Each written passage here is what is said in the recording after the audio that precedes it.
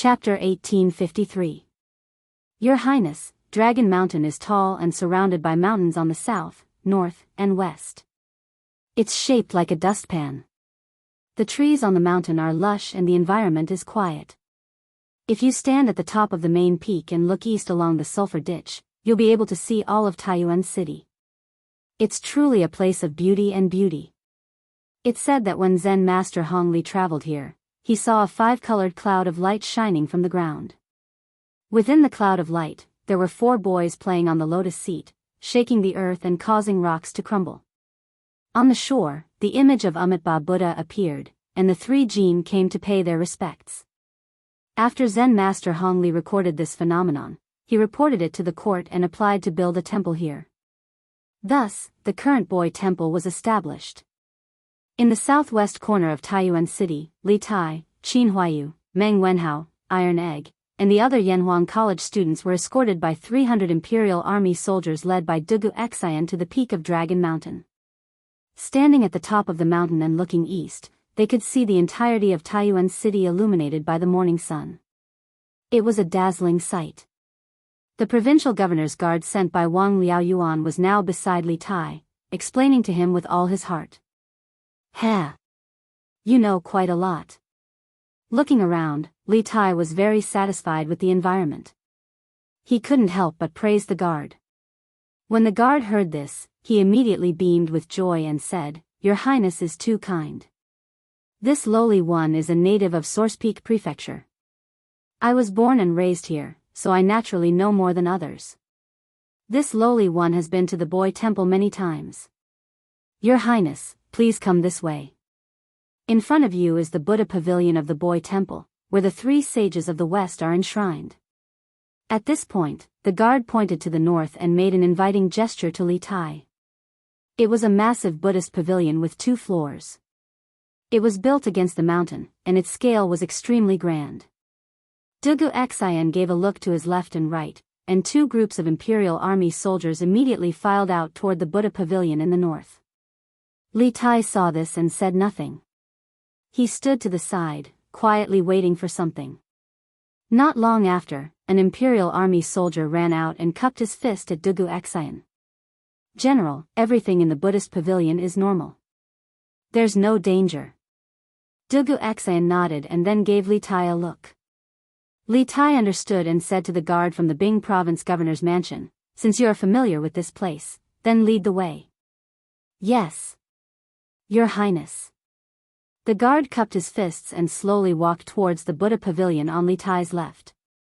As Li Tai's group walked in, they realized that the Buddha Pavilion was made up of a front porch and the main part of the pavilion. The front porch was 5 rooms wide and 1 room deep.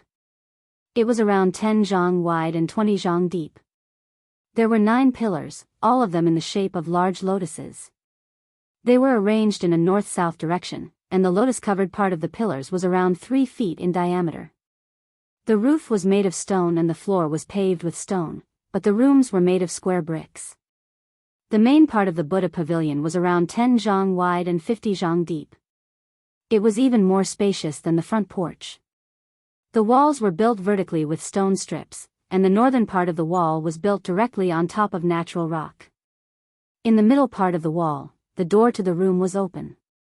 There were no carvings on the outside, but the inside was filled with carvings of 1,000 Buddhas. These Buddhas were of different shapes and sizes, creating a magnificent sight.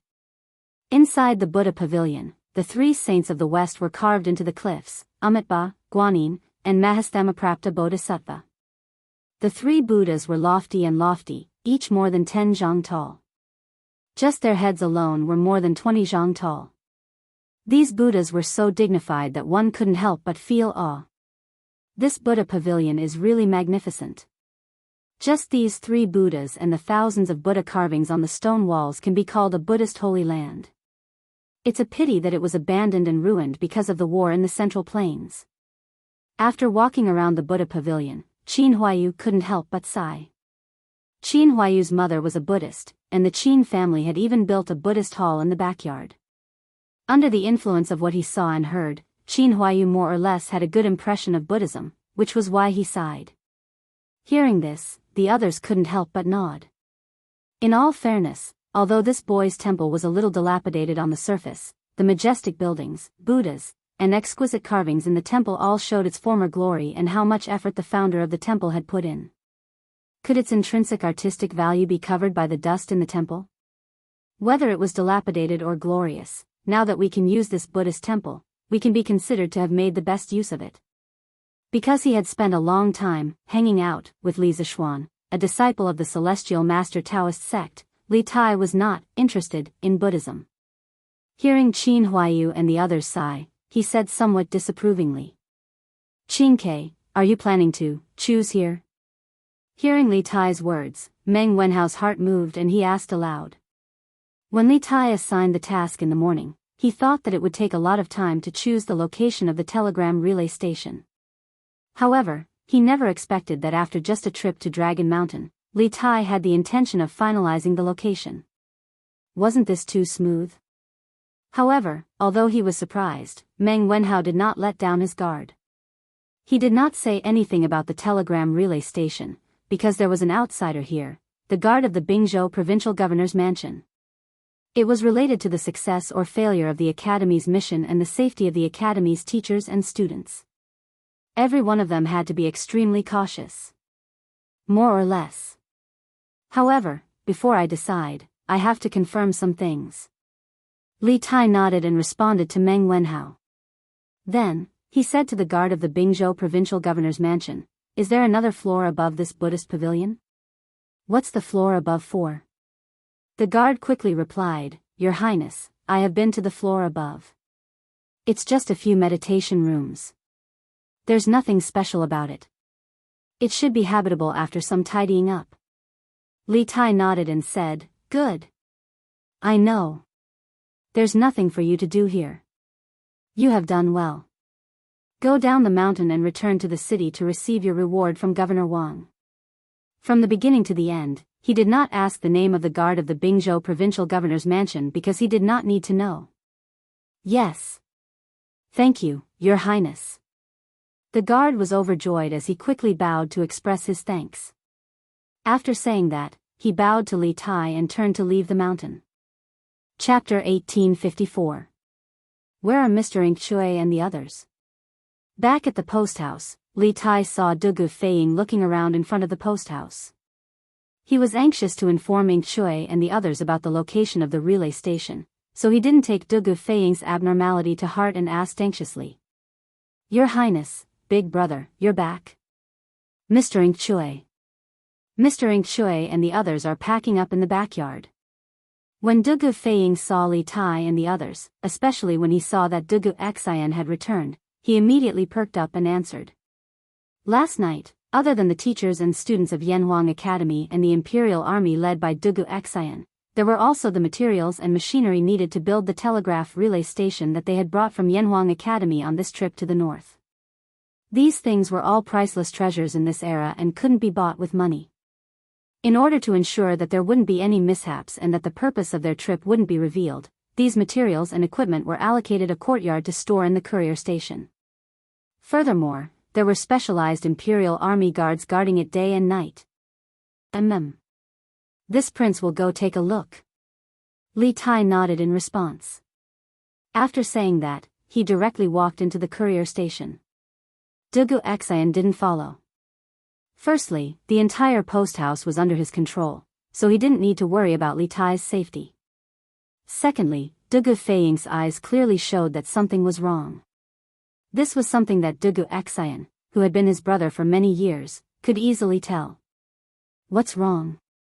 After Li Tai entered the post house, Dugu Xian looked at Dugu Feiying and asked calmly. Dugu Feiying said anxiously, "Big brother, Provincial Governor Wang sent someone to the Wang family's ancestral home just now. He said that someone found the whereabouts of Zhu Xiacheng and Kang Chang'an. The Wang family has already sent people over." Dugu Xian was shocked and said, "What? The Wang family found the whereabouts of those two?" Dugu Feiying scratched his head and said, "Yes. Provincial Governor Wang's people just came to inform me. I also wanted to go over just now, but I remembered that Big Brother told me not to track down the whereabouts of these two people, so I didn't go." Big brother, are we really not going to take a look? Yesterday, after Wuxia Xianxia had led his army into the city, after learning about the current situation in the city, he had formulated a strategy of biding his time and not making any moves. He had completely given up on finding the whereabouts of Wuxia Xianxia and Kang Chang'an and focused all his energy on protecting the safety of Li Tai and the others. Therefore, the task of tracking down the whereabouts of Wuxia Xianxia and Kang Chang'an was left to the Wang family. However, Wuxia Xianxia was somewhat unwilling to give up because there were still many mysteries about Wuxia Xianxia and Kang Chang'an waiting for him to solve. If he didn't catch these two people, he always felt that something was missing in his heart. The reason why I didn't let you continue to investigate the whereabouts of Wuxia Xianxia and Kang Chang'an was that I didn't want to divide our forces. But now that the Wang family has found the whereabouts of these two people, we should naturally go and take a look. Perhaps we can really find some clues from these two people. Wuxia Xianxia pondered for a moment and said unhappily to Wuxia Xianxia. Although in Wuxia Xianxia's heart, Wuxia Xianxia and Kang Chang'an were most likely two small shrimps and not the real leader of the spies, now that the Wang family had helped them find these two people, there was no need for him to waste any more troops.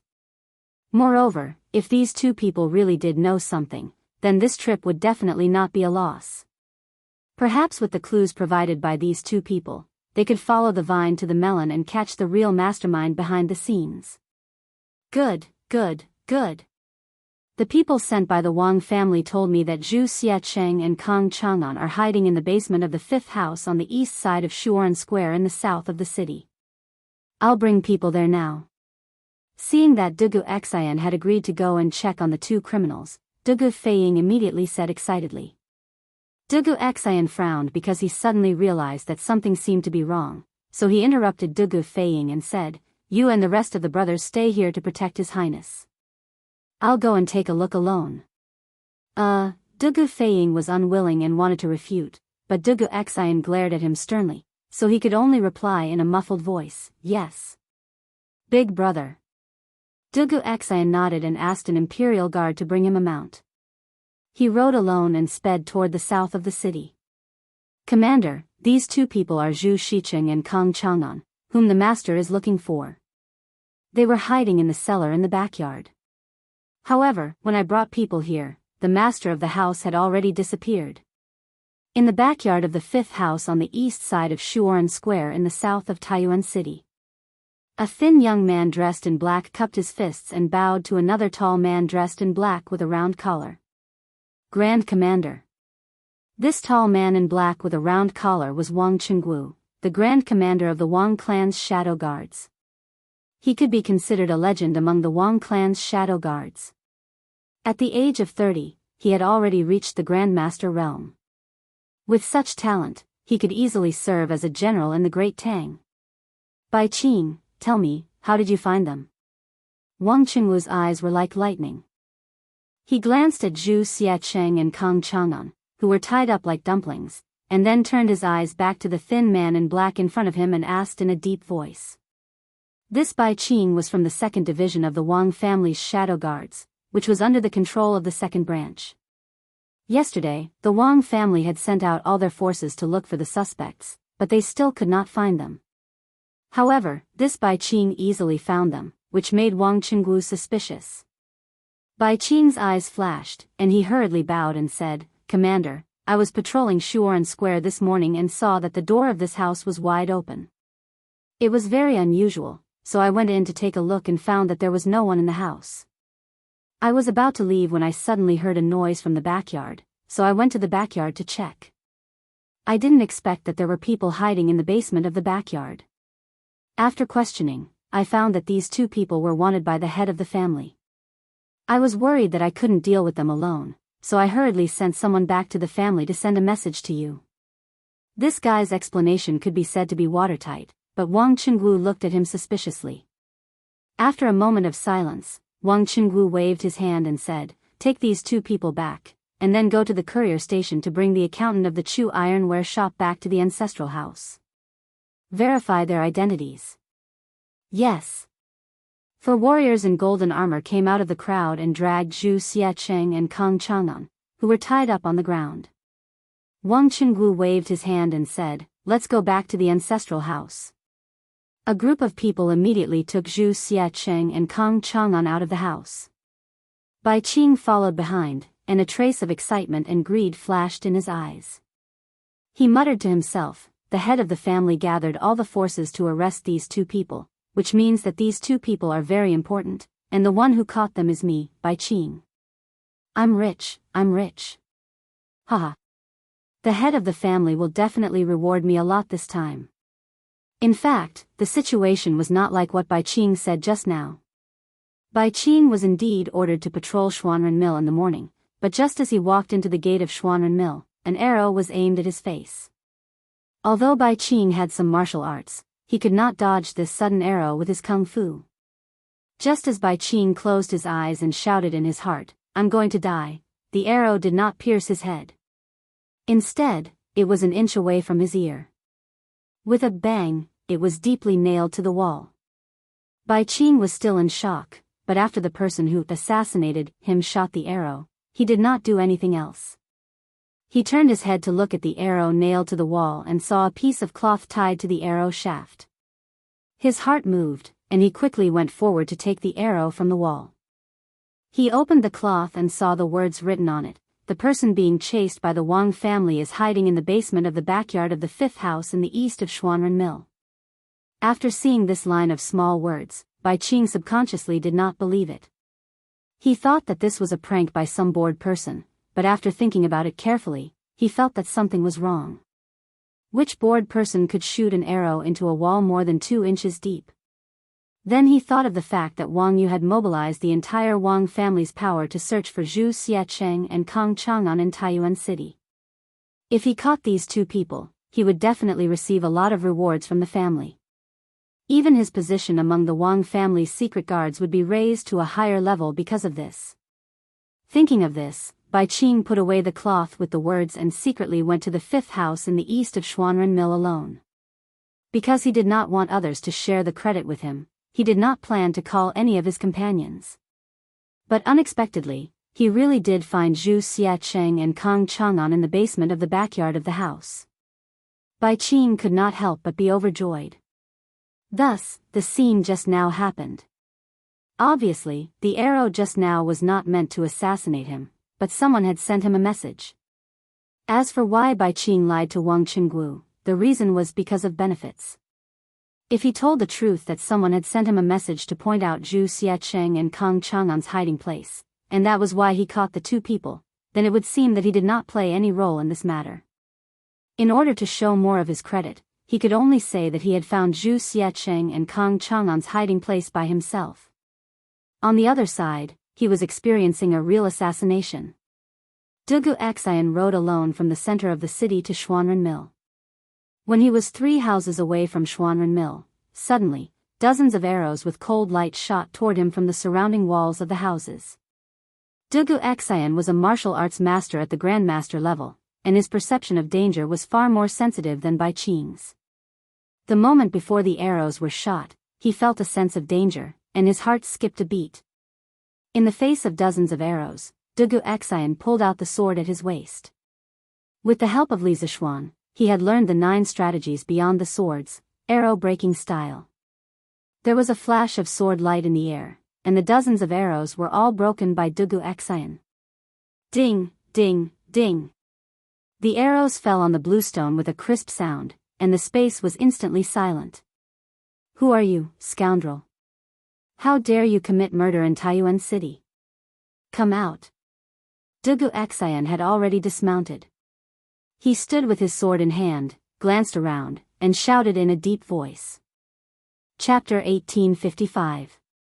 Taiyuan City, on the streets outside Wenchang Square, was dead silent.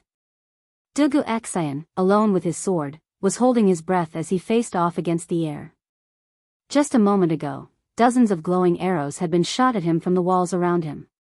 If he had not been a grandmaster, and if it had not been for the exquisite swordsmanship of 9 strategies beyond the swords, that volley of arrows would have been enough to injure him. Due to the sudden attack from the dark, Wuxia Xianxia had focused all his attention on his swordsmanship and survival, so he had not paid attention to the enemy's specific location. Now that the enemy's attack had slowed down, Dugu Xian finally had time to observe his surroundings.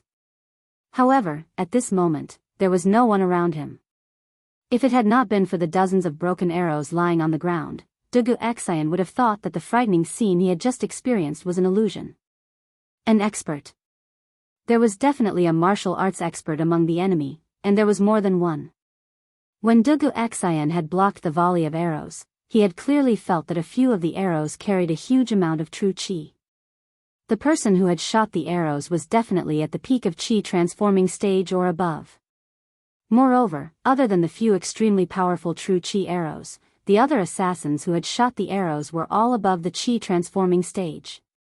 How did such a powerful assassination team sneak into Taiyuan City? And why did they choose to attack him at this time? At this moment, many questions flashed through Dugu Xian's mind. Since he had only gone to the south of the city to see if Zhu Xiacheng and Kang Chang'an had been captured, he had not brought any guards with him when he came out of the courier station. At this moment, he was alone, but he was still fearless. Whoosh, whoosh, whoosh. Dugu Xian happened to be standing at the intersection of two streets. His upper left, upper right, lower left, and lower right were all surrounded by the walls of the square. Just as Dugu Xian held his breath and was on full alert, dozens of masked men in black suddenly popped their heads out from the top of the walls of the square. In response to Dugu Xian's shout, they did not say anything. Instead, they responded with another volley of arrows. Humph. 9 strategies beyond the swords, arrow-breaking style. Dugu Xian had not been on guard earlier, and that volley of arrows had not hurt him. Now that he was on guard, how could he be afraid of the black-clothed assassin using the same trick again? He snorted coldly, and then the tip of the sword in his hand trembled, pointing it at the arrows that were shooting towards him. The speed of his sword was too fast, and ordinary people could only see the countless blurry sword shadows in the air. Then, a series of ding-ding-ding sounds could be heard, and the dozens of arrows all fell on the bluestone floor. Compared to his previous response, Dugu Xian's response this time was even more composed and casual. Obviously, under his full defense, these dozens of black-clothed experts could not hurt him. The arrow-breaking form of the Dugu 9 swords was a supreme sword technique that could break all kinds of hidden weapons. However, Dugu Xian had only just begun to learn it. If he had mastered the Dugu 9 swords, not only would he be able to resolve the danger he was in, he would also be able to deflect the enemy's arrow and use it to injure the enemy. But even so, it was more than enough for Dugu Xian at the moment. This arrow-breaking form could not only break the enemy's most threatening volley of arrows, but more importantly, the Dugu 9 swords was more focused on the intent than the form. Defeating a move without a move did not consume much of one's vital energy. Therefore, even if these black-clothed experts were to shoot at him with their bows for 2 hours, Dugu Xian was still confident that he could block them with the arrow-breaking form. This was Taiyuan City. Not only were there patrolling officers, there were also guards stationed in the city. As long as he delayed these black-clothed men for 15 minutes, he would definitely be able to wait for reinforcements. Therefore, Dugu Xian was not worried about his own safety. Unless these black-clothed experts had other tricks up their sleeves. The target is difficult to deal with. Scatter the smoke. On the eastern wall, a black-clothed masked man put away his longbow and quickly took out a small pouch made of fine gray cloth from his bosom. This man spoke in Turkic, and Dugu Xian could not understand him. From the looks of it, this man should be the leader of this group of masked men. Obviously, after witnessing Dugu Xian's exquisite swordsmanship and superb martial arts realm, he understood that it would be difficult to hurt Dugu Xian with the volley of arrows that they had used to assassinate Dugu Xian. Today's assassination had to be done quickly. Therefore, he had to change his strategy and abandon the vow to use poison. Since they were all masked, they would not be poisoned even if they used the smoke. In the blink of an eye, after the leader of the masked men gave the order, the black-clothed men on the walls around Dugu Xian took out powder wrapped in fine gray cloth from their bosoms and threw it in Dugu Xian's direction. All of this happened too quickly, and Dugu Xian was caught off guard. He could tell that these black-clothed men were not throwing hidden weapons at him, but it was definitely not something good either. It was very likely that it was some kind of medicine that could make him lose his ability to fight. 22 small pouches opened up above Dugu Xian's head, and the white powder in the pouches poured down. Dugu Xian's Dugu 9 swords, arrow-breaking style, could defend against a sky full of arrows, but how could it defend against a sky full of powder? Dugu Xian immediately held his breath and retreated like lightning. He was facing the east, so he was retreating to the west. Unfortunately, the east wind was blowing in Taiyuan City. Although Dugu Xian's speed of retreat was fast, when the wind blew across the sky, it was inevitable that he would inhale some of the powder. Kill. Let's end this quickly. The leader of the masked assassins roared and pulled out the sword at his waist. He leaped from the wall and slashed viciously at Dugu Xian. The other 21 assassins followed suit, pulling out their swords and slashing at Dugu Xian. Humph. Good timing. Lone wind swordsmanship.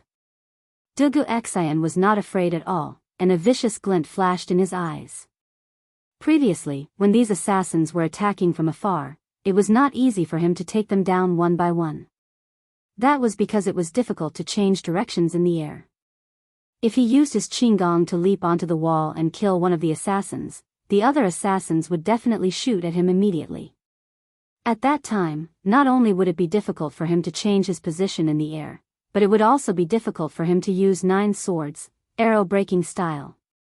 Now that these assassins had given up on long-range attacks and switched to close combat, it was exactly what Dugu Xian wanted. In terms of close combat, he had mastered both the lone wind swordsmanship and the lone wind swordsmanship. He was not afraid of these black-clothed assassins at all. Dugu Xian leaped into the air and spun in midair. A blinding sword aura shot up like a dazzling silver dragon. Pure and arrogant sword intent filled the entire alley. Immediately after, the dazzling sword aura clashed with the 22 sharp swords that were coming from all directions. Ding! Ding! Ding! An ear-piercing sound of metal clanging instantly resounded through this area of the residential area. As it was almost 7 in the morning, those who were supposed to go out to work had already gone to work, and those who were supposed to go to the market had already gone to buy things. Therefore, there were not many pedestrians in the alley. However, the ear-piercing sound of metal had inevitably alarmed many of the residents. Some of the more daring onlookers were making their way over. Humph. What a futile struggle.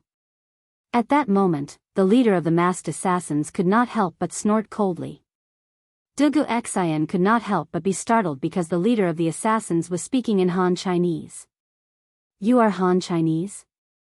Dugu Xian could not help but exclaim in surprise. However, when he opened his mouth, he could not help but inhale some of the powder in the air. After realizing that something was wrong, Dugu Xian quickly shut his mouth.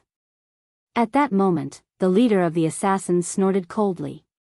His aura suddenly changed, and his true qi surged. The long sword in his hand was filled with sword qi, and it let out a loud sword hum. Then, he suddenly disappeared from where he was. Yes. His entire body had suddenly disappeared. Dugu Xian was instantly alarmed.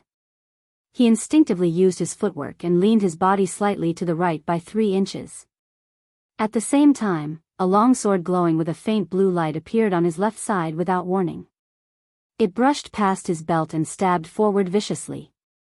Clearly, the leader of the assassins who had disappeared had launched a fatal attack from behind.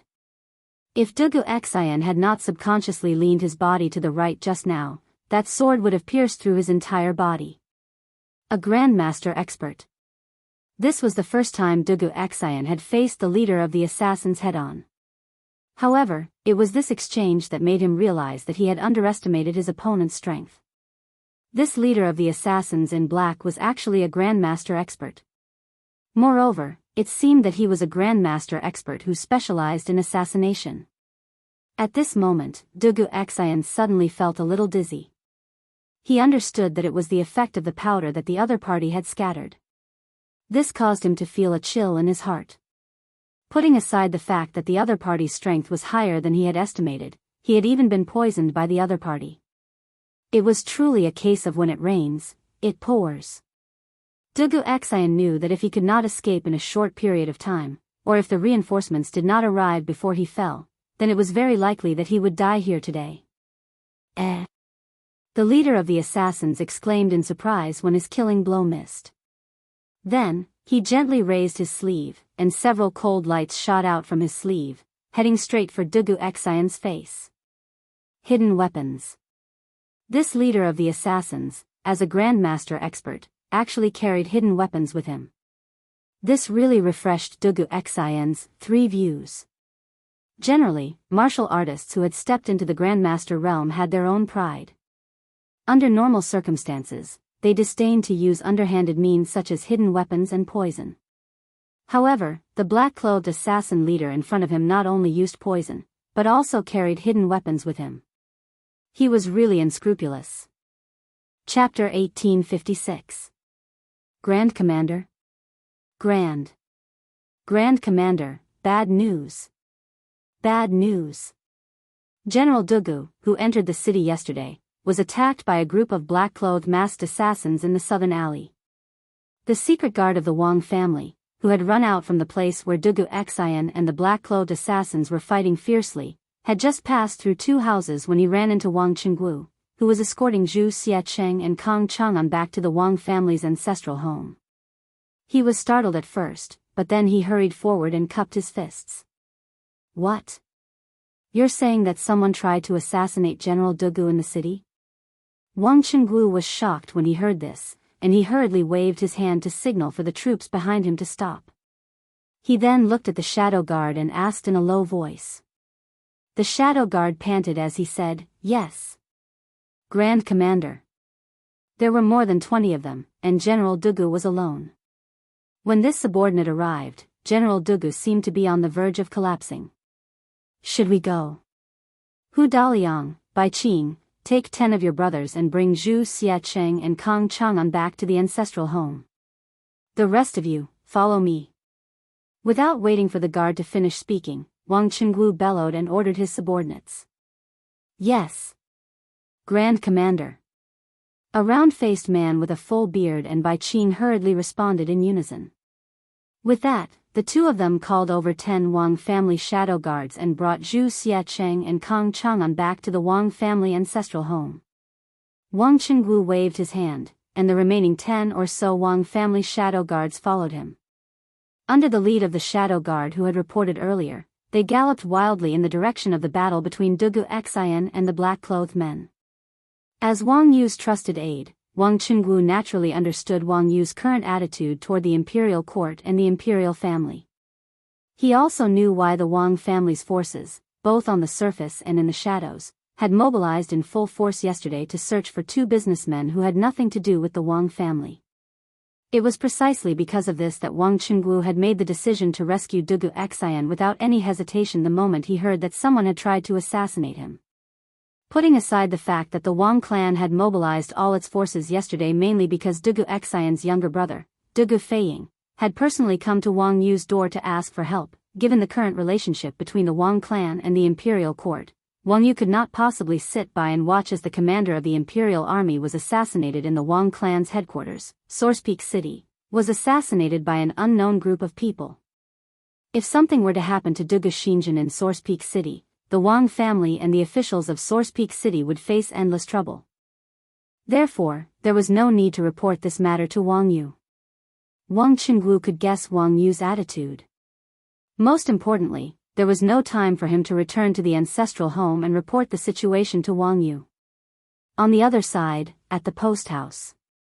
After Li Tai returned, he immediately gathered everyone in the academy and informed them of everything he had seen on Dragon Mountain in the morning, as well as his decision to set the location of the telegram relay station at Dragon Mountain Boy Temple. After understanding the general topography of Dragon Mountain Boy Temple, the academy's teachers and students, including Mo Chui, unanimously agreed that the telegram relay station should be built on Dragon Mountain. At that moment, Li Tai led the members of Team 5 and Team 6 with measuring tools and prepared to go up the mountain for a field survey. Mo Chui also followed. He also wanted to see the terrain and discuss with Li Tai the future construction plan. After leaving the post house, Li Tai did not see Dugu Xian. There was only Dugu Feiying and the imperial army guarding the door. Li Tai couldn't help but frown. He went up to Dugu Feiying and asked, "General Feiying, where is General Dugu Xian? Didn't he come back with me just now?" Dugu Xian had already told Li Tai about Zhu Xiecheng and Kang Chang'an before entering the city yesterday, so Dugu Feiying had nothing to hide. He told the truth, "Your Highness, I just received news that the Wang family's shadow guards found Zhu Xiecheng and Kang Chang'an's whereabouts at Xuanren Square in the southeast of the city and were preparing to capture them. After my brother heard about it, he went alone to check it out. He should be back soon." Zhu Xiecheng? Kang Chang'an? I heard that the Wang family had been looking for these two for almost an entire day yesterday, but they couldn't find their whereabouts. How did they suddenly find them today? Hearing this, Li Tai frowned and muttered to himself suspiciously. Now that the situation in Source Peak City was treacherous, Li Tai had become paranoid. He subconsciously felt that something was wrong, but as for what was wrong, he couldn't put his finger on it. Dugu Feiying's ears were sharp, so he naturally heard Li Tai's muttering. However, he could only pretend that he didn't hear it, because he couldn't answer this question. "Did you just say that General Dugu Xian went alone?" Suddenly, Li Tai raised his voice and asked Dugu Feiying. There was a faint nervousness in his expression. Dugu Xian was the strongest fighting force in the Imperial Army, and he was also the brain of the Imperial Army. If something happened to him, it would be almost impossible for the people from the Academy to complete their mission and return safely to the Academy. Therefore, Li Tai couldn't help but feel nervous when it came to Dugu Xian's safety. Dugu Feiying chuckled and said, "Your Highness, you don't have to worry. My brother is now a master. No one in Taiyuan City can hurt him." As Dugu Xian's younger brother, Dugu Feiying had full confidence in Dugu Xian's personal strength. Chapter 1857. Scorching Sun Saber Technique. The newcomer was none other than Wang Qinggu, who had just rushed over to help. When he saw the black-clothed man completely disregard him and insist on killing Dugu Xian first, Wang Qinggu was greatly alarmed and immediately used his trump card. Wang Qinggu held a large saber with both hands and spun it rapidly in the air. The scorching saber aura directly blasted away the other men in black who wanted to stop him. At the same time, his speed instantly doubled. He was originally about 30 meters away from Dugu Xian and the leader of the men in black, but in the blink of an eye, the distance between them was less than 10 meters. What a fast speed! Feeling the biting cold murderous intent behind him, the leader of the men in black frowned slightly. He could not help but be secretly surprised by Wang Qinggu's extreme speed. Even when he was in his best condition, he could not reach such a fast speed, let alone when he was fighting with Dugu Xian earlier. Not only did he expend a lot of vital energy, but he also suffered some minor injuries. At this time, he had to make a choice. Should he continue to swing his sword to kill Dugu Xian, or turn around to block Wang Qinggu's swift and domineering saber? If he continued to kill Dugu Xian, by the time he stabbed his sword into Dugu Xian's throat, Wang Qinggu's saber would be close to his back. He would not be able to block it in time and would be seriously injured or even killed. If he gave up on Dugu Xian and turned around to block Wang Qinggu's attack, he was confident that he could withstand Wang Qinggu's saber. However, if he did so, Dugu Xian would be temporarily spared from death, and there would be many more variables in this assassination attempt. It was a difficult choice, but there was not much time left for the leader of the men in black to consider, because Wang Qinggu's saber was about to arrive. Concentrate all your strength and kill Dugu Xian first.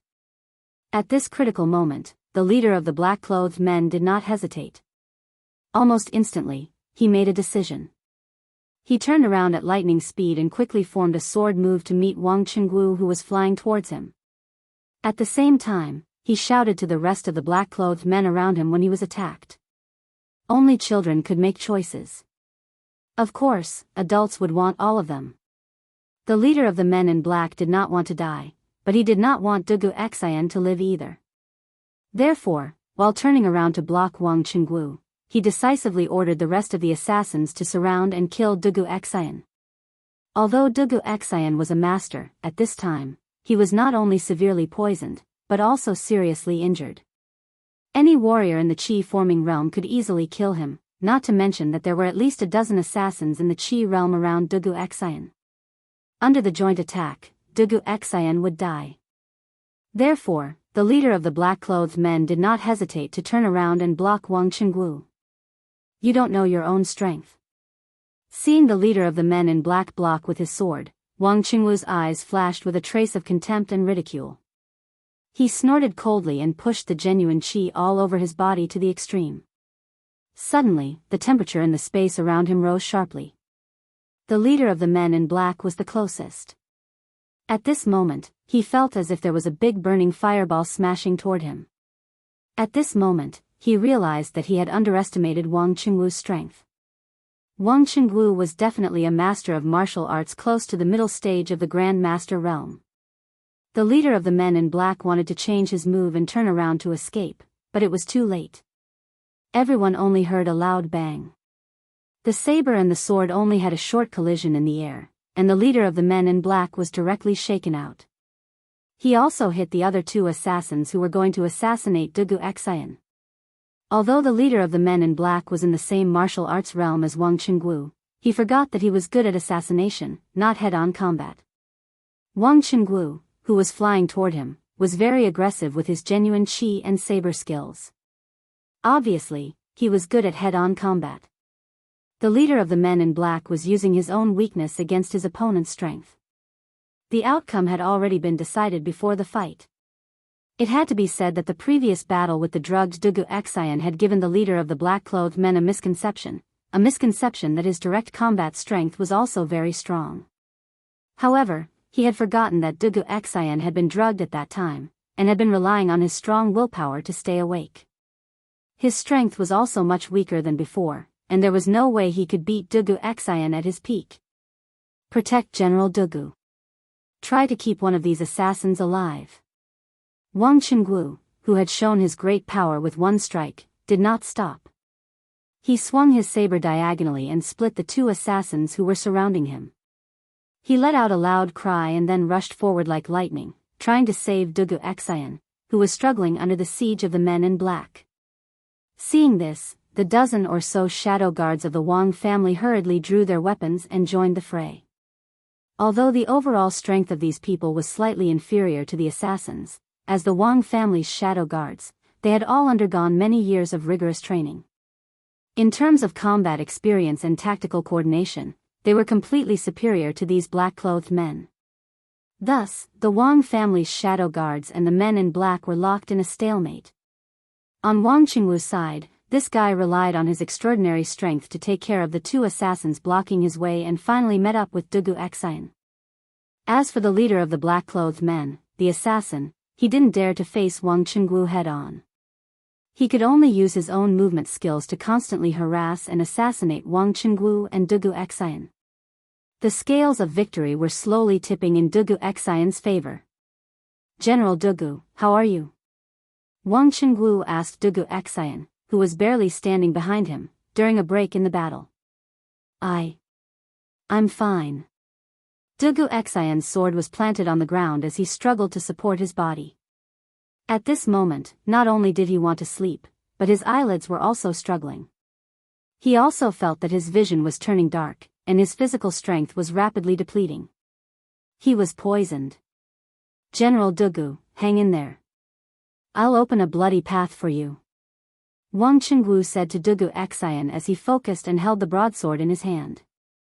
He was trying to determine where the leader of the men in black would appear in the next moment. He was going to give him a fatal blow. As the saying went, capture the ringleader first to capture the bandits. As long as he captured or killed the leader of the assassins in black, the rest of the assassins would scatter like birds and the danger of Dugu Xian would naturally be resolved.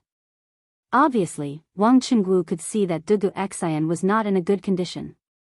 He had to end the battle as soon as possible and bring him back for treatment. Otherwise, even if he did not die under the enemy's sword, he would die from the poison later. Sneaky bastard, let's see where you can hide this time. Suddenly, Wang Qingwu's eyes flashed. He quickly infused his true qi into his broadsword. Then, he disappeared from the spot like a flash of lightning. His entire body was covered in a blazing radiance as he slashed at Dugu Xian's right rear. Chapter 1858. What? General Dugu was attacked by a group of assassins in the southern part of the city? The shopkeeper of the Chu ironware shop, Kang Chang'an, was ambushed by 3 black-clothed men on his way back. At the same time, in the Wang clan's ancestral home, after listening to Bai Qing's report, Wang Yu abruptly stood up from his seat, his face ashen. The Wang clan had been in Taiyuan for many years, but this was the first time someone had slapped them in the face. This subordinate is incompetent. Patriarch, please punish me. Bai Qing and the other Wang clan covert guards got down on one knee and bowed. Where's Qingwu? Wang Yu walked up to Bai Qing with his hands behind his back and asked coldly. Patriarch, the Grand Commander received the news and went to the southern part of the city to rescue General Dugu. We brought Zhu Xiecheng and Kang Chang'an's corpses back first. Bai Qing replied in full detail. Quickly bring people to the southern part of the city. Wang Yu was silent for a moment, then he ordered, in addition, bring people to the provincial governor's residence and inform Provincial Governor Wang. Wang Yu knew very well that this was not the time to hold these people accountable. The most important thing now was to ensure Dugu Xian's safety. If something happened to Dugu Xian, then the Wang family would not be able to clear their name even if they jumped into the Yellow River. Zhu Xiecheng and Kang Chang'an had been found and escorted back by the Wang clan, but one of them had been killed right under the eyes of the Wang clan guards. Logically speaking, the Wang clan had to bear the main responsibility. And if something happened to Dugu Xian, the commander of the imperial army, in Taiyuan City, the Wang clan would not be able to escape responsibility. After all, who told the Wang clan to be the local tyrant of Taiyuan City? Yes. Patriarch. Bai Qing and the others left with the order. Inside the room, Wang Yu paced around the hall with his hands behind his back. Princess Tong'an, who was sitting to the side, frowned and said, Dugu Xian was attacked, and the key suspect they were looking for was ambushed. Who are these people? How dare they commit murder in public in Taiyuan City? And even make a move against our Wang clan? Wang Yu paused and sighed. No matter where they come from, since they dared to behave so atrociously in Taiyuan City, this old man will definitely ferret them out. Moreover, I'm afraid that this group of people's goal isn't so simple. Their true goal should be. At this point, Wang Yu turned to look in the northwest direction. That was the post house in Taiyuan City. Li Tai and the other Yanhuang college teachers and students were staying there. Princess Tong naturally understood what Wang Yu was trying to say. Her heart sank slightly as she revealed a worried expression. The other party wants to harm Qingke? In this way, I'm afraid we won't be able to return to Sui province for the time being. Speaking of which, she and Li Tai had returned to their ancestral home from Qizhou. Originally, they had planned to settle Wang Renbiao's matter and then immediately return to Suizhou. However, Li Tai was her grandnephew. Whether it was due to emotion or reason, whether it was public or private, she had to look after Li Tai. After all, this was Taiyuan, the territory of her husband's family. We definitely can't return to Suizhou for the time being. Nothing must happen to King Wei and the others in Taiyuan City. Right now, he had to see if Qingwu could save Dugu Xian and capture 1 or 2 of them alive. From the looks of it, we are in the open while the enemy is in the dark. Moreover, the enemy knows everything about us like the back of his hand. We must grasp the enemy's situation as soon as possible. Wang Yu sternly said, his eyes blazing. As the saying went, know thyself and know thy enemy, and thou shalt be victorious in every battle. Although the Wang clan was powerful, if they knew nothing about the enemy's situation, they would be constantly on the defensive. This was something that Wang Yu did not wish to see. Princess Tong silently nodded. Reporting. Patriarch. The Grand Marshal has rescued General Dugu. Hurried footsteps came from outside the room. Soon after, Bai Qing, who had left earlier, ran into the hall and cupped his fists to Wang Yu. Wang Yu, who was anxiously pacing back and forth in the hall, suddenly had his eyes light up. He turned around and said with a face full of joy, "Good. That's great. Where is Jianghu now? And how is General Dugu? Is he injured?" Although he and Princess Tong and had analyzed that the enemy's target was likely Li Tai, they had no good ideas. After all, the heavy responsibility of protecting Li Tai's group could only be shouldered by Dugu Xian and the other Imperial Army soldiers. The Wang clan could not shoulder this responsibility. Thus, nothing could happen to Dugu Xian. Moreover, no matter what, Dugu Xian was the commander of the Northern Imperial Army. If he were to die in Taiyuan City for no reason, no one would be able to bear Li Er's wrath. After all, the Northern Imperial Army was Li Er's trump card, and the commander of this army represented Li Er to a certain extent. Chapter 1859. Whoever could cure Dugu Xian would be rewarded with 3,000 strings of cash. Hearing this, the doctors who had yet to take Dugu Xian's pulse froze, their breathing quickening. Doctors were humans too, and they had emotions and desires. Almost no one would not be tempted by a reward like 3,000 strings of cash. After all, that was a fortune that could allow them to live comfortably for several lifetimes.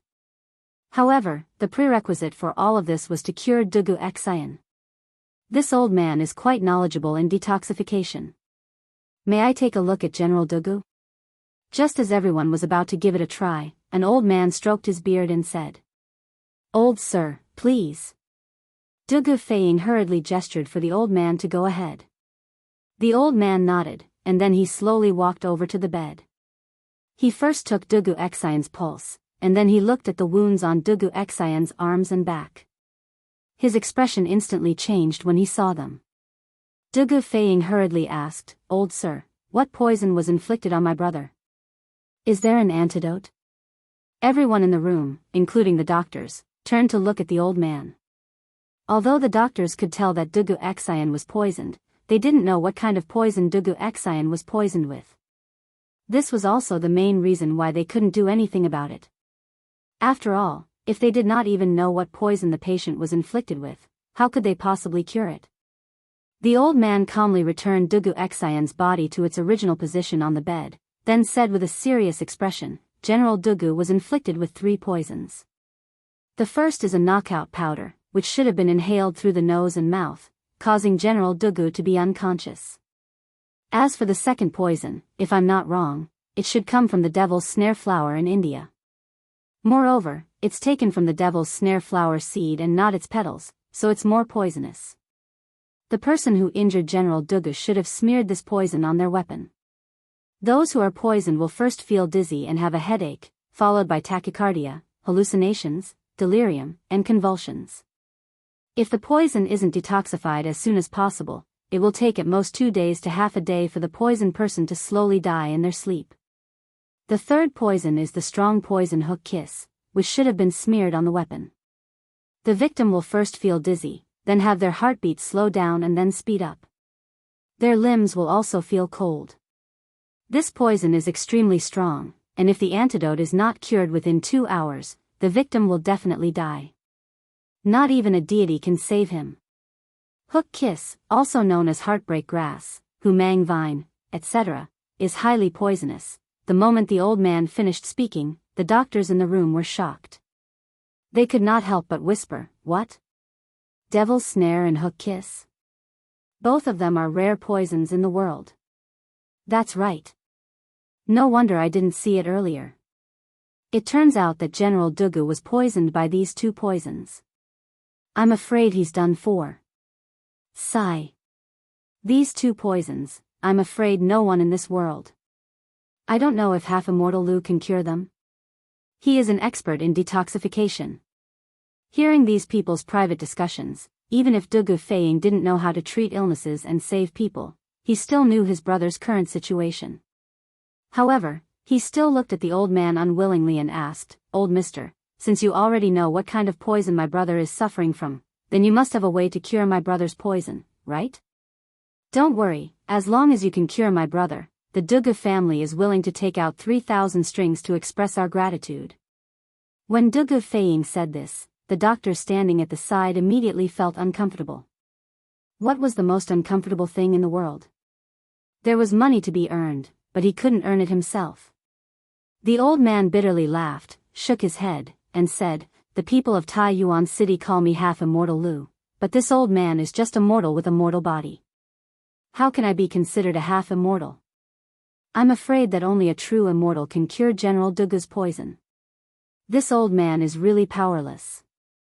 I hope that your highness and young general can find someone else as soon as possible. Don't delay General Dugu's treatment." Hearing this, the doctors in the room were relieved, but also sighed with some regret. Even half-immortal Lu can't cure the devil's snare and Hook's kiss poison. In order not to delay Dugu Xianxia's treatment, half-immortal Lu cupped his hands and left. The other doctors knew that their medical skills were not as good as half-immortal Lu's, so they also left the room. Perhaps, only Mr. Gongsun can cure this poison. When a doctor walked out of the room, he couldn't help but sigh softly. Mr. Gongsun? Which Mr. Gongsun? When Dugu Feiying, who was in despair, heard this, it was as if he had grabbed onto a life-saving straw. He quickly wanted to chase out of the room, but when he went out, the doctors were already far away. He pulled over the constable of the provincial government office standing at the door and asked, "Who is this Mr. Gongsun they were talking about? Can he cure the poison in my brother's body?" Chapter 1860. 1 coin of skullcap root, 1 coin of gold thread, 2 coins of philodendron, 1 coin of licorice, 1 coin of mung bean, 1 coin of honeysuckle, half a coin of forsythia. Inside the Taiyuan courier station, Gong Sun Liang picked up a brush and wrote 2 prescriptions on a piece of paper without hesitation. The alchemy apprentice who came in with him frowned, but due to Gong Sun Liang's prestige, he didn't say anything. After a while, Gong Sun Liang finally put away the brush and handed the prescriptions to the medicine boy, saying, "Xiao Bao, take these 2 prescriptions and quickly go back to the medicine hall to get the herbs. Let your senior brother pick the best herbs. Go and come back quickly." "Oh. Yes. Master." The medicine boy wanted to say something but hesitated, but in the end, he took the prescriptions and turned to leave. Dugu Feiying stepped forward and grabbed the medicine boy, saying, "This place is not close to the rejuvenation hall. I will ride a horse and take you there.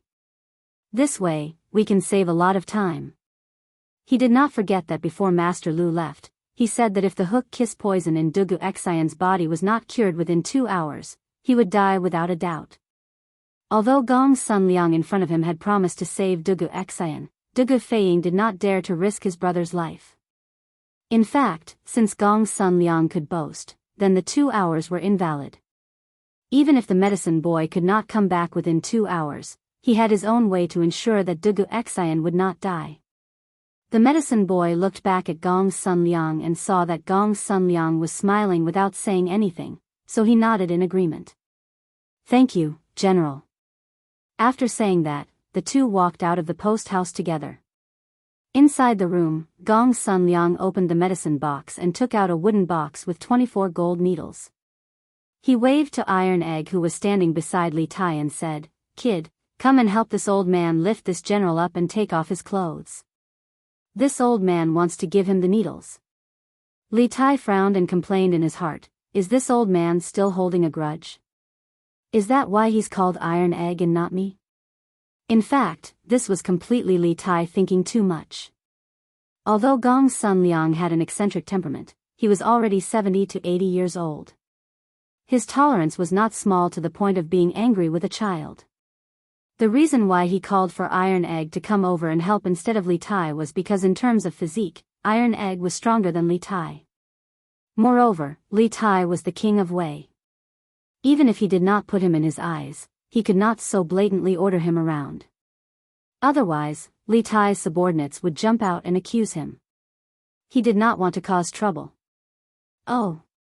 Iron Egg, who was suddenly called out, was stunned for a moment. When he came back to his senses, he quickly walked forward and helped Dugu Xian up from the bed. He also took off the latter's shirt. Suddenly, Dugu Xian's strong muscles and the wounds on his body that had only been treated were exposed to the air. "This old man is going to perform acupuncture. I need some peace and quiet. The fewer people in the room, the better." Gong Sunliang took out a golden needle from the needle box. He did not immediately insert it but turned to Li Tai and the others. Li Tai frowned, but he did not say anything. He waved at the guards in the room and said, "All of you, leave." Understood. Although the Imperial Guards were worried about Dugu Xian's injuries and Li Tai's safety, they still left. Apart from Dugu Xian and Gong Sunliang, only Li Tai, Iron Egg, and Wang Yu were left in the room. As for Qin Huayu, Meng Wenhao, Mo Chui, and the others, they were at the Longshan Boy Temple. After learning of Dugu Xian's assassination, Li Tai did not stop their plan to build a telegraph relay station. On one hand, he arranged for Qin Huayu, Mo Chui, and the others to proceed as planned. On the other hand, he and Dugu Feiying rushed back to the courier station to rescue Dugu Xian. Seeing that the room was finally spacious, Gong Sunliang nodded in satisfaction. He held his breath and focused his mind. His aura suddenly changed, becoming serious and serious. He was like a completely different person from before. Then, he raised the golden needle and inserted it into the Tianta acupoint on Dugu Xian's chest. The speed of his insertion was as fast as lightning. It was not a speed that an old man of his age could possess. Then, Gong Sunliang took out the golden needles from the wooden box and inserted them into Dugu Xian's Xuanji acupoint, Shenzang acupoint, Huagai acupoint, Shanzhong acupoint, and Jiuwei acupoint. The 6 golden needles stood proudly on Dugu Xian's chest. Immediately afterward, Gong Sunliang placed his right hand an inch above the 6 golden needles. The 6 golden needles seemed to be driven by an invisible force and began to vibrate rhythmically. A few drops of sweat appeared on Gong Sunliang's forehead at this time. Controlling the needles with qi. Who would have thought that this frail old man in front of them was actually a martial artist? He could even control the needles with qi. Iron Egg, who was closest to Gong Sunliang, could not help but widen his eyes in shock. Obviously, he did not expect Gong Sunliang to practice Nigong. Looking at Dugu Xian's chest, the chest that was originally covered in black gas was gradually returning to its normal color. After a while, Gong Sunliang let out a sigh of relief and put down his palm. The golden needles naturally stopped vibrating, but the old man had no intention of withdrawing the needles. Taking advantage of this gap, Iron Egg could not help but ask, "Mr. Gong Sunliang, did you use qi to control the needles? Could it be that Mr. Gong Sunliang also practiced Nigong?" Iron Egg was also a martial artist. Although his martial arts realm was not high, he could still clearly feel that Gong Sunliang had transferred his qi into Dugu Xian's acupoints through the golden needles. That was why he asked this question.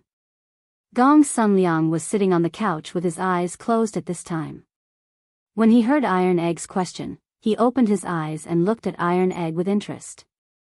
Then, he smiled and said, "Oh, I didn't know that you were also a martial artist. Moreover, your eyesight and knowledge are good. At such a young age, you actually know how to control the needles with qi. Who is your master?" Although Gong Sunliang did not directly answer Iron Egg's question, he tacitly agreed with Iron Egg's guess.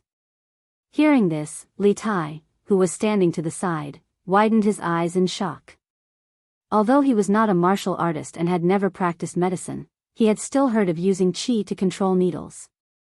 Previously, when Li Gang was injured by Wu Jia, his life was in danger. It was Sun Simiao, Li Zishuan, and Xian Qing, these 3 top medical masters, who worked together to control the needles with qi, that pulled Li Gang back from the gates of hell. Li Tai never expected that on this trip to Taiyuan, he would meet a master like Sun Simiao who could control needles with qi. At this moment, Li Tai didn't dare underestimate Gong Sunliang in the slightest. Iron Egg thought for a moment and answered truthfully, "My master is the current Marquis of Yong, and Li Zishuan, who is also the Yamacho of Yanhuang College. My master and Daoist son of the college both know how to control needles with qi, and I have seen both of them before, so I could recognize them." "Oh." Gong Sunliang let out a long "oh." It was unknown whether he had really heard of Li Zishuan or was pretending to have heard of him. After a moment, he asked, "The Daoist son you're talking about, is it Sun Simiao? He actually went to Yanhuang College?" Li Tai couldn't help but say at this time, Daoist's son is naturally the doctor's son that everyone praises. He is now in the medical school of our college. In addition to doctor's son, our medical school has many masters with superb medical skills. Even many respected doctors from the Imperial Medical Department have joined our medical school. In time, our medical school will definitely be able to cultivate many students with superb medical skills. As a student of Yanhuang College, naturally, he was proud of Yanhuang College. Moreover, Li Tai had another intention in saying this, which was to make Gong's son Liang interested in Yanhuang College. If he could directly attract Gong's son Liang to join Yanhuang College, that would be even better. He believed that Li Zishuan would definitely remember his merit. After all, although the words of this old man in front of him were not very pleasing, he still had some real skills. Oh! Yanhuang College. Gong's son Liang smacked his lips and didn't say anything more. After adjusting his breath for a moment, he stood up and said to Wang Yu, "This old man just used a golden needle to protect the general's heart meridian to ensure that the poison won't enter his lungs in a short period of time. The poison of datura is relatively mild in nature, but it is like a gangrene attached to the bone and is extremely difficult to eradicate. The poison of hook kiss is extremely poisonous, like a flood or a fierce beast. These two poisons, under normal circumstances, are difficult to achieve the effect of fighting poison with poison. However, the two medicines this old man prescribed are used to induce the two poisons in the general's body and balance the power of the two poisons so that they can be used to fight poison with poison. After Xiao Bao brings the herbs here, boil the medicine near the post house and then feed it to the general. This old man will administer the needles from the side to ensure that the two poisons will not harm the general's heart meridian." Hearing this, whether it was Wang Yu, Li Tai, or Iron Egg, all of them gasped. Under normal circumstances, when a patient was poisoned, the first thing a doctor would do was to detoxify the patient. However, this old man in front of them not only did not detoxify Wuxia Xianxia, but also directly used the power of the medicinal stone to induce the poison to act up in advance for fear that it would take too long for the poison to take effect. This kind of medicine was simply too radical and too bold, wasn't it? Wang Yu looked at Gong's son Liang with a strange expression and then asked tentatively, "Mr. Gong's son, are you confident?" Gong's son Liang smiled confidently and said, "Of course. Didn't this old man say at the beginning that I have a 90% chance of eliminating the poison in the general's body?" Hearing this, everyone was speechless again. At the very beginning, Gong's son Liang did say this, but at that time, this old man didn't even take Wuxia Xianxia's pulse. Everyone knew that it was just a formality and couldn't be taken seriously, but who would have thought that this old man would actually take it seriously? Could it be that no matter what kind of person he treated, he would say that he had a 90% chance? Or was it that for him, 90% and 10% were almost the same, with the probability of failure? At this moment, there was a knock on the door, followed by someone saying, "Reporting to Your Highness, the Bing Province Provincial Governor requests an audience." Chapter 1861. There's no need for you to follow me.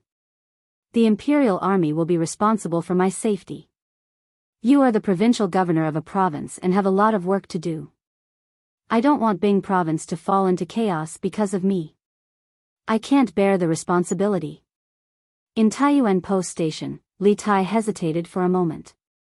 In the end, he did not speak ill of Wang Liaoyuan, but he still rejected Wang Liaoyuan's good intentions. After all, Wang Liaoyuan was the highest official in Bing Province. It was unrealistic to have him by his side 24 hours a day. Wang Liaoyuan was relieved to hear Li Tai's tone soften. He looked at Wuxia Xianxia on the bed and asked, "May I ask how General Wuxia's injuries are? Do you need me to find a famous doctor in the city?" "Haha. There's no need for that. Although General Wuxia's injuries are serious, with Mr. Gong's son here, he will be fine." Li Tai smiled faintly. After seeing Gongsun Liang's medical skills, Li Tai's trust in the old man increased. Although Gongsun Liang's explanation of the detoxification process was shocking, in Taiyuan City, only Gongsun Liang was worthy of Li Tai's trust. "Mr. Gongsun? Gongsun Liang?" Hearing Li Tai's words, Wang Liaoyuan noticed Gongsun Liang sitting cross-legged on the side. As the provincial governor of Bing province, Wang Liaoyuan naturally knew of such a person in Taiyuan city. At the same time, he had also heard of Gongsun Liang's strange temper and his treatment rules. He only sat in the hall and did not make house calls. But now, Gongsun Liang had appeared in this post station. What was going on? Wang Liaoyuan's eyes flashed with a trace of doubt. But when he saw Wang Yu, who was stroking his beard and smiling silently at the side, the bewilderment in his eyes instantly vanished, and it was replaced by a wisp of relief. Since Mr. Gongsun is here, General Dugu will definitely be fine. Wang Liaoyuan nodded after a moment of shock. Master, I've brought the medicine back. At this time, Dugu Feiying came in with Gongsun Liang's little apprentice. The little apprentice carried a few large and small oil paper packages and said to Gongsun Liang, who was sitting cross-legged on the couch. Gongsun Liang suddenly opened his eyes and ordered, "Take it to the kitchen immediately. Little Bao, decoct the medicine yourself. First, use martial fire to decoct it for a quarter of an hour, then slowly decoct it for half an hour. Then, bring it over and feed it to this general." "Yes, master." The little medicine apprentice accepted the order. Dugu Feiying quickly said, "Let's go. I'll take you to the kitchen of the post house." "Your Majesty, look. Today's Datong Daily's headline is very interesting." After the morning court, Li Er, who had just finished dealing with the court officials, rubbed the space between his eyebrows and came to the Li Zheng Hall in the west court of the imperial palace. When Empress Jiangsun saw Li Er come, she first bowed and then had a maid bring the newspaper she had just read. She handed it to Li Er and said with a smile. She also saw that Li Er looked tired and wanted to let Li Er read the newspaper and relax. "Oh. What news? I'll take a look." Hearing what Empress Jiangsun said, Li Er was really interested. He sat on the couch and reached out to take the newspaper from Empress Jiangsun. He glanced at the eye-catching headline on the front page of the newspaper, "The cutest person? Li Yu? Was it this girl who wrote the news again?" After seeing the headline and the author of the news, Li Er couldn't help but whisper. He had a deep impression of Li Yu, not only because he had personally made Li Yu the gold medal reporter of Datong Daily, but also because almost every issue of Datong Daily had news written by Li Yu. The most important thing was that after the victory of the Battle of Guan City, Li Yu entered the palace to accept the reward. At that time, Li Yu gave Li Er a very familiar feeling. Li Er had never forgotten it. Empress Jiangsun smiled at this time and said, "Yes. It was written by Li Yu. This concubine feels that this lass is quite smart and intelligent. There's no need to follow me. My safety is the responsibility of the imperial army. You are a provincial governor and busy with government affairs. I don't want the entire Bing province to be in a mess because of me. I can't bear this responsibility." Taiyuan Post Station. Li Tai hesitated for a moment. In the end, he didn't speak ill of Wang Liaoyuan, but he still rejected Wang Liaoyuan's good intentions. After all, Wang Liaoyuan was the highest official in Bing province. It was unrealistic to have him by his side 24 hours a day. Hearing Li Tai's tone soften, Wang Liaoyuan couldn't help but heave a sigh of relief. At this time, he looked at Dugu Xian on the bed and couldn't help but ask, "May I ask how General Dugu's injuries are? Do you need this official to find a famous doctor in the city to treat him?" "Haha. There's no need for that. Although General Dugu's injuries are serious, with Mr. Gongsun here, he will be able to turn the situation into safety." Li Tai smiled faintly and said. After seeing Gongsun Liang's treatment methods, Li Tai couldn't help but trust this old man a little more. Although Gongsun Liang's words about the detoxification process were shocking, in Taiyuan City, perhaps only Gongsun Liang was worthy of Li Tai's trust. "Mr. Gongsun? Gongsun Liang?" Hearing Li Tai's words, Wang Liaoyuan noticed Gongsun Liang sitting cross-legged on the side. As the provincial governor of Bing province, Wang Liaoyuan naturally knew of such a person in Taiyuan City. At the same time, he had also heard of Gongsun Liang's strange temper and treatment rules.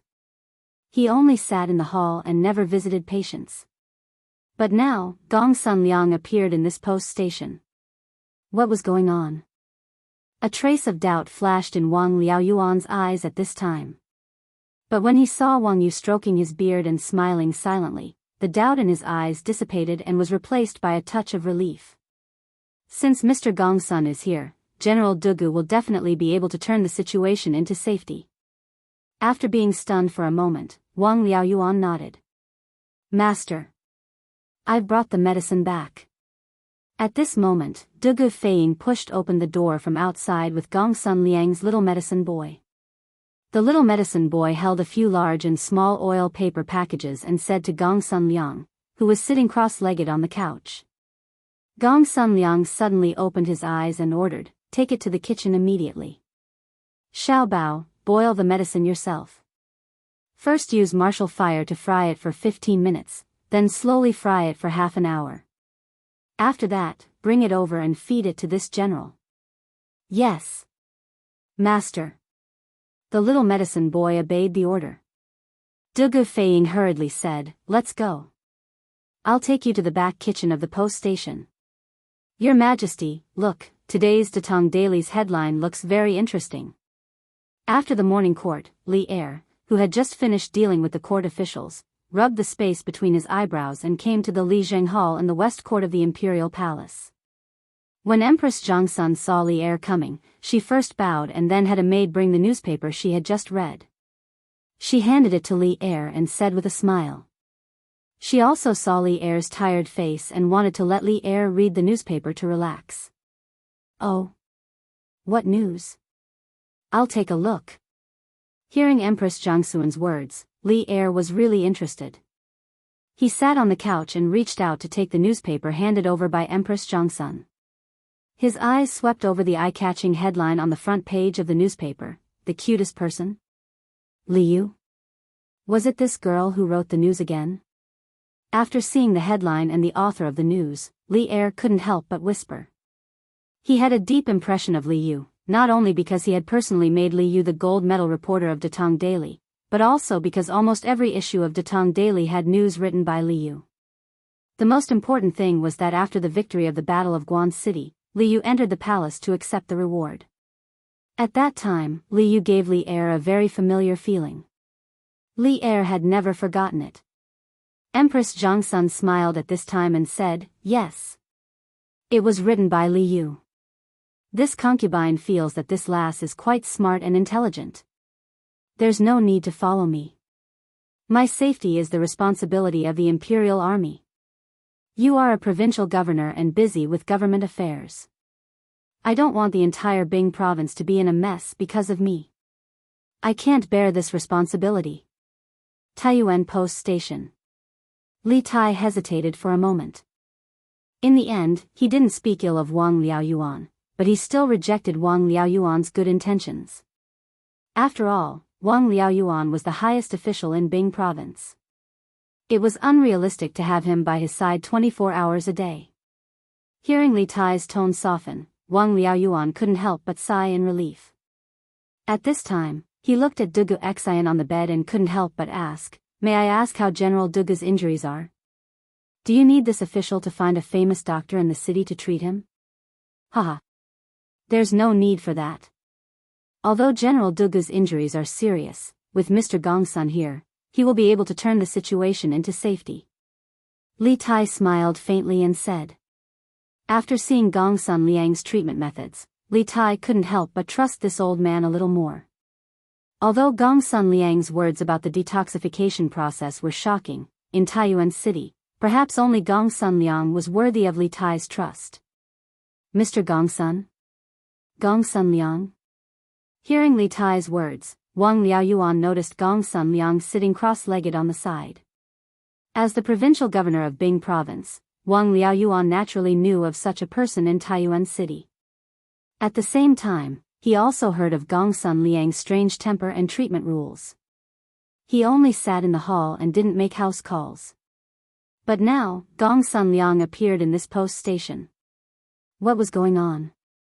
A trace of doubt flashed in Wang Liaoyuan's eyes at this time. But when he saw Wang Yu stroking his beard and smiling silently, the doubt in his eyes dissipated and was replaced by a touch of relief. Since Mr. Gongsun is here, General Dugu will definitely be able to turn the situation into safety. After being stunned for a moment, Wang Liaoyuan nodded. Master. I've brought the medicine back. At this time, Dugu Feiying pushed open the door from outside with Gongsun Liang's little medicine boy. The little medicine boy held a few big and small oil paper packages and said to Gongsun Liang, who was sitting cross-legged on the couch. Gongsun Liang suddenly opened his eyes and ordered, "Take it to the kitchen immediately. Xiaobao, boil the medicine yourself. First use martial fire to fry it for 15 minutes, then slowly fry it for half an hour. After that, bring it over and feed it to this general." "Yes, Master." The little medicine boy naturally obeyed. Dugu Feiying hurriedly said, "Let's go. I'll take you to the back kitchen of the post station." "Your Majesty, look, today's Datong Daily's headline looks very interesting." After the morning court, Li Er, who had just finished dealing with the court officials, rubbed the space between his eyebrows and came to the Li Zheng Hall in the west court of the imperial palace. When Empress Jiangsun saw Li Er coming, she first bowed and then had a maid bring the newspaper she had just read. She handed it to Li Er and said with a smile. She also saw Li Er's tired face and wanted to let Li Er read the newspaper to relax. "Oh. What news? I'll take a look." Hearing Empress Jiangsun's words, Li Er was really interested. He sat on the couch and reached out to take the newspaper handed over by Empress Jiangsun. His eyes swept over the eye-catching headline on the front page of the newspaper, "The cutest person? Liu? Was it this girl who wrote the news again?" After seeing the headline and the author of the news, Li Er couldn't help but whisper. He had a deep impression of Liu. Not only because he had personally appointed Liu as the gold medal reporter of Datong Daily, but also because almost every issue of Datong Daily had news written by Liu. The most important thing was that after the victory of the Battle of Guan City, Liu entered the palace to receive the reward. At that time, Liu gave Li Er a very familiar feeling. Li Er had never forgotten it. Empress Jiangsun smiled and said, "Yes. It was written by Liu. This concubine feels that this lass is quite smart and intelligent. There's no need to follow me. My safety will be taken care of by the imperial guards. You are also a provincial governor and busy with government affairs. I don't want the entire Bing province to be in a mess because of me. I can't bear this responsibility." Taiyuan Post Station. Li Tai hesitated for a moment. In the end, he didn't speak ill of Wang Liaoyuan, but he still rejected Wang Liaoyuan's good intentions. After all, Wang Liaoyuan was the highest official in the entire Bing province. It was unrealistic to have him by his side 24 hours a day. Hearing Li Tai's tone soften, Wang Liaoyuan couldn't help but sigh in relief. At this time, he looked at Dugu Xian on the bed and couldn't help but ask, "May I ask how General Dugu's injuries are? Do you need this official to find a famous doctor in the city to treat him?" "Haha. There's no need for that. Although General Dugu's injuries are serious, with Mr. Gongsun here, he will definitely be able to turn the situation into safety." Li Tai smiled faintly and said. After seeing Gongsun Liang's medical skills, Li Tai couldn't help but trust this old man a little more. Although Gongsun Liang's words about the detoxification process were shocking, in Taiyuan City, perhaps only Gongsun Liang was worthy of Li Tai's trust. "Mr. Gongsun? Gongsun Liang?" Hearing Li Tai's words, Wang Liaoyuan noticed Gongsun Liang sitting cross-legged on the side. As the provincial governor of Bing province, Wang Liaoyuan naturally knew of such a person in Taiyuan City. At the same time, he also heard of Gongsun Liang's strange temper and treatment rules. He only sat in the hall and didn't make house calls. But now, Gongsun Liang actually appeared in this post station. What was going on? A trace of doubt flashed in Wang Liaoyuan's eyes at this time. But when he saw Wang Yu stroking his beard and smiling silently, the doubt in his eyes dissipated and was replaced by a touch of relief. Since Mr. Gongsun is here, General Dugu will definitely be able to turn the situation into safety. After being stunned for a moment, Wang Liaoyuan nodded. Master. I've brought the medicine back. At this time, De Feiying pushed open the door from the outside with Gongsun Liang's little medicine boy. The little medicine boy held a few large and small oil paper packages and said to Gongsun Liang, who was sitting cross-legged on the couch. Gongsun Liang suddenly opened his eyes and ordered, immediately take these to the kitchen. Xiaobao, boil the medicine yourself. First use martial fire to fry it for a quarter of an hour, then slowly fry it for half an hour, then bring it over to feed this general. Chapter 1862. County Magistrate, His Majesty has issued a decree to reward the merchants who participated in the charity event yesterday. Other than publicly praising them on Datong Daily, the merchants who donated money yesterday will receive the same amount of tax exemption this year. However, more than half of the merchants who donated money yesterday came from our Lantian County. The total amount of money donated by these merchants is close to 260,000 strings of cash. If our Lantian County collects taxes according to His Majesty's decree, won't we collect less than 260,000 strings of cash in business tax? The county office's treasury is already not abundant, and we even donated 10,000 strings of cash yesterday. After that, the county office still has to expand the city and assist Yunshan in laying electric wires for the county. Now that His Majesty has issued a decree, the business tax collected by our county office will be reduced sharply in the future. What should we do? In the back hall of the Lantian County office, County Deputy Meng held a notice in his hand as he worriedly spoke to County Magistrate He. In the hall, other than the two of them, there was also Registrar Zhang and County Lieutenant Wang. It could be said that all the administrative officials of the Lantian County office were present. As for Jianghu and Constable Sun, they were in charge of the prison and public security, so they did not participate in this small-scale meeting within the county office. The notice in County Deputy Meng's hand was naturally the notice of commending merchants that was posted in Cheng and the surrounding counties after the morning court. The four people present had all seen it. After County Deputy Meng finished speaking, Registrar Zhang could not help but speak up. County Magistrate, County Deputy Meng's worries are not without reason.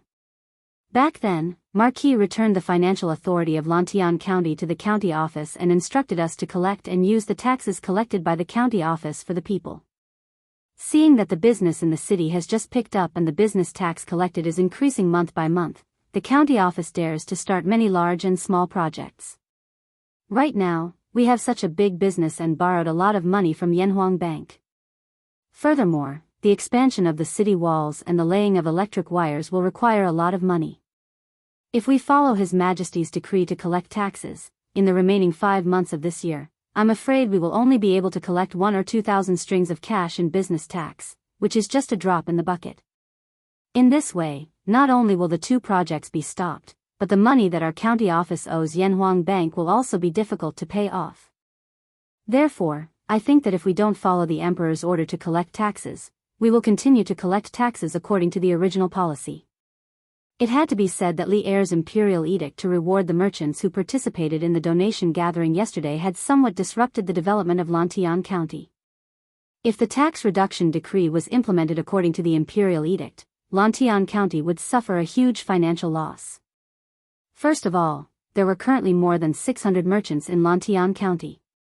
However, there were more than 300 merchants who participated in the fundraising event yesterday. Overall, the merchants who were willing to participate in the fundraising event at least proved that their shops were on the right track and were even making a lot of profits. These merchants were currently the largest taxpayers in Lantian County. The reason why the other 300+ merchants did not participate in the fundraiser was that, apart from a few people who were naturally stingy, most of the merchants had just moved to Lantian County. Their shops had already established themselves in Lantian County. In other words, they were not making any profits or were making very little profits, causing them to be short on cash. These merchants were the ones that Lantian County's county government needed to support. At present, they could not contribute much to Lantian County's tax revenue. If they were to collect taxes according to Li Er's tax reduction decree, the financial situation of Lantian County's county government in the next few months could be imagined. In addition, the tax collection rate in Lantian County was 1 out of 6, while the tax collection rate in the other provinces and counties in Tang Dynasty was 1 out of 30. This would lead to a problem. 2 merchants had participated in the fundraising event yesterday and donated 1,000 strings of coins. However, one of them was from Lantian County while the other was from another county. According to Li Er's edict, the 2 of them would receive a tax exemption of 1,000 strings of coins for the rest of the year. This might not seem like a problem, but if one were to combine it with the different tax collection rates in Lantian County and outside of Lantian County, there would be a huge problem. According to the tax collection rate of 1 out of 30 for most provinces and counties in Tang Dynasty, as long as the merchant from another county who donated 1,000 strings of coins did not make a total profit of more than 30,000 strings of coins for the remaining 5 months of the year, he would not have to pay any additional tax to the imperial court. In other words, only when he made a total profit of 30,000 strings of coins in 5 months would he be able to use up the tax exemption of 1,000 strings of coins that he received from the fundraising event. But in reality, there were very few merchants in the entire Tang Dynasty who could make a profit of 30,000 strings of coins in 5 months.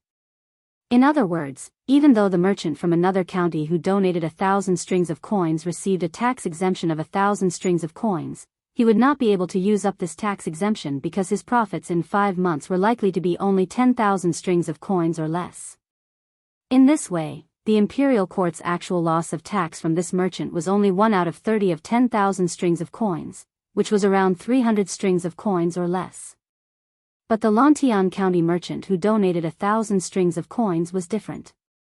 According to the tax collection rate of 1 out of 6 in Lantian County, as long as his total profit in the next 5 months of the year could reach 6,000 strings of coins, he would be able to use up the entire tax exemption of 1,000 strings of coins. At this time, the Lantian County's official loss of business tax from this merchant was a solid 1,000 strings of coins, without any discount. Chapter 1863.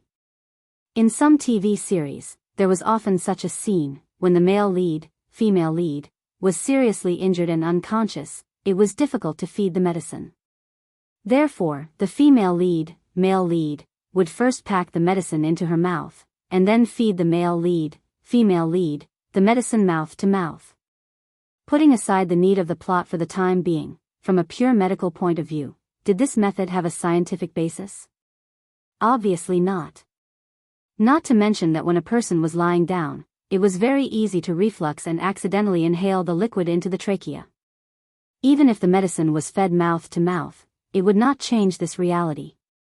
In addition, feeding medicine to a patient in a coma, no matter what position, lying down or sitting, was an extremely dangerous behavior in itself. In modern medicine, coma refers to the complete loss of consciousness.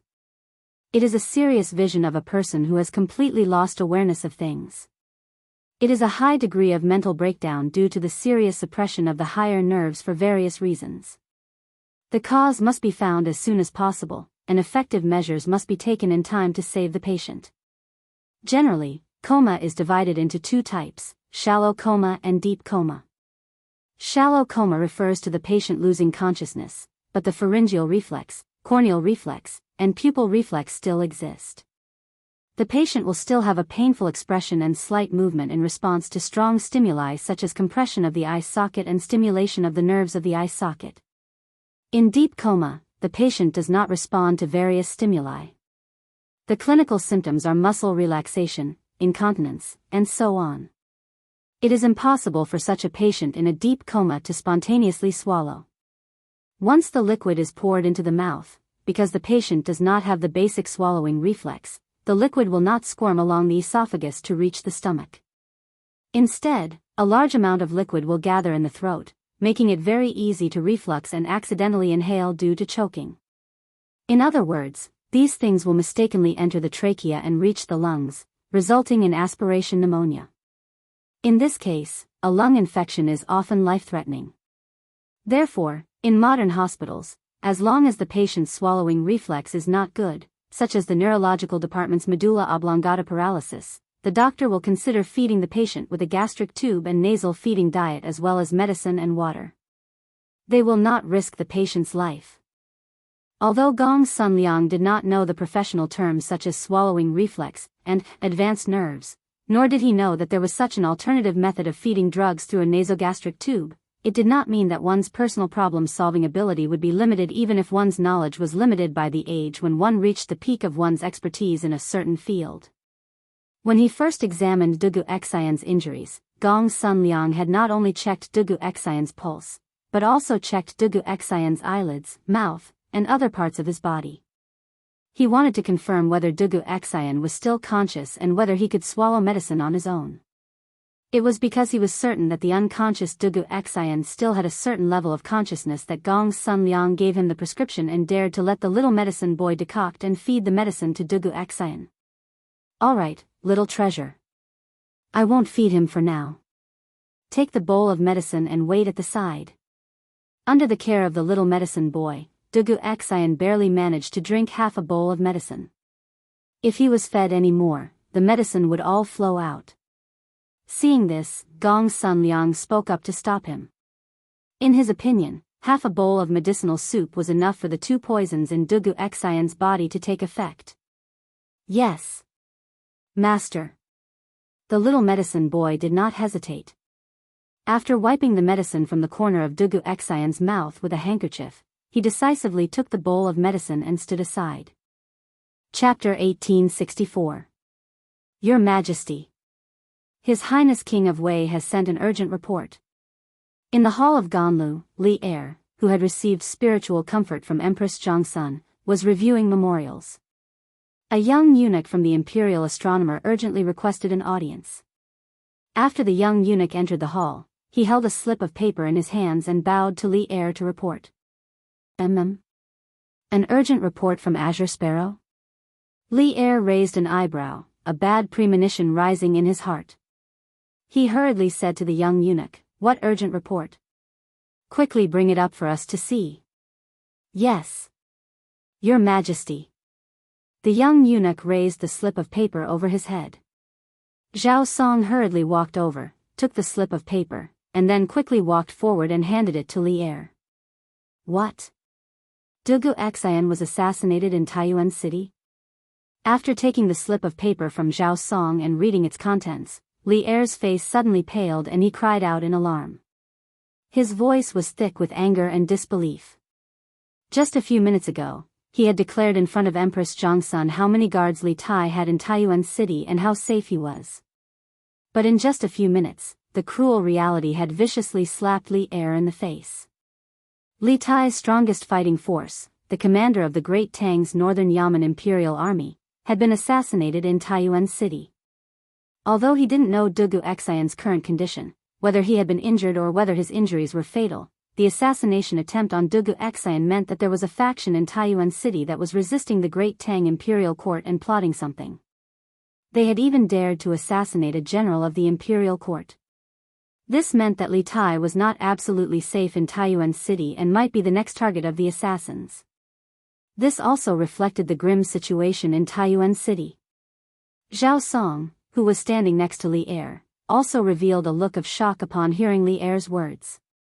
Zhao Song was well aware of Dugu Xian's strength. He was a grandmaster-level martial arts expert before the age of 30. Apart from Li Zishuan, Dugu Xian's martial arts talent was probably the best among all the generals in the imperial court. Moreover, after Li Zishuan's guidance, Dugu Xian's swordsmanship had improved by leaps and bounds. If he used his full strength, even Zhao Song would have a headache. How could such a great expert encounter an assassination attempt in Source Peak City? Just how powerful and confident was the enemy?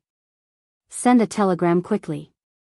Tell Qing Ke to tell me the details of Dugu Xian's assassination. Also, order Bing Province's Governor Wang Liaoyuan to capture the assassin within 7 days. Otherwise, I will not let him off easily. Fang Gongting of Bingzhou's Shichong residence was temporarily given the title of commandant. He also had the authority to command the troops to assist Wang Liaoyuan in maintaining the security of Taiyuan and protect the safety of the King of Wei and the teachers and students of Yanhuang College. The imperial edict of appointment will be sent to Taiyuan City by carrier pigeon.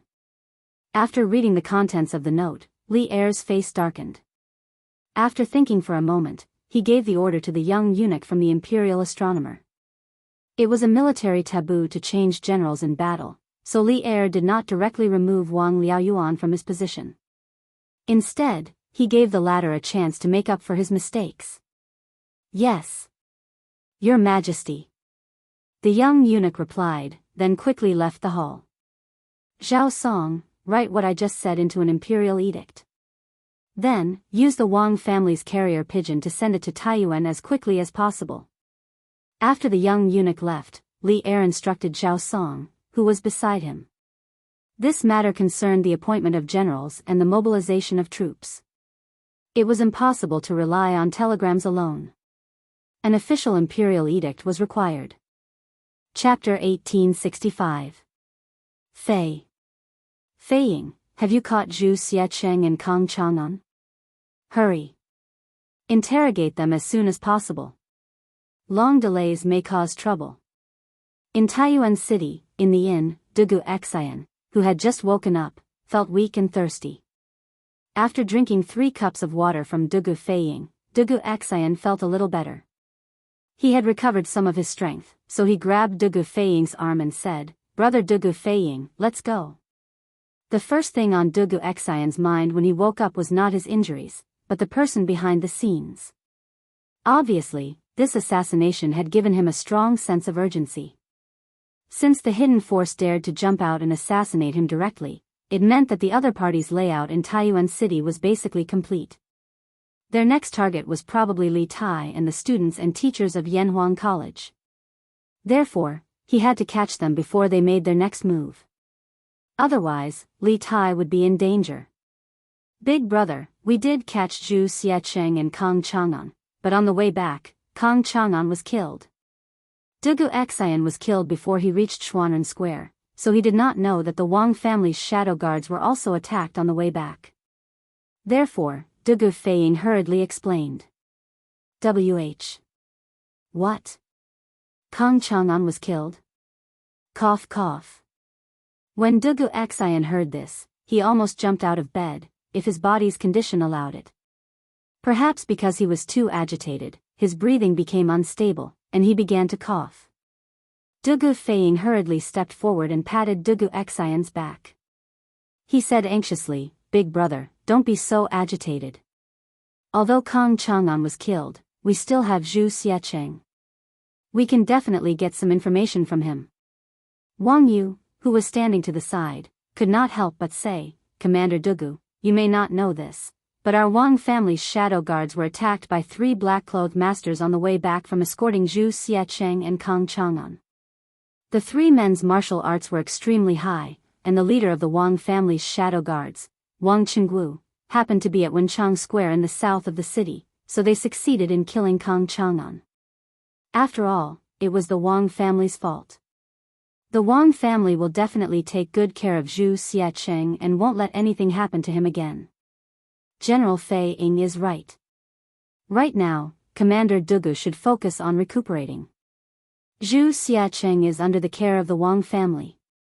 It won't be too late to interrogate him after he recovers. Dugu Xian, who was lying on the bed, felt a jolt in his heart when he heard that. He struggled to wave his hand at Wang Yu and said, "Patriarch Wang, you're exaggerating. The Wang clan isn't at fault here. Furthermore, when I was ambushed in the southern alley, the one who came to my aid at the crucial moment should be the head of the Wang clan's guards, right? How could Dugu Xian dare to lightly blame him when he has yet to repay the favor of saving his life?" Wang Yu's words revealed a very important piece of information. When the Wang family was escorting Zhu Xiecheng and Kang Chang'an back, Wang Qinggu was not present. Instead, he went to the Wenchang workshop in the south of the city. Coincidentally, the location where Kang Chang'an was attacked was right outside the Wenchang workshop. Putting the two together, it wasn't hard to deduce that the peerless swordsman who suddenly descended from the sky when Dugu Xian was at the brink of death was the head of the Wang family's guards, Wang Qinggu. Although Dugu Xian was a little displeased that Kang Chang'an had been assassinated despite being heavily guarded by the Wang family, he had saved his life. If Wang Qinggu hadn't gone to save him, how could the 3 black-clothed experts have succeeded in killing Kang Chang'an?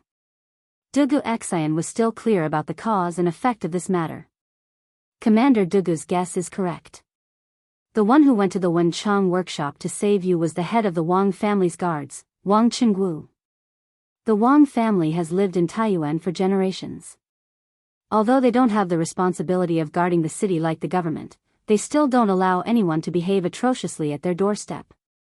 Therefore, it is the Wang family's duty to save Commander Dugu. Commander Dugu, you don't have to be so polite. In the face of Dugu Xianxia's thanks, Wang Yu spoke with a righteous expression.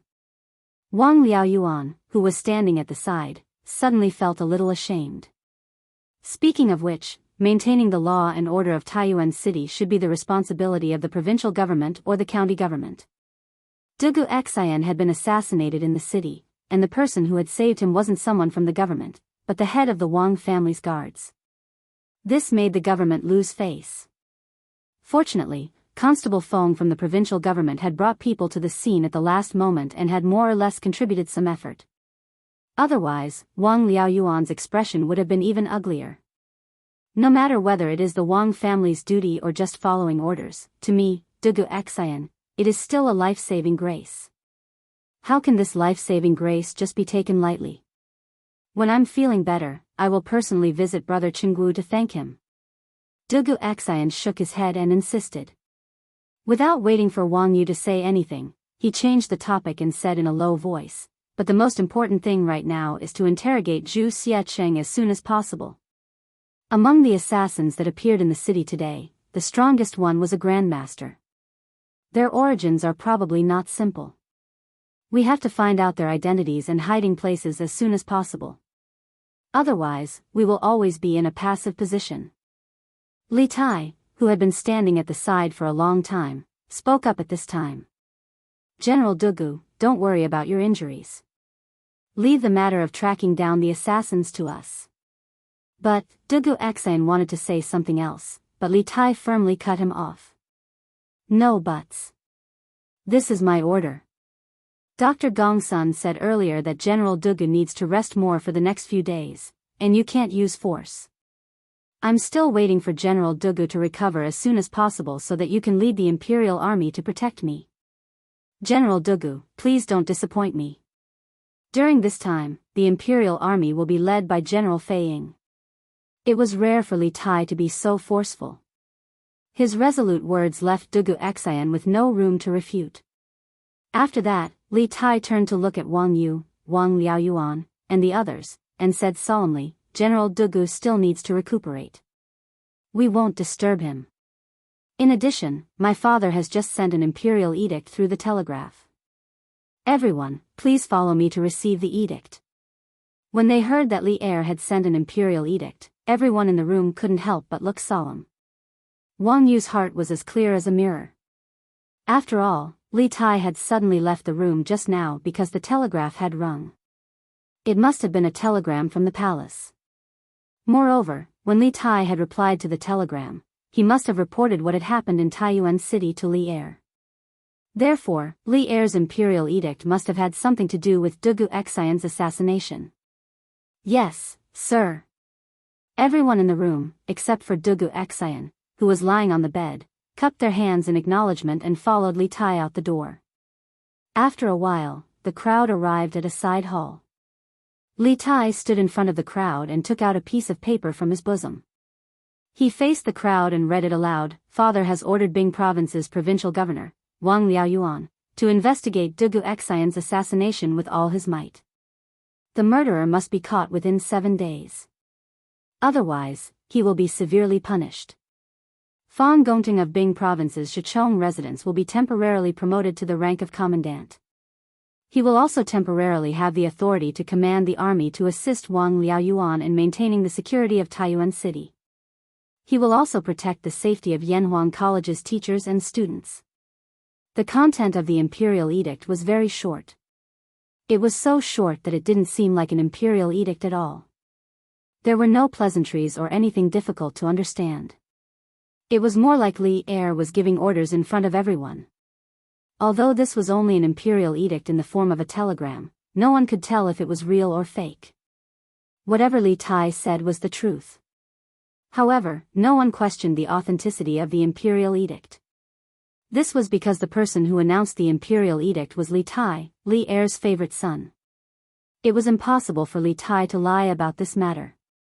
This was because lying about this kind of thing could be easily exposed.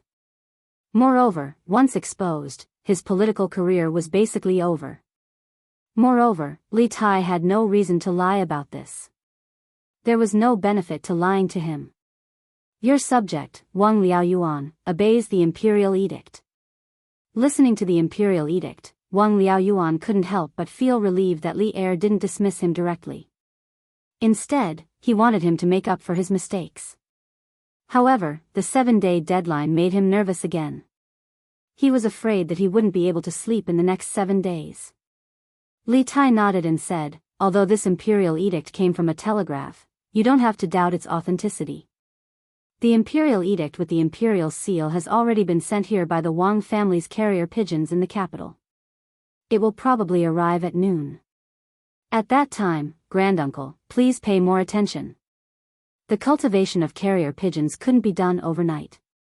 The imperial court couldn't cultivate a batch of carrier pigeons to cover every province and county in the Tang Empire. Not only the imperial court couldn't do it, but even a 1,000-year-old clan like the Wang family couldn't do it. At present, the Wang family could only cultivate some carrier pigeons to send messages to the ancestral home in Taiyuan. Wang Yu nodded and said, Your Highness, don't worry. Once the Wang family receives the imperial edict, it will be sent here immediately. In addition, when Provincial Governor Wang needs any help in tracking down the assassin, please don't hesitate to ask me. The Wang family will do our best to help. Thank you. Wang Liaoyuan clasped his hands and thanked Wang Yu gratefully. He was a distant collateral descendant of the Wang family, so he didn't receive much help from the Wang family in his official career. Especially after he became the provincial governor of a province, he took the initiative to reduce his contact with the Wang family to avoid suspicion. However, Wang Yu was willing to spare no effort to help him in this matter, which made him very touched. Li Tai said in a clear voice, Good.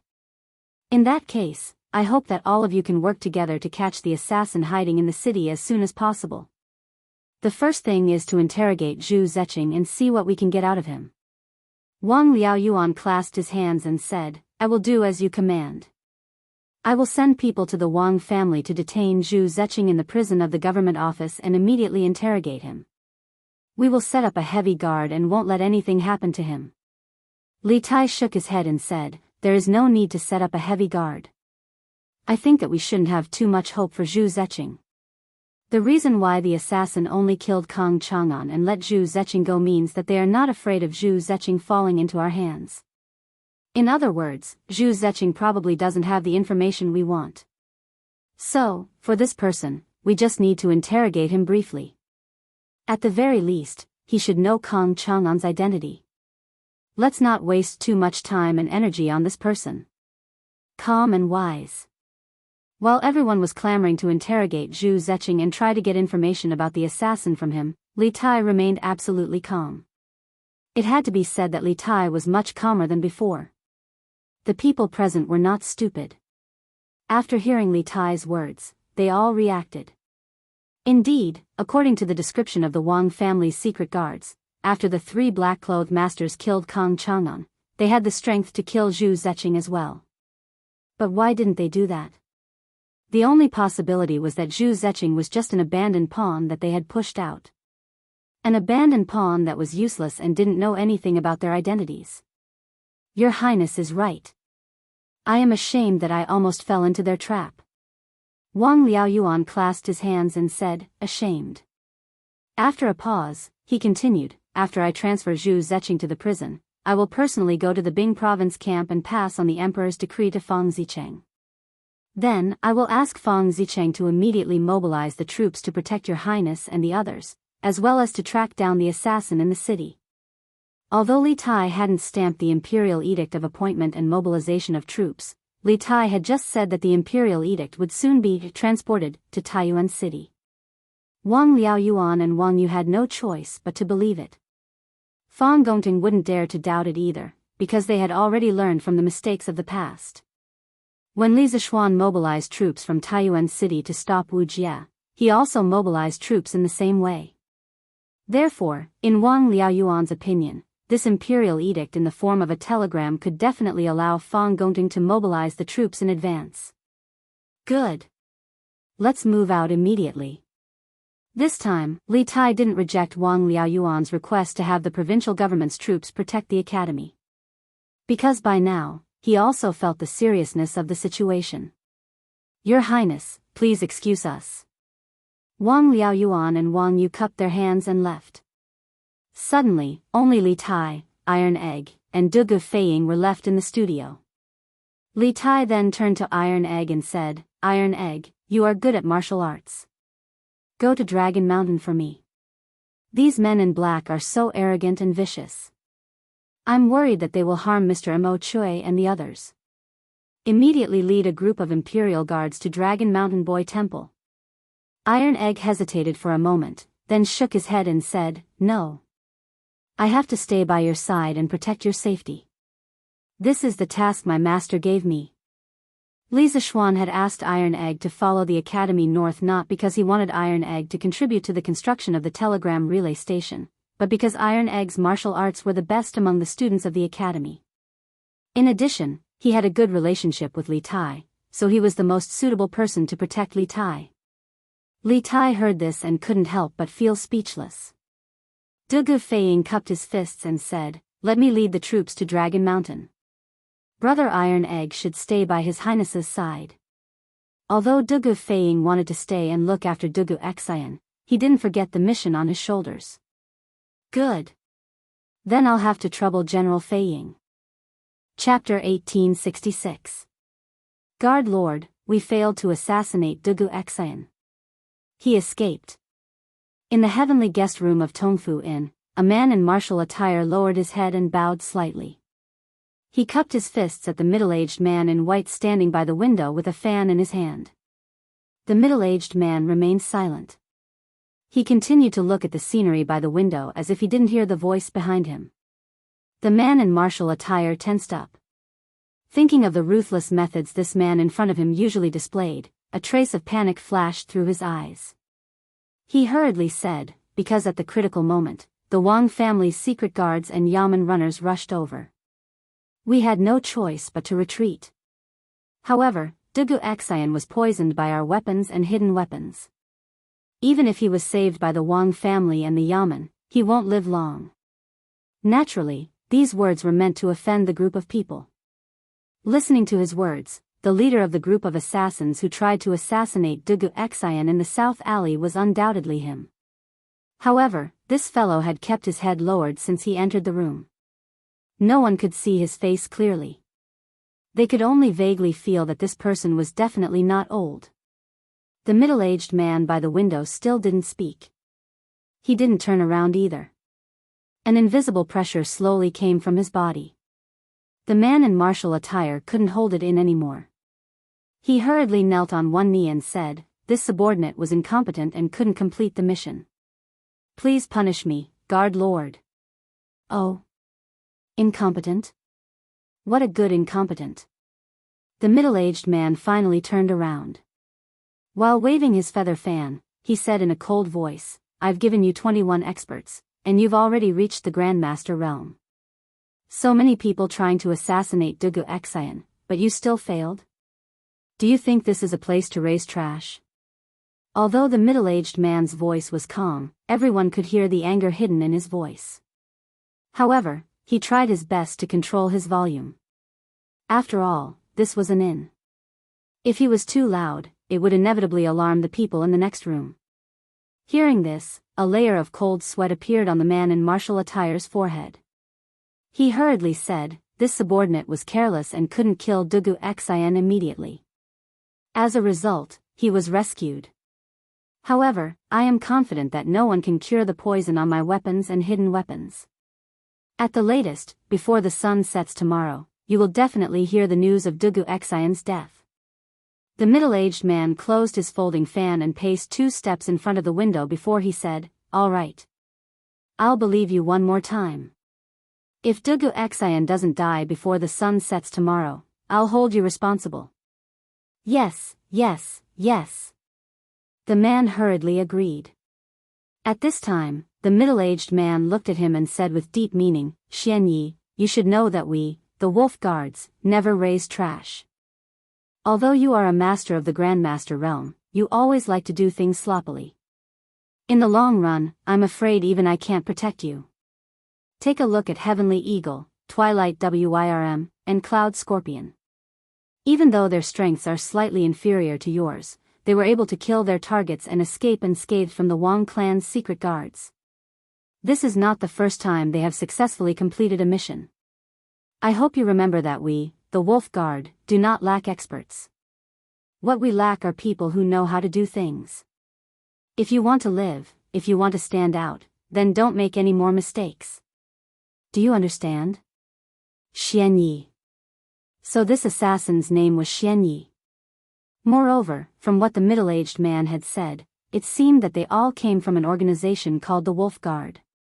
However, almost no one in the world knew what this organization did, who it served, when it was founded, or where it was located.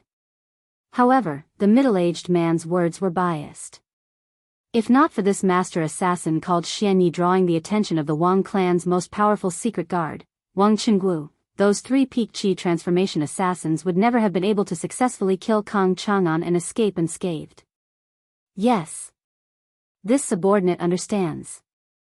Xian Ye's body trembled slightly, and then he cupped his fists and replied. Who would have thought that a master martial artist would bow and scrape before a middle-aged scholar who didn't seem to know any martial arts and didn't even have the strength to truss a chicken? If this scene were to spread, who knew what the world would make of this middle-aged scholar's identity? Did you reveal your identities during the assassination? The middle-aged man asked after a moment of silence. Xianyi didn't immediately answer. He paused for a moment before replying, we did not. This subordinate and the others had our faces covered the entire time. Dugu Xian, the Wang clan's secret guards, and the Yamen runners never saw our faces. In truth, during the assassination attempt, Xianyi and the other assassins had revealed a flaw. They had first spoken in Turkic, and then Xianyi had spoken in Han. This sort of abnormal behavior was certain to have attracted Dugu Xian's attention. However, Xianyi was certain that the poisoned Dugu Xian would die. Moreover, even if the other party grasped this point, they wouldn't be able to find anything, so he didn't mention it. That's good, the middle-aged man nodded in satisfaction. Lord Wei, according to this subordinate's investigation, King Wei and Dugu Xian went to Dragon Mountain earlier today, and then they returned to the city. However, after they returned, even more Yanhuang College's teachers and students went to Dragon Mountain. Dugu Xian is currently on the verge of death, and their defenses are at their weakest. Should this subordinate take some men to Dragon Mountain and capture the Yanhuang College's teachers and students? Seeing that the middle-aged man didn't speak, Xianyi probed. The reason he was so proactive was that he wanted to find an opportunity to atone for his crimes. Although he had made a solemn vow to the middle-aged man that Dugu Xian would die, he wasn't very confident. Although everyone who had been poisoned by his weapon had died, what if a miracle happened to Dugu Xian? Then he would definitely be punished by the middle-aged man. Rather than that, he might as well make some contributions in advance so that he could atone for his crimes later. Hearing this, the middle-aged man frowned. After pondering for a moment, he shook his head and said, no. Those Yanhuang College's teachers and students have many of the Northern Yamen's imperial army by their side. The Wang clan's secret guards can't compare to the Northern Yamen's secret guards. Right now, our hidden forces in the city aren't enough to face the imperial army head-on. We must avoid them and find an opportunity in the shadows to act. Yes. Xianyi replied in a muffled voice. Then, he said, Master Wei, after the 2 assassinations in the morning, Taiyuan City is now under full martial law. Moreover, the Bing Province Barracks has also sent out many troops to search for our whereabouts in the city. Should we move to another place? The place they were in now was the heavenly guest room of Tongfu Inn. Not only was the decoration luxurious, but the interior space was also extremely large. There were a total of 4 to 5 rooms including the inner and outer rooms. It was completely like an independent house. Of course, more importantly, Zhu Xiecheng, who was now detained in prison by the government, used to live in this guest room. Therefore, Xianyi suggested that they move to another place to stay. Move to another place? Why do we have to move to another place? The middle-aged man chuckled and shook his head. Haven't you heard that the most dangerous place is the safest place? Next, the Wang family and the people from the provincial government will definitely focus on the big houses. Even if they search here, they won't be able to find anything. It had to be said that this guy was really brave.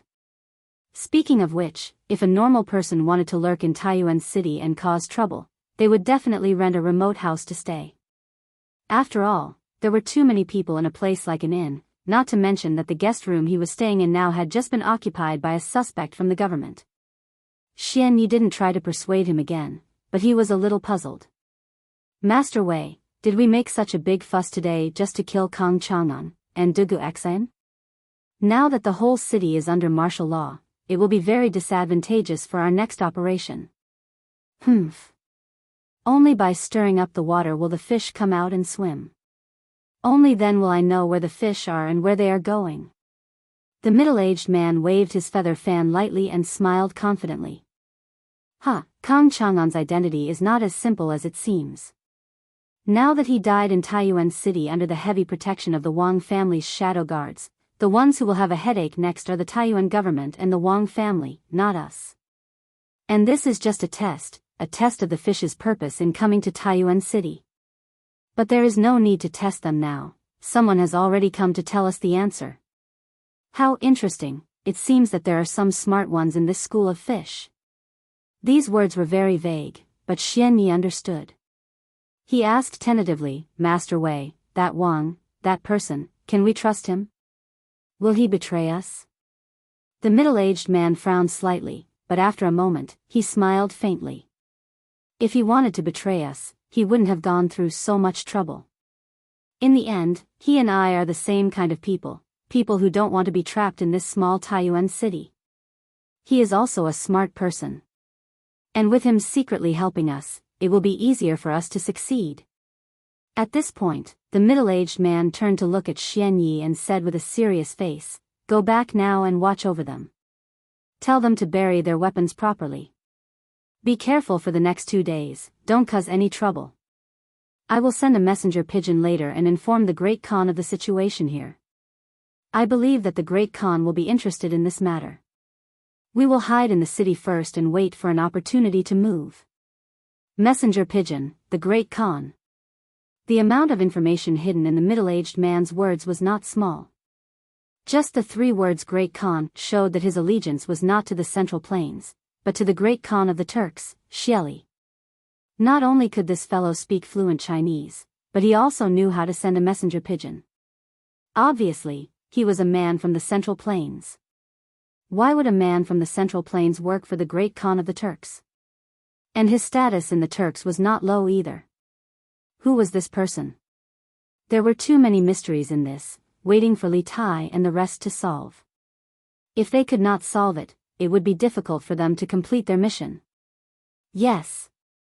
This subordinate obeys. Xianyi bowed and was about to leave when the middle-aged man stopped him. Wait.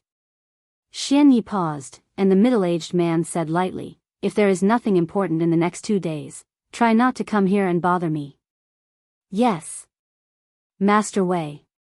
Xianyi replied and turned to leave. The door creaked open from the inside and then closed from the outside. The room regained its peace, and only the fragrance of tea lingered in the air. Creak. After some time, the door was pushed open from the outside again, and a tall man with eyes as bright and spirited as a nighthawk walked in and ran straight into the room. Master Wei, we just received news that the post house has invited all the famous doctors in the city, including half-immortal Lu from Taiyuan City and Gong Sunliang from Huichun Hall in the north of the city. It is said that the 2 of them are famous miracle doctors around Taiyuan, and they are only slightly inferior to miracle Dr. Sun Simiao. Therefore, this subordinate estimates that Dugu Xian might not die. When he saw the middle-aged man sitting on the couch and sipping tea, the tall man quickly bowed and cupped his fists. All right. I got it. The middle-aged man unhurriedly swallowed the tea in his mouth, then put down the teacup and said lightly, Xianyi is an idiot. He has good skills, but he can't do anything right. He is far inferior to you three brothers." When the tall man heard that, a hint of joy flashed across his eyes. He quickly lowered his head and cupped his fists. "Master Wei, you flatter us. It is our honor to serve Master Wei and Khan. We will do our best to serve Master Wei." Good. The middle-aged man nodded in satisfaction and said, "Sky Eagle, when this matter is over, I will promote you to be the deputy leader of the Wolf Guards. When I help Khan take over the Central Plains and become the state preceptor, the position of Master Wei will be yours. When that time comes, you will live a life of riches and honor and rest with the country." The tall man was immediately mesmerized by the beautiful future described by the man in front of him, but he came to his senses a moment later and quickly said, "Sky Eagle doesn't dare. There will always be only one Master Wei of the Wolf Guards. Sky Eagle doesn't dare to overstep." The middle-aged man's eyes showed a hint of admiration. He smiled and said, "All right. You can leave now. While you're at it, tell Xianyi this news and let him receive 30 lashes. Tell him that he failed this mission and couldn't kill Wuxia Xianxia. I will let him live for now. If he fails again next time, he won't be so lucky." Actually, it didn't matter to him whether Wuxia Xianxia died or not. What was important was to kill Kang Chang'an. However, it was a good choice for him to use this as a warning to his subordinates. "Yes. Master Wei." The tall man's lips curled slightly, then he cupped his fists and left. What? There was an assassin in Taiyuan City, and Wuxia Xianxia was injured? In the west court of the imperial palace, Li Er was in a dilemma for a long time. He first let Empress Jianghu mentally prepare herself before telling her the information he had just received. When Empress Jianghu heard this, her heart jumped to her throat. She suddenly stood up and said with a face full of shock, "Doesn't that mean that Qingke is now in great danger in Taiyuan City?" At this moment, Empress Jianghu almost fainted from fright. In her mind, she couldn't help but think of that dream again. That dream was so real that it made her want to suffocate. Although she tried her best to change it, the reality was developing step by step towards that dream. She could only watch from the side and was powerless to do anything. Chapter 1867. Maid Guanyin, don't panic. Li Er helped Empress Jianghu back to her seat and softly said, "Taiyuan isn't the border. Even if there are villains plotting in the city, they won't be able to do much. The gates of Taiyuan City are tightly shut, and the imperial army and provincial soldiers are protecting it. Qingke will definitely be fine. Unless the enemy leads an army to attack the city, but how could that be possible? If Taiyuan City is attacked, the soldiers of the surrounding provinces will immediately go to reinforce it. Moreover, yesterday, we sent Li Junxian to lead a group of 100 elite cavalry to Taiyuan. Based on the time, he shouldn't be far from Taiyuan. With him here, no one will be able to touch Qingke. Maid Guanyin, don't worry." Yesterday, when Li Er had sent a telegram to Li Tai, he had also summoned Li Junxian and had him lead a group of 100 elite cavalry to Taiyuan City to protect Li Tai. If they moved quickly enough, they should be able to reach Taiyuan City before nightfall today. The 100 cavalry was Li Er's most elite and secret force, and each of them was a 1 in 10,000 elite. The commander of the 100 cavalry, Li Junxian, was skilled in both martial and civil matters, and he was also resourceful. As a spy, Li Junxian had played a significant role in vanquishing the Heavenly Dragon sect. With him at Li Tai's side, Li Er could not be worried about Li Tai's safety. 100 cavalry? Li Junxian? Empress Jianghu felt a little better after hearing Li Er's gentle words of comfort, and her breathing gradually stabilized. She sat up straight and looked at Li Er. "Is your Majesty's words true? Is Li Junxian really about to reach Taiyuan with 100 cavalry?" It was clear that Empress Jianghu had heard of Li Junxian and was very confident in his abilities. Li Er patted Empress Jianghu on the back and chuckled. "Haha. How could this be false? Besides, when have we ever lied to you? Just relax and don't let your imagination run wild. We promise you that nothing will happen to Qingke." Empress Jiangsun leaned her head against Li Er's chest and said with a light N. The resolute promise of the man in front of her gave her a great sense of security. Her heart, which had been in a mess, finally calmed down. If the Marquis of Yong'an is by Qingxue's side, then I will truly be at ease. Empress Jiangsun nestled in Li Er's arms, but this thought popped up in her mind for no reason. Although Li Zixuan was strong, he was still much weaker than Li Zixuan. After all, Li Zixuan had managed to escape from the hands of the world's #1 expert, Wu Jie. Moreover, since Li Zixuan's debut, not only had he made many outstanding achievements, but he had also saved himself from many desperate situations. His life was like a cheat code. This was a man of destiny who had the attribute of avoiding danger. As a mother, Empress Jiangsun naturally hoped that the strongest person would be at her son's side to protect him. But as the Empress Jiangsun was not willing to use public resources for private use at this time. This was because Li Zixuan was currently training the Black Armored Army, and the Black Armored Army was his strongest trump card in the upcoming war between the Great Tang and the Turks. Empress Jiangsun did not want her own matters to affect the training of the Black Armored Army and thus the outcome of the war between the Great Tang and the Turks. Thus, although this was what she thought, Empress Jiangsun did not speak to Li Er. At the same time, to the north of Taiyuan City, in the Bingzhou barracks, Wang Liaoyuan carried the imperial decree in the form of a telegram to Fang Gongting's tent. He first told Fang Gongting about the 2 assassinations that had occurred in the city today, and then he proposed that the soldiers of the Bing province barracks be sent into the city to search for the assassins and maintain order. Adjunct Fang, this official knows that there are rules in the army. Without the personal order of the governor or an imperial decree, no one has the right to mobilize the soldiers of the Bing province barracks. But you should be able to sense that the situation in the city is extremely dangerous. If they even dared to assassinate General Dugu, who can guarantee that their next target won't be King Wei? If anything happens to King Wei in Taiyuan City, no one will be able to endure His Majesty's thunderous rage. Although this official's imperial decree does not have a seal and cannot compare to an imperial decree to mobilize soldiers, this official still hopes that Adjunct Fang can understand the severity of this matter. Do not put King Wei in danger because of a mere formality. Within the tent, Wang Liaoyuan handed the telegram to Wang Liaoyuan and spoke with a solemn expression. His words could be said to be sincere, and Fang Gongting was not an unreasonable person. However, the matter of mobilizing soldiers was of great importance. Moreover, even if he believed that the imperial decree in Wang Liaoyuan's hands was real and was willing to mobilize soldiers, the other generals in the army might not be willing to believe it. Governor Wang, it is not that this person is a mere formality or unreasonable person, but this imperial decree is, first, a promotion, and second, the mobilization of soldiers. This is truly too important. This general is only a member of the army. If I first promote myself and then mobilize soldiers into the city, I fear that it will be difficult to convince the masses. After a moment of thought, Fang Gongting awkwardly cupped his fists toward Wang Liaoyuan.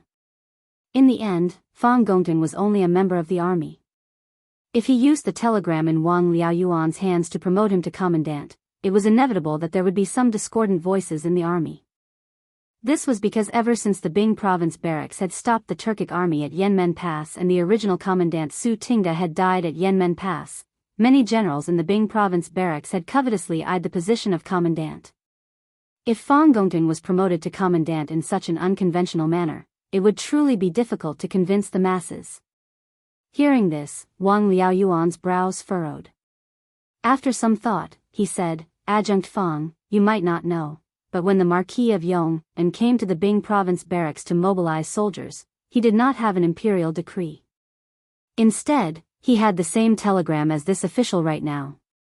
Fortunately, the imperial court sent the imperial decree to Taiyuan through the Wang clan's carrier pigeon. Otherwise, this official would probably be like you, refusing to mobilize soldiers. Now that the situation is urgent and His Majesty has sent another telegram in carrier pigeon, what reason do you and I have to refuse the imperial decree? Moreover, according to King Wei, the real imperial decree will be sent to Taiyuan through the Wang clan's carrier pigeon this afternoon.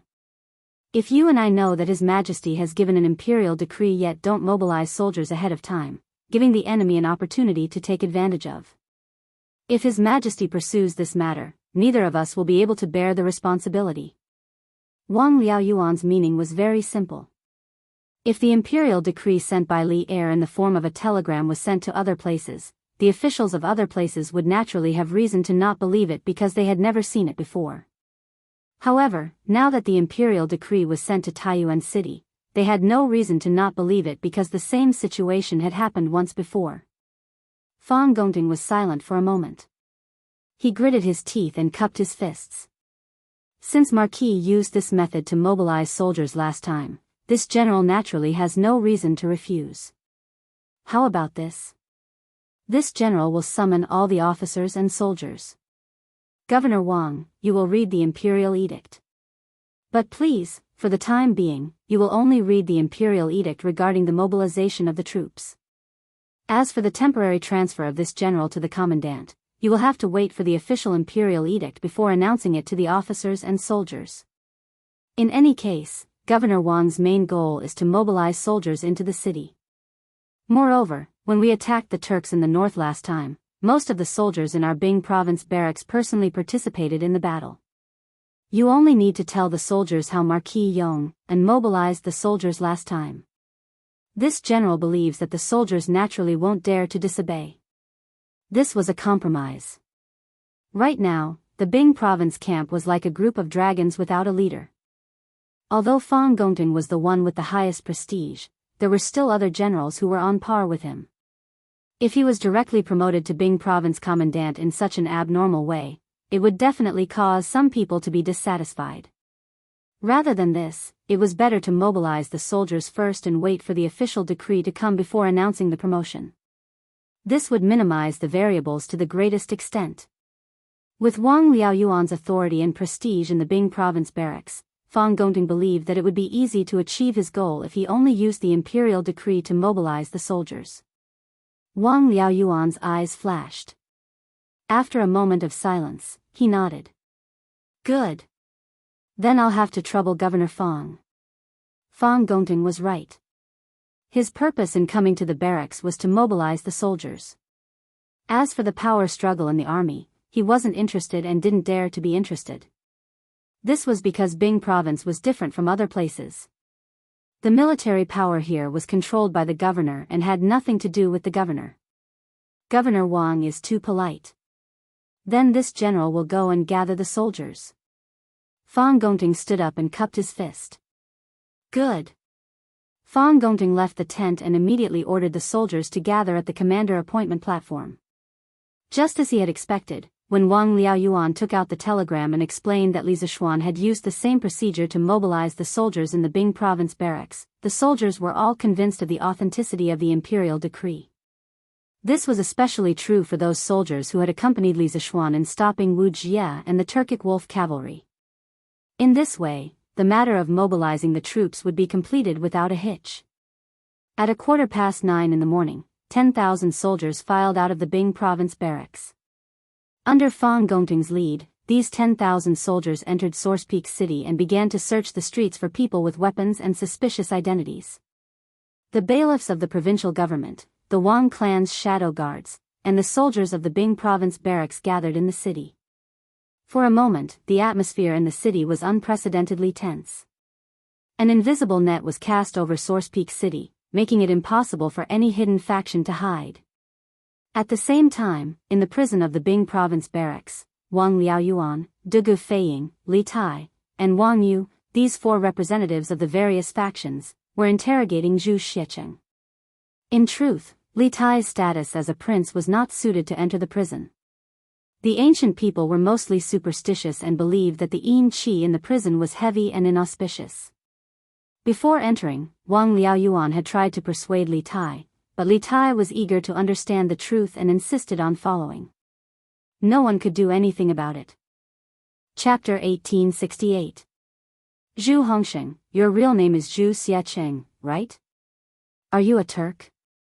In the prison of Taiyuan Prefecture, Wang Liaoyuan, Wang Yu, Dugu Feiying, and Li Tai were sitting on the same bench. Wang Liaoyuan slapped the table in front of him and asked Zhu Xiaocheng, who was kneeling on the ground in front of him. This was a prison, so the conditions here were naturally much simpler than in the court, but no one cared about that. The reason why they chose to interrogate Zhu Xiaocheng in the prison instead of in the court was mainly: first, to keep it a secret, and second, to make it more convenient for the punishment. After all, the torture tools in the prison were much more abundant than those in the court. If Zhu Xiaocheng refused to tell the truth, Wang Liaoyuan would immediately send someone to torture him. This was not a place where human rights were concerned. First, this was ancient times. Second, this was a prison. Most importantly, there was a huge crisis lurking in Taiyuan City.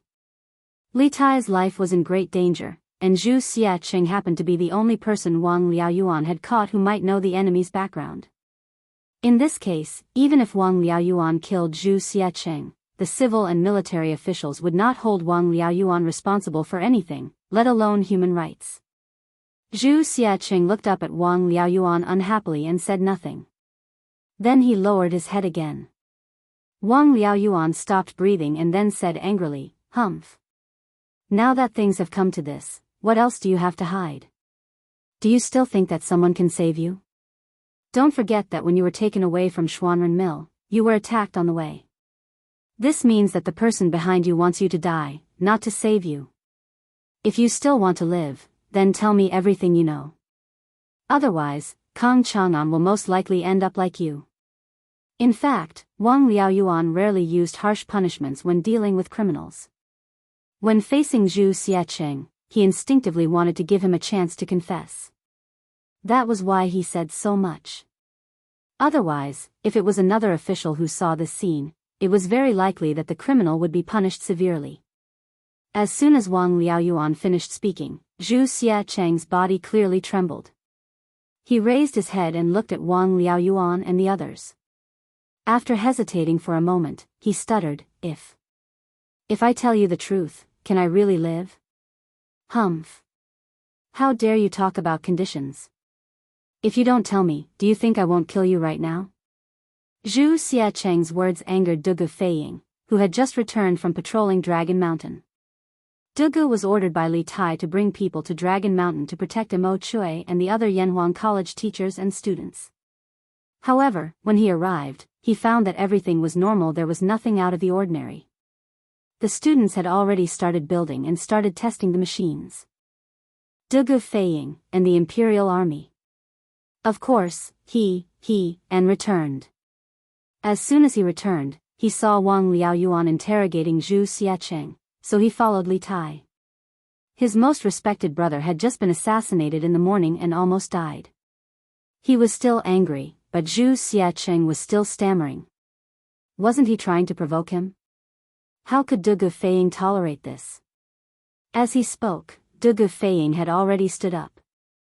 He pulled out his sword and was about to teach Zhu Xiaocheng a lesson. Zhu Xiaocheng was scared out of his wits. He couldn't help but want to run away. At this time, Wang Yu grabbed Dugu Feiying and said, "General Dugu, please calm down. Why don't you give this guy a chance? If he doesn't tell the truth, then it won't be too late to beat or kill him." Wang Yu was the head of the Wang family, the provincial governor of Sui province, and the emperor's son-in-law.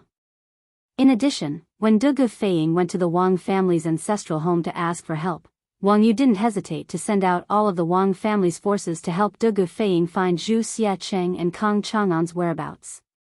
Although they didn't find anything after a day of searching, Dugu Feiying had to accept this favor. Therefore, when he heard Wang Yu's words, Dugu Feiying immediately stopped and glared at Zhu Xiaocheng fiercely. "Hurry up and tell me. If you don't tell the truth, I'll cut you into pieces." "Humph." Dugu Feiying snorted and returned to his seat. Wang Liaoyuan looked at Zhu Xiaocheng and said, "I promise you that as long as you tell the truth, I'll do my best to save your life. Can you tell me now?" These two people were playing the good cop and bad cop. After a series of threats and promises of benefits, Zhu Xiaocheng's psychological defense was finally broken. "I'm willing to tell you everything. I'm willing to tell you everything. I hope the provincial governor can show mercy and spare my lowly life." Zhu Xiaqing seemed to have found a life-saving straw. He knelt and bowed to Wang Liaoyuan. After a while, he calmed down a little and slowly said, I'm Kang Chang'an. I'm from the Wuxia tribe of the Turkic Khaganate. I've been doing business on the grasslands since I was young. Chapter 1869. Taiyuan City, in the prison of the government office. Under the interrogation of Wang Yu, Dugu Feiying, and the others, Zhu Xiaqing told them everything that had happened after he came to Taiyuan City, including why he had stayed in the same inn, why he and Kang Chang'an had suddenly disappeared from the Chu ironware shop, and how the two of them had escaped the Wang family's pursuit. After everyone heard this, they all frowned. According to Zhu Xiaqing's confession, it meant that there was an invisible black hand in the shadows of Taiyuan City that was manipulating and controlling everything. Moreover, this black hand could be said to be omnipotent. Who is the owner of the house you hid in Xuanren Market? Why was there no one in the house other than the two of you when the Wang family's guards went there? After a long silence, Wang Yu couldn't help but ask. Since he had told them almost everything, Zhu Xiaqing was no longer afraid of the revenge of the mysterious person behind the scenes, so he simply confessed everything, replying to Sir, after Boss Kong and I arrived there according to the mysterious person's instructions yesterday, we found that there was no one living in the house. At that time, the two of us thought that the mysterious person in the temple was lying to us, but at that time, the whole city was chasing us, and we had no other place to stay, so we could only go to the backyard suspiciously. We didn't expect that there really was a cellar in the backyard. After we hid in the cellar, we thought that no one would send us food. At night, Boss Kong and I were so hungry that we had no choice but to crawl out of the cellar to look for food. Unexpectedly, at the cellar's exit, we found a food box full of good wine and good food. Obviously, someone deliberately sent it here. Boss Kong and I both felt that the mysterious person didn't lie to us, so the two of us hid in the cellar with peace of mind. Anyway, that place was hidden, and the most important thing was that every meal was sent to the cellar's entrance. We planned to stay in the cellar until Taiyuan City returned to normal, then escape from Taiyuan City. In other words, you haven't seen the owner of this house? And you haven't seen the person who sent you food? Hearing this, Wang Yu couldn't help but frown. No. No. Zhu Xiaqing quickly shook his head and said, we planned to climb out of the cellar today and wait for the people who brought us food so that we could thank them in person. However, instead of the people who brought us food, the people who caught us came. You know what happened after that. This guy spoke fluently, and his gaze was not evasive at all. Obviously, he was telling the truth. Wang Yu turned his gaze to Wang Liaoyuan. Wang Liaoyuan understood and explained, this official has already sent people to investigate. The original owner of this house was called Shi Dongyang. He was a grain merchant. However, this person went south to buy grain a year ago. On the way, he encountered bandits and died. Shi Dongyang has no children, nor does he have a wife, so this house has been abandoned since last year. When Wang Yu heard this, a look of disappointment appeared on his face. With this lead was broken again. Speaking of which, he had planned to investigate the owner of this house and obtain some information about the mastermind behind the scenes. Looking at it now, his plan was definitely ruined again. Since this house has been abandoned for a long time, how were you two found by the Wang family's guards? It was rare for Dugu Feiying to be intelligent. He looked at Zhu Xiaqing and asked a very important question. Chapter 1870. I just went back and checked. The reason why Bai Qing was able to find Zhu Xiaqing hiding in Xuanren Square was not because of himself. Someone sent him a note through a feather arrow when he was patrolling in the south of the city this morning. The content of the note was the person the Wang family is chasing is hiding in the basement of the backyard of the fifth house in the east of Xuanren Square. Bai Qing followed the note and went to the backyard of the fifth house in the east of the Xuanren Square. As expected, he found Zhu Xiaqing and Kang Chang'an. But in order to take the credit for himself, he lied and said that he found Zhu Xiaqing and Kang Chang'an by himself. That's why I was fooled by him. After the interrogation of Zhu Xiaqing, Wang Liaoyuan, Dugu Feiying, and Li Tai were sitting in the back hall of the government office. They were all at a loss. At this time, Wang Yu came in with a sullen face. He cupped his hands and said to the three people in the room. Judging from his tone, it was likely that after he returned to the Wang family alone, the Wang family must have been in a state of chaos. As for the instigator, Bai Qing, he would definitely not have a good ending. He would most likely suffer some physical pain. Is there such a thing? Wang Liaoyuan was slightly surprised, but then he felt that it was inappropriate to say that. It seemed like he was rubbing salt on Wang Yu's wound, so he quickly changed the topic and said, "So, someone deliberately let us know about Zhu Zeqing and Kang Chang'an's news. Who could it be?" Everyone in the room was stumped by this question. Wang Yu, Dugu Feiying, and Li Tai all frowned and thought about the connection between these clues. At this moment, a person quickly walked in. He bowed to Wang Liaoyuan and said, "My lord, I've brought people to the Chu family ironware shop. We've searched the entire place. Other than the weapons that are usually displayed for sale, we didn't find a large number of weapons in the warehouse." The person was Constable Feng from the provincial government office. After the interrogation of Zhu Xiaqiang, Wang Liaoyuan ordered Constable Feng to go to the Chuji ironware shop to do a more detailed search. Now that this case was related to the smuggling of weapons to the Turks, he had to find out the whereabouts of these weapons no matter what. This way, he could give the imperial court an explanation. No weapons? Okay. This official understands. You may leave first. Wang Liaoyuan frowned slightly and asked Constable Feng to leave. He stroked his beard and said, "It seems that Kang Chang'an has already handed over the weapons to the mysterious person behind the scenes. But how is that possible?" In Wang Liaoyuan's subconscious mind, since the mysterious person was so cautious, he must have controlled Zhu Xiaqiang, Kang Chang'an, and the others to do things for him from afar. Therefore, he naturally thought that Kang Chang'an couldn't have given the weapons to the mysterious person in such a short time. Li Tai said, "What's impossible about that? Perhaps the mysterious person behind the scenes is also in Source Peak City right now." Li Tai said something that no one dared to think about. Everyone was shocked. Wang Liaoyuan's hand shook and almost pulled his beard off. He couldn't believe it and said, "What? The mysterious man behind the scenes is in Taiyuan now? How is this possible?" Wang Yu had always been calm. After thinking for a while, he said, "Your Highness' guess seems impossible, but it is the most reasonable explanation for the sudden disappearance of the weapons from the Chu ironware shop. If I were the person behind the scenes, would probably choose to stay in Source Peak City right now. Not only would it be easier for him to command his subordinates to do things here, but the most dangerous place is also the safest place. In Source Peak City, Zhu Xiaqiang and Kang Chang'an are covering for him on the surface while he himself is watching from the shadows. It will only be safer. The most dangerous place is also the safest place. Zhu Xiaqiang and Kang Chang'an are only covering for the person behind the scenes on the surface." Everyone's eyes lit up when they heard Wang Yu's words. Li Tai couldn't help but say, "If that's really the case, then many things can be explained." When Zhu Xiaqiang first stepped into the Tang Empire, he was already used as a chess piece to distract us.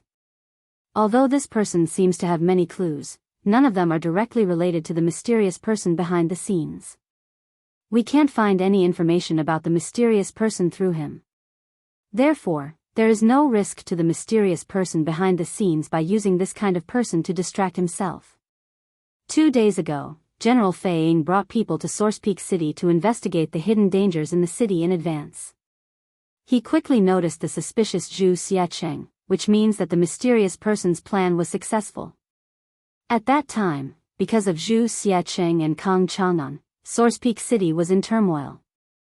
However, after Dugu Xian and I entered the city, General Dugu Xian ordered the Imperial Army to focus on protecting the people from the academy and ignore the whereabouts of Zhu Xiaqiang and Kang Chang'an. As a result, the plan of the mysterious person behind the scenes was completely ruined. The mysterious person was unwilling to give up, so he used a special method to inform the guards of the Wang family about Zhu Xiaqiang and Kang Chang'an. He wanted to use this to draw our attention back to the two of them. At that time, the two of them had already become the abandoned pawns of the mysterious person behind the scenes. However, it was possible that Kang Chang'an knew the identity of the mysterious person behind the scenes, so he was intercepted and killed on the way back to the Wang family. Zhu Xiacheng is just an abandoned pawn who knows everything but knows nothing at the same time. The other party probably gave this guy to us for free just to attract our attention and waste our time. Li Tai relied on the clues he possessed to his heart's content and let his imagination run wild. Needless to say, these thoughts of his seemed to be unconstrained, but when one thought about it carefully, it was actually completely reasonable. Everyone couldn't help but feel a chill run down their spines when they heard this.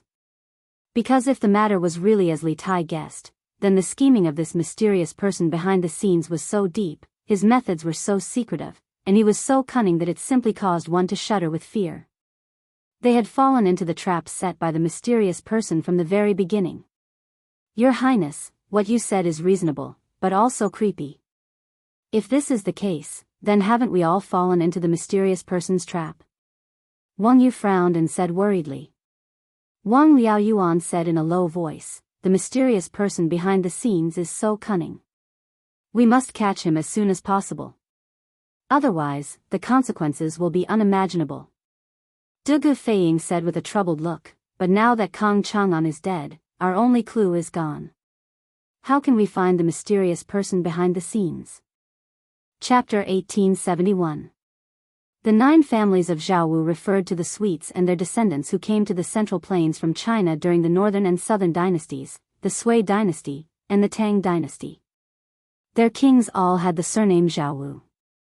The 9 families of Jianghu were originally from the Yu family. At the beginning of the Han dynasty, the Xiongnu destroyed the Yuezhi and forced them to move west. The Yuezhi tribe, which used to live in Jianghu, Gansu, as their old home, fled west and entered the Sut region of Central Asia. They conquered the local natives and formed a number of city-states. Later on, under the rule of Kuta, they were forced to change their surname to Wenasha. After the decline of Dada, the various city-states regained their independence. Their surname was Jianghu, forming the Jiaota city-states headed by the Kang kingdom. Among them were An, Chao, Shi, Mi, He, Shi, Mu, Bai, and so on. They were collectively known as the 9 surnames of Jianghu. In the Tang dynasty, they were also known as the 9 surnames of Hu, or simply Hu. In the West, they were known as Sogdians. Later on, some of the 9 families of Jianghu accepted the rule of the Turks and the Tang dynasty. In the 8th century, the country fell to the Arabian Empire. After that, most of the people gradually became Turks and Muslims, becoming one of the modern Uzbeks of Central Asia. A small portion of them scattered among the Tajiks. Although the 9 families of Jianghu were far weaker than the Turks in terms of fighting ability, their business attribute was much higher than that of any nomadic people in the north. As the Sweet region was the throat of the Silk Road, the 9 families of Jianghu naturally became a people with a business tradition. To put it bluntly, they became hereditary middlemen, selling China's silk to the West and Western gems and wine to the Tang dynasty. After all, they started as nomads but couldn't beat the Tang dynasty. They could only rely on their mobility to become merchants. Even the technology of making paper was passed to Central Asia by the Kang kingdom. In fact, since the Han and Wei dynasties, this group of Swedes had entered the Central Plains to do business along the Silk Road. However, because the West Jin dynasty was short-lived, the Central Plains was in chaos and they couldn't even take care of themselves. During the Sui and Tang dynasty, the Silk Road gained a new lease of life thanks to the Tang dynasty's open and inclusive policies. This attracted a large number of people from the 9 surnames of Jianghu to come to the east. According to the Old Book of Tang, the journey of Xinghu, the years follow. After the founding of the Great Tang, many of the 9 families of Jianghu came to China. Many of them had become wealthy through business. They envied the splendid culture of the Tang Empire and married and had children in the interior. Gradually, they became Chinese, and some of them even formed considerable political forces. For example, the An brothers. At the end of the Sui dynasty, the world was in chaos, and Li Gui occupied Liangzhou. In order to recover Liangzhou, An Xingui submitted a memorial to Li Yuan, hoping to persuade Li Gui to surrender and submit to the Tang dynasty.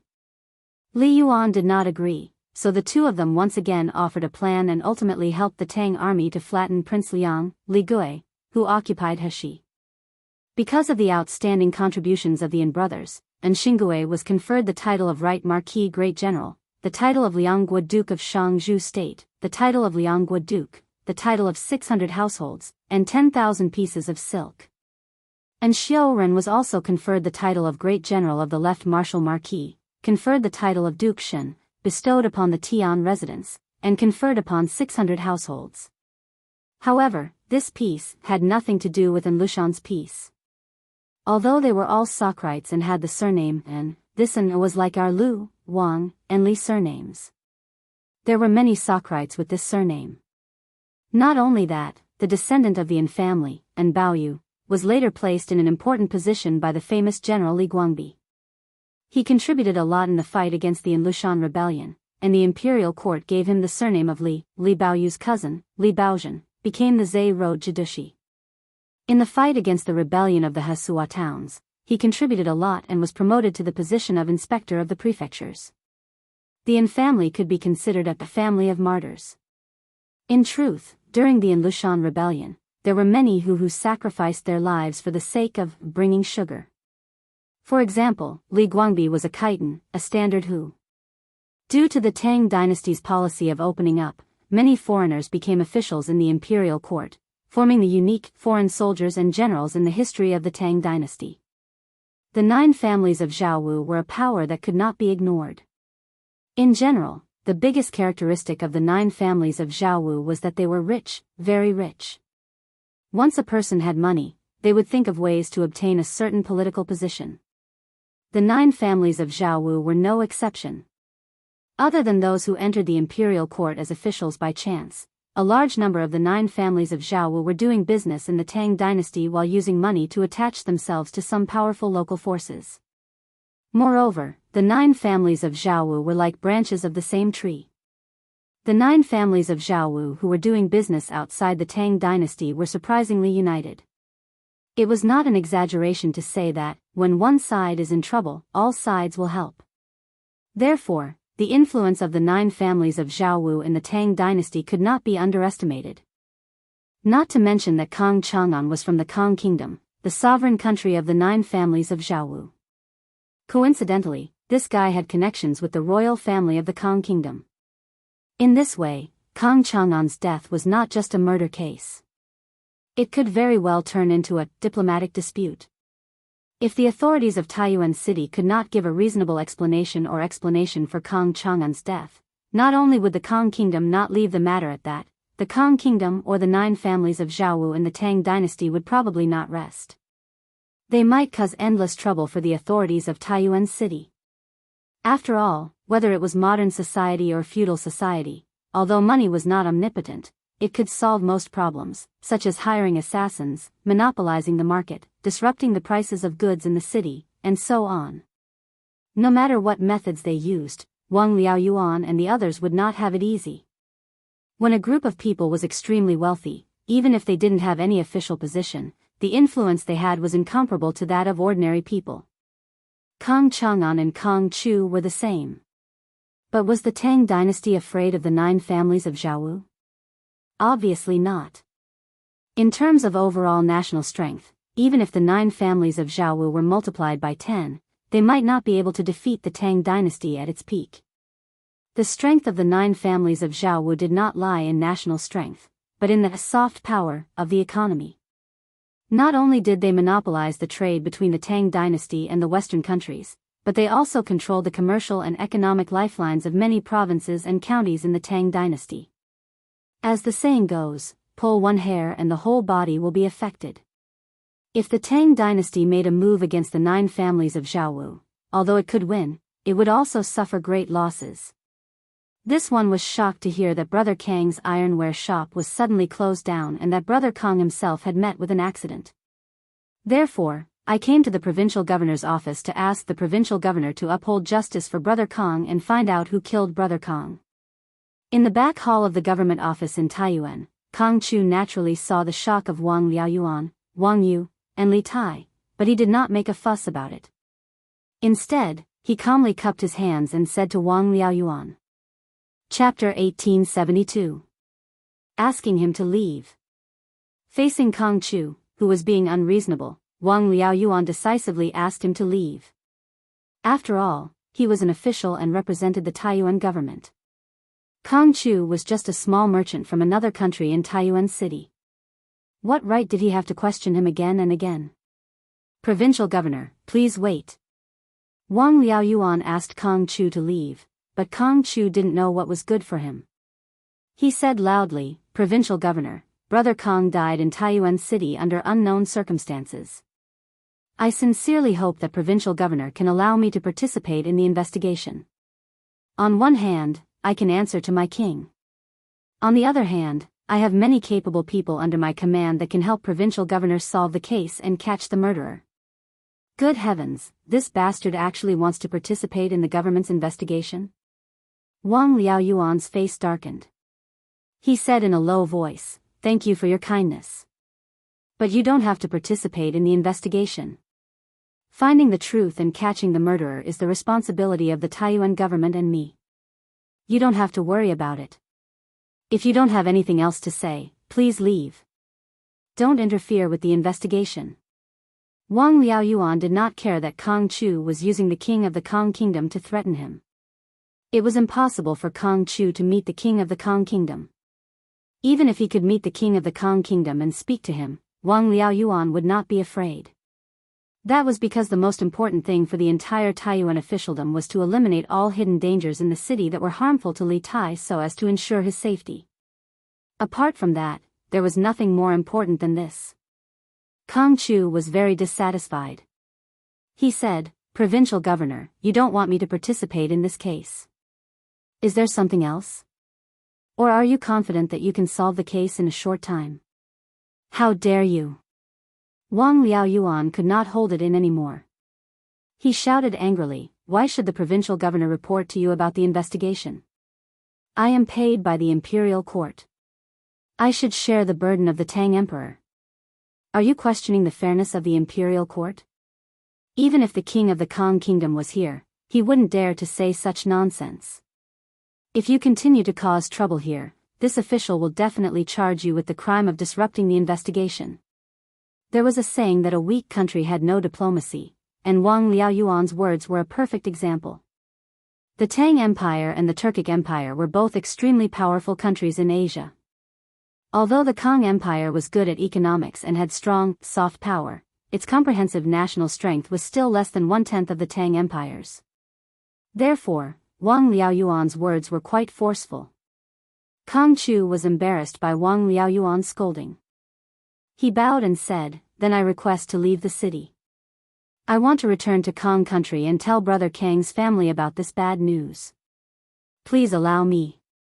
Currently, the 4 city gates of Taiyuan were already sealed, which was why he had made such a request. Otherwise, he would have already left the city. Wang Liaoyuan frowned and refused, No. Right now, this official has ordered the city guards to seal the city gates and search for the whereabouts of the assassin who tried to assassinate Kang Chang'an. Before the assassin is caught, no one is allowed to leave the city. If you want to leave Taiyuan, you'd better wait patiently in the city for a few days.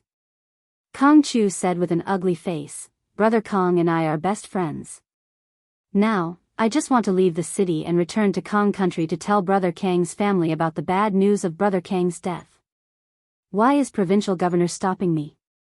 Could it be that the provincial governor suspects that I am also an assassin? Chapter 1873. All right. County Magistrate He. I have already sent out everything that you wanted to report to my husband. Lantian County, Yong and Marquis Manor, Main Hall. Han Yushi, Li Jingma, Madam Li, and County Magistrate He were all in the hall. However, Han Yushi was sitting at the table at the head of the hall, and in front of her was a large box. At this moment, Han Yushi stood up and spoke to County Magistrate He. This was the imperial edict that had been sent out this morning. Just as all the officials of Lantian County were in a dilemma and were at their wits' end, County Magistrate He personally visited the Marquis' manor and requested Han Yushi to inform Li Zishuan, who was in the military camp, of the current situation in the county office through the telegraph. Han Yushi was, after all, a married woman. Although the Tang dynasty was liberal, it wasn't liberal to the point of allowing men outside to meet their wives alone. Therefore, after knowing the purpose of County Magistrate He's visit, Han Yushi personally moved the telegraph from her room to the main hall while instructing the maidservants to invite Li Jingma and Madame Li to the main hall of the Marquis' manor. On the surface, it was to accompany them, but in reality, it was to avoid suspicion. Thank you, madam. This official and all the officials in the county office are extremely grateful. County Magistrate He stood up and bowed respectfully to Han Yushi from afar. However, he didn't have any intention of leaving because he still had to wait for Li Zishuan's reply. Han Yushi pursed her lips and chuckled, County Magistrate He is too serious. My husband isn't in the county, so I still have to trouble you to help my husband manage Lantian County. Furthermore, my husband didn't consider it thoroughly and should have prepared a telegraph for the Lantian County office. When County Magistrate He heard this, he blushed and said, cough, cough. Madam, you must be joking. Even if Marquis prepared a telegraph for the county office, no one in the county office would know how to use it. He was a scholar and had studied the 4 books and 5 classics. After Li Zishuan took over Lantian County, he worked under Li Zishuan. Although he had received many new ideas and knowledge, he still felt that he couldn't handle a new thing like the telegraph that required a higher professional knowledge. County Magistrate He, you are too modest. Han Yushi smiled faintly, then bowed to Li Jingma and Madame Li and said, Father, Mother, there are still some matters in the backyard, so Yushi will be busy first. I'll have to trouble you to accompany County Magistrate He. Just now, County Magistrate He's report involves a lot of things. I think my husband will have to think for a while before replying. When the time comes, you can just send someone to the backyard to call me. Han Yushi's thoughts were still relatively conservative. She did not want to get too involved in official matters. Moreover, she felt that it would be rather awkward for her to continue staying here, so she found an excuse to leave. Li Jingma nodded and replied, Good, good, good. Go ahead and do your work. County Magistrate He cupped his hands and sent him off. Black Armored Army's camp, inside the tent. After receiving the telegram that County Magistrate He entrusted Han Yushi to send, Li Zishuan was in a dilemma. Just as County Magistrate He said, if Lantian County's government responded to the Imperial Court's reward policy, Lantian County's business tax revenue would be greatly reduced this year. There was a high probability that they would lose more than half of their business tax revenue. Furthermore, Lantian County was currently in a period of rapid development. Many of the infrastructure in the city were not complete, so they needed a large amount of money to invest in infrastructure. If the business tax revenue was pulled down, it would directly affect Lantian County's development progress. However, if Lantian County's government insisted on its own governance and did not implement the preferential tax policy, the merchants in the county, especially those who attended the donation ceremony yesterday, would definitely feel disappointed. This would not be beneficial to Lantian County's business development. Money, money, money. In the end, it's still a matter of money. Li Zishuan furrowed his brows and paced back and forth in the tent in frustration. In the end, this matter was still a matter of money. If the Lantian County Yamen had a lot of money, they wouldn't have this problem at all. Then give them a discount? What was there to be troubled about? But the problem was that the government had no money now. Before entering the military camp, Li Zishuan had heard County Magistrate He mention that the expansion of the city and the laying of electric wires in the city would require a large sum of money. The government had already borrowed a few thousand strings of coins from the Yanhuang Bank and planned to return the money after the taxes were collected. However, now that Li Er's imperial edict was out, if Lantian County followed the imperial edict, Lantian County's government might not be able to repay the debt owed by the Yanhuang Bank this year. If it was Li Zishuan's financial situation in the past, he would definitely be able to help Lantian County's government out of its financial predicament. Why was it in the past? It was because after a few times of squandering, building the medical school, building the protective mountain formation of Yunshan, creating armor and equipment for the Black Armored Army for free, etc., Li Zishuan did not have much cash on hand. This might sound unbelievable, but it was the truth. But then again, even if Li Zishuan had the ability and capital to help Lantian County's government get out of its financial predicament, he would not directly use his own personal funds to make up for the government's financial deficit. This was because a few months ago, Li Zishuan had already made Lantian County's government independent of its finances. The taxes collected by the government did not have to be handed over to him. Similarly, when the government needed a large amount of money to build infrastructure, roads, bridges, schools, medical centers, etc., they could not ask him for help. Money, money, money. That's right. Isn't this a matter of money? If I don't have money, I can find someone to build it for me. Suddenly, a thought flashed through Li Zishuan's mind, and he thought of a plan that could satisfy both sides, and that was, beep, beep, beep, beep, beep, beep. As soon as he thought of it, Li Zishuan immediately returned to the table and started to operate the telegraph machine to send a telegram. After a short wait, someone finally responded. Li Zishuan hurriedly sent his idea in the form of a coded message: order, Lantian County's government will fully comply with the Emperor's decree and implement the corresponding business tax preferential policies in the city. As for the government's financial shortfall this year, with the Marquis and Lantian County's government's name and credit as guarantee, we will apply for a long-term loan of 50,000 strings of cash from Yanhuang Bank. The term of the loan will be 2 years. As for the interest rate, you can discuss it with the King of Shu. This 50,000 strings of cash will be used for the reconstruction of Lantian County's infrastructure, the expansion of the city walls, and the laying of electric wires. Every expenditure must be recorded in detail and no one is allowed to embezzle it. When the reconstruction of the city is completed and the business environment is greatly improved, I believe that Lantian County's business will become even more prosperous. When that time comes, a mere 50,000 strings of cash will definitely be paid off in less than 2 years. This last paragraph was mainly to dispel County Magistrate He's concerns. Otherwise, with County Magistrate He's cautious personality, he would definitely not dare to borrow such a large sum of money from Yanhuang Bank. That's right, Li Zishuan was planning to follow the path of rapid development in most modern cities. That was, the government would invest heavily in infrastructure. On one hand, it would expand domestic demand, because infrastructure required the support of many upstream and downstream industrial chains, as well as many workers. On the other hand, it would improve the city's infrastructure.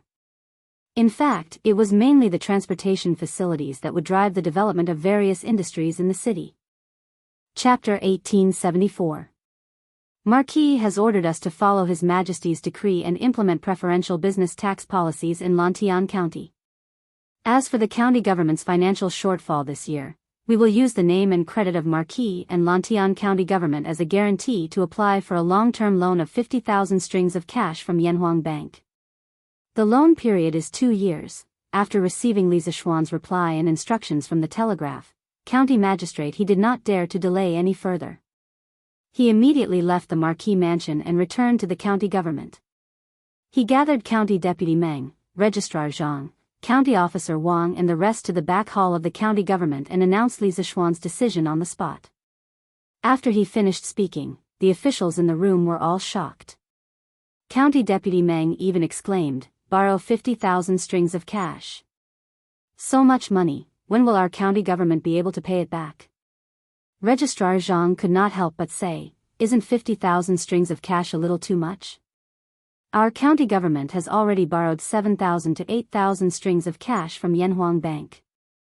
I feel that if we borrow 30,000 strings of cash at most, it will be enough to support the county government through the major projects in front of us. Furthermore, we are borrowing so much at once for such a long time.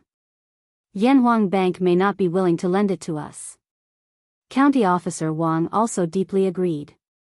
He even added, "Even if Yanhuang Bank is willing to lend it, the interest rate will definitely not be low. 50,000 strings of cash for 2 years, including the interest. How much money do we have to pay back to Yanhuang Bank?"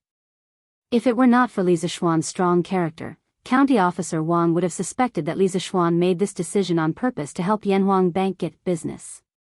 Although Yanhuang Bank was already under the control of the Tang Imperial Court, Li Zishuan, the founder, still had a lot of shares in it. Faced with Li Zixuan's decision, all the officials in the county government, except for county magistrate He, had almost the same reaction. It had to be said that as people in the government, county deputy Meng and the rest had a really low mentality. If this was in modern times, who would be worried about borrowing too much money from the bank and not being able to pay it back? They were worried that the borrowed money was not enough to complete the infrastructure projects in the city. As for not being able to pay back the money, it was impossible. It was endorsed by the official credibility. Seeing that everyone was against it, even though Wang Liaoyuan had the same opinion as them in the beginning, he still tried to persuade them. Marquis ordered us to fully comply with His Majesty's decree and implement the corresponding preferential business tax policies in Lantian County. As for the County Yaman's financial shortfall this year, with the name and credit of Marquis and the Lantian County Yaman as a guarantee, we will apply for a long-term loan of 50,000 strings of cash from Yanhuang Bank for 2 years. After receiving Li Zixuan's reply and instructions from the telegraph, county magistrate He didn't dare delay any further. He immediately left the Marquis of Yong'an's manor and returned to the county yamen. He gathered county deputy Meng, registrar Zhang, county lieutenant Wang, and the others to the back hall of the county yamen and announced Li Zixuan's decision on the spot. As soon as he finished, the officials in the room were all shocked. County deputy Meng even exclaimed, "Borrow 50,000 strings of cash. When will our county yamen be able to repay such a huge sum of money?" Registrar Zhang also couldn't help but say, "Isn't 50,000 strings of cash a little too much? Our county yamen has already borrowed 7,000 to 8,000 strings of cash from Yanhuang Bank. I feel that if we borrow 30,000 strings of cash at most, it will be enough to help the county yamen through the major projects in front of us. Furthermore, we are borrowing so much at once for such a long time. Yanhuang Bank may not be willing to lend it to us." County Lieutenant Wang also agreed. He even added, "Even if Yanhuang Bank is willing to lend it, the interest rate won't be low. If we borrow 50,000 strings of cash for 2 years, with the interest, how much money do we have to repay Yanhuang Bank?" If it weren't for Li Zixuan's tough character, County Lieutenant Wang would have suspected that Li Zixuan made this decision on purpose to get business for Yanhuang Bank. Although Yanhuang Bank was controlled by the Imperial Court of Tang Empire, Li Zixuan, the founder, still had a lot of shares in it. Faced with Li Zixuan's decision, all the officials in the county yamen, except for county magistrate He, had almost the same reaction. It had to be said that as people in the government, county deputy Meng and the other officials' thoughts were really low. If this was in modern times, who would worry about borrowing too much money from the bank and not being able to repay it? They were all worried that the borrowed money was not enough to complete the infrastructure projects in the city. As for not being able to repay the money, it was impossible. They had the government's credibility as their endorsement. Seeing that everyone was unanimously against it, although Wang Liaoyuan had the same opinion as them at the beginning, he still advised. Marquis ordered us to fully comply with the Emperor's decree and implement the corresponding business tax preferential policies in Lantian County. As for the county yaman's financial gap this year, with the name and credibility of Marquis and Lantian County Yaman as a guarantee, we will apply for a long-term loan of 50,000 strings of cash from Yanhuang Bank. The loan period is 2 years. After receiving Li Zixuan's reply and instructions from the telegraph, county magistrate He didn't dare to delay any further. He immediately left Marquis Mansion and returned to the county yamen. He gathered county deputy Meng, county lieutenant Wang, and the others again in the back hall of the county yamen and announced Li Zixuan's decision on the spot. After he finished, the officials in the room were all shocked. County deputy Meng even exclaimed, "Borrow 50,000 strings of cash. When will our county yamen be able to pay back so much money?" County Lieutenant Zhang also couldn't help but say, "Isn't 50,000 strings of cash a little too much? Our county yamen has already borrowed 7,000 to 8,000 strings of cash from Yanhuang Bank. I feel that if we borrow 30,000 strings of cash at most, it will be enough to support the county yamen through a few big projects in front of us. Moreover, we are borrowing so much at once for such a long time. Yanhuang Bank may not be willing to lend it." County Lieutenant Wang also deeply agreed. He even added, "Even if Yanhuang Bank is willing to lend it, the interest rate won't be low. If we borrow 50,000 strings of cash for 2 years, with the interest, how much money do we have to repay Yanhuang Bank?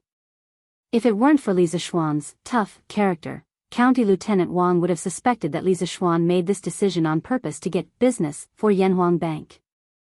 Although Yanhuang Bank was already under the control of the Imperial Court of Tang Empire, Li Zishuan, the founder, still had a lot of shares in it. Facing Li Zishuan's decision, all the officials in the county yamen, except for county magistrate He, had almost the same reaction. It had to be said that as people in the government, County Deputy Meng and the others' thinking was really low. If this was in modern times, who would worry about borrowing too much money from the bank and not being able to pay it back? What they worried about was that the borrowed money was not enough to complete the infrastructure projects in the city. As for not being able to pay back the money, it was impossible. It was backed by the government's credibility. Seeing that everyone was unanimously against it, although Wang Liaoyuan had the same opinion as them in the beginning, he still advised. Marquis ordered us to fully follow the Emperor's decree and implement the corresponding preferential business tax policies in Lantian County. As for the County Yamen's financial shortfall this year, with the name and credibility of Marquis and Lantian County Yamen as guarantee, we will apply for a long-term loan of 50,000 strings of cash from Yanhuang Bank. The loan period is 2 years. After receiving Li Zishuan's reply and instructions from the telegraph, county magistrate He didn't dare to delay any further. He immediately left Marquis Mansion and returned to the county yamen. He gathered County Deputy Meng, County Lieutenant Wang and the others in the back hall of the county yamen and announced Li Zishuan's decision on the spot. As soon as he finished, the officials in the room were shocked. County Deputy Meng even exclaimed, "Borrow 50,000 strings of cash. So much money, when can our county yamen pay it back?" County Lieutenant Zhang also couldn't help but say, "Isn't 50,000 strings of cash a little too much? Our county yamen has already borrowed 7,000 to 8,000 strings of cash from Yanhuang Bank. I feel that if we borrow 30,000 strings of cash at most, it will be enough to help the county yamen pay for the big projects in front of us. Moreover, we are borrowing so much at once, and for such a long time, Yanhuang Bank may not be willing to lend it back." County Lieutenant Wang also agreed and added, "Even if Yanhuang Bank is willing to lend it back, the interest rate won't be low. If we borrow 50,000 strings of cash for 2 years, with the interest, how much money do we have to repay Yanhuang Bank?" If it weren't for Li Zishuan's tough character, County Lieutenant Wang would have suspected that Li Zishuan made this decision on purpose to help Yanhuang Bank get business. Although Yanhuang Bank was controlled by the Imperial Court of Tang Empire, Li Zishuan, the founder, still had a lot of shares in it. Faced with Li Zishuan's decision, all the officials in the county yamen, except for county magistrate He, had almost the same reaction. It had to be said that as people in the government, County Deputy Meng and the other officials' thoughts were really low. If this was in modern times, who would worry about borrowing too much money from the bank and not being able to pay it back? What they worried about was that the money they borrowed was not enough to pay for the infrastructure projects in the city. As for not being able to pay back the money, it was impossible. It was backed by the government's credibility. Seeing that everyone was unanimously against it, although Wang Liaoyuan had the same opinion as them in the beginning, he still advised. Marquis ordered us to fully follow the Emperor's decree and implement the corresponding preferential business tax policies in Lantian County. As for the county yamen's financial gap this year, with the name and credibility of Marquis and Lantian County Yamen as the guarantee, we will apply for a long-term loan of 50,000 strings of cash from Yanhuang Bank.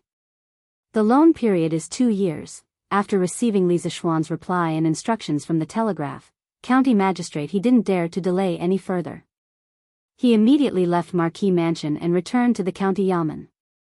He gathered County Deputy Meng, Registrar Zhang, County Lieutenant Wang and the others in the back hall of the county yamen and announced Li Zishuan's decision on the spot. As soon as he finished, all the officials in the room were shocked. County Deputy Meng even exclaimed, "Borrow 50,000 strings of cash. So much money, when will our county yamen be able to pay it back?" Registrar Zhang also couldn't help but say, "Isn't 50,000 strings of cash a little too much? Our county yamen has already borrowed 7,000 to 8,000 strings of cash from Yanhuang Bank. I feel that another 30,000 strings of cash will be enough to help the county yamen through the major projects in front of us. Moreover, we are borrowing so much at once for such a long time. Yanhuang Bank may not be willing to lend it back.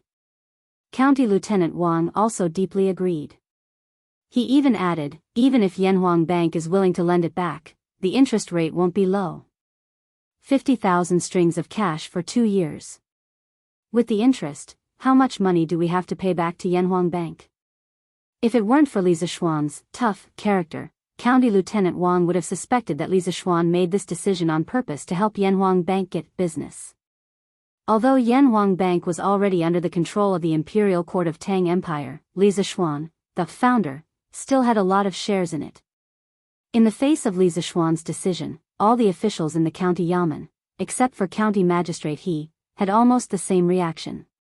It had to be said that as people in the government, County Deputy Meng and the other officials' thoughts were really low. If this was in modern times, who would be worried about borrowing too much money from the bank and not being able to pay it back? What they were worried about was that the borrowed money wasn't enough to complete the infrastructure projects in the city. As for not being able to pay back the money, it was impossible. It was backed by the government's credibility. Seeing that everyone was unanimously against it, although Wang Liaoyuan had the same opinion as them in the beginning, he still advised. Marquis ordered us to fully comply with the Emperor's decree and implement the corresponding business tax preferential policies in Lantian County. As for the county yamen's financial shortfall this year, with the name and credibility of Marquis and Lantian County Yamen as the guarantee, we will apply for a long-term loan of 50,000 strings of cash from Yanhuang Bank. The loan period is 2 years. After receiving Li Zishuan's reply and instructions from the telegraph, County Magistrate He didn't dare to delay any further. He immediately left Marquis Mansion and returned to the county yamen. He gathered County Deputy Meng, Registrar Zhang, County Lieutenant Wang and the others in the back hall of the county yamen and announced Li Zishuan's decision on the spot. As soon as he finished, the officials in the room were all shocked. County Deputy Meng even exclaimed, "Borrow 50,000 strings of cash. So much money, when can our county yamen pay it back?" Registrar Zhang couldn't help but say, "Isn't 50,000 strings of cash a little too much? Our county yamen has already borrowed 7,000 to 8,000 strings of cash from Yanhuang Bank. I feel that if we borrow 30,000 strings of cash at most, it will be enough to help the county yamen pay for the major projects in front of us. Moreover, we are borrowing so much at once and for such a long time. Yanhuang Bank may not be willing to lend it to us." County Lieutenant Wang also deeply agreed. He even added, even if Yanhuang Bank is willing to lend it, the interest rate won't be low. 50,000 strings of cash for 2 years, with the interest, how much money do we have to pay back to Yanhuang Bank? If it weren't for Li Zishuan's tough character, County Lieutenant Wang would have suspected that Li Zishuan made this decision on purpose to help Yanhuang Bank get business. Although Yanhuang Bank was controlled by the Imperial Court of Tang Empire, Li Zishuan, the founder, still had a lot of shares in it. Facing Li Zishuan's decision, all the officials in the county yamen, except for County Magistrate He, had almost the same reaction. It had to be said that as people in the government, County Deputy Meng and the other officials' thoughts were really low. If this was in modern times, who would worry about borrowing too much money from the bank and not being able to pay it back? They were worried that the borrowed money was not enough to pay for the infrastructure projects in the city. As for not being able to pay back the money, it was impossible. They had the government's credibility to back them up. Seeing that everyone was unanimously against it as expected, Wang Liaoyuan had the same opinion as them at the beginning, but now he still persuaded them, yes. Chapter 1875. When Li Zishuan returned to the drill ground, the soldiers of the Wu battalion were doing arm strength training, which was push-ups and pull-ups. Today, the soldiers were used to these 2 arm strength training methods, and the training standard had slowly increased from 100 push-ups and 15 pull-ups per soldier to 150 push-ups and 25 pull-ups per soldier. The training volume had increased by 50%. Everyone's body potential was limitless, and as the training continued, the potential would gradually increase, but the speed of increase was not linear. Normally, the speed of increase would be faster at the beginning, and the speed of increase would be slower towards the end. Therefore, at the beginning of the training, it was necessary to increase the training volume for the soldiers in a timely and reasonable manner according to the training situation of the soldiers. 78, 79, 80, 81, 82, 88. Li Zishuan walked to the side of the training ground of the Wu battalion, and listened to the counting sounds. Suddenly, he heard a particularly discordant sound, and he couldn't help but stop walking. Looking at the burly man beside him who was counting, Li Zishuan's mouth twitched, and he stepped forward and kicked the burly man's leg, and scolded angrily, "Is it 88 after 82? Wang Rong, do you know how to count?" This burly man was the sergeant, squad leader, of the first squad of the Wu battalion, Wang Rong, and Ding Dali, who helped Zhang Kangyan to incite the soldiers to mutiny, was a soldier under him. At this moment, he was supervising the soldiers doing push-ups, and helping to count at the side. Ever since that incident, Wang Rong felt that he had wronged Li Zishuan. From his point of view, Li Zishuan was a great benefactor to his hometown, but his soldiers actually did such a thing. As a squad leader, although he didn't participate in it personally, he was responsible for not being strict with his subordinates. Wang Rong had always felt guilty towards Li Zishuan. Recently, under his supervision and urging, the soldiers in his squad had been training very hard, and he had never fallen behind in his own training, and the training volume he set for himself was twice that of a normal soldier. However, Wang Rong was a boorish man through and through. Not to mention going to school, he didn't even know how to write, let alone know how to count. He had no problem counting in the single digits, but when the number was large, he didn't even know where he was counting to. Li Zishuan was an engineering nerd in his previous life, but after he traveled to Tang, he started his career as a mathematics teacher. As a mathematics teacher, how could he tolerate the fact that there were people around him who couldn't count? He. Join the army. You're here. Wang Rong was kicked for no reason, but he wasn't angry at all, because the person who kicked him was Li Zishuan. He scratched his head and smiled embarrassedly at Li Zishuan, that I really don't know how to count. It's okay if it's a small number, but if it's a large number, then please forgive me, join the army. Wang Rong spoke in a dignified manner, but the soldiers of the first unit of the Wu battalion lowered their heads and tried to hold back their laughter. Li Zishuan rolled his eyes and said helplessly, "If you don't know how to count, then count separately. 150, divided into 3 counts, and count 50 each time.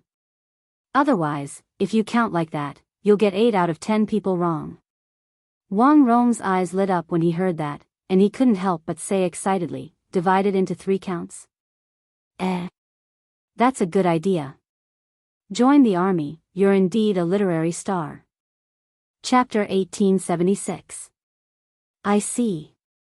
On the drill ground, Sun Jiping was suddenly enlightened. If the soldiers of the 2nd Battalion are only putting on a show during their daily combat training, then in tomorrow's combat competition, their results will definitely not be as good as ours. Li Zishuan nodded with a smile and said, "This is why I've always requested the soldiers to conduct their daily training with the mentality of actual combat. They are all good men of my great Tang. I would rather have them suffer some injuries during training than lose their lives on the battlefield. Also, even if the 2nd Battalion soldiers put in as much effort as ours in their daily combat training, they will still not be a match for ours. Because they have only learned half of the training methods from the new drill manual, they have only learned the superficial combat training. Like push-ups, pull-ups and other basic auxiliary training, they have not done them at all. For a martial artist, if they do not have strong arm strength and stamina, how can they beat an opponent of the same level? That is why I said that the 2nd Battalion only learned the form of our training methods, but they did not learn the essence. And because of their blind learning, it has disrupted their original training rhythm, and it is very likely that their original advantage in traditional military formations will gradually disappear. For us, this may not be bad news. After listening to Li Zishuan's analysis, Sun Jiping suddenly felt more confident about tomorrow's combat competition and the military competition 3 days later. He smiled and said, "You are right. In these few days, I will keep an eye on the soldiers and urge them to complete all the training tasks with the highest quality." Li Zishuan nodded and praised, "With you here in the E Battalion, I can rest assured. But there is something I need to tell you." These few days, the soldiers have indeed been training very hard. You and I have seen it with our own eyes. But just looking at it is not enough. As the saying goes, those who have done well should be rewarded, and those who have done wrong should be punished. Although it is only training now, and they have not gone to the battlefield, but for those who have trained hard and achieved outstanding results, we should still give appropriate rewards. Otherwise, as time goes by, the soldiers may lose the motivation to train hard. Sun Jiping frowned and asked in confusion, "What do you mean? How should we reward the soldiers?" He was only the lieutenant of the E Battalion, not the general of the Black Armored Army. He did not have much authority in this aspect regarding rewards, so he could only ask Li Zishuan for advice. Li Zishuan pondered for a moment and said, "How about this? In the next few days, Jiping, pay attention to the soldiers who have been training unusually hard.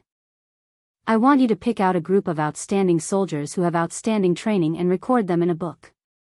If he is a normal soldier, he can be promoted to a deputy general. If he is already a squad leader, then he can be promoted to deputy general of a battalion. These selected soldiers will lead the training of the brothers in the camp during peacetime. During wartime, I need them to form a special assault team.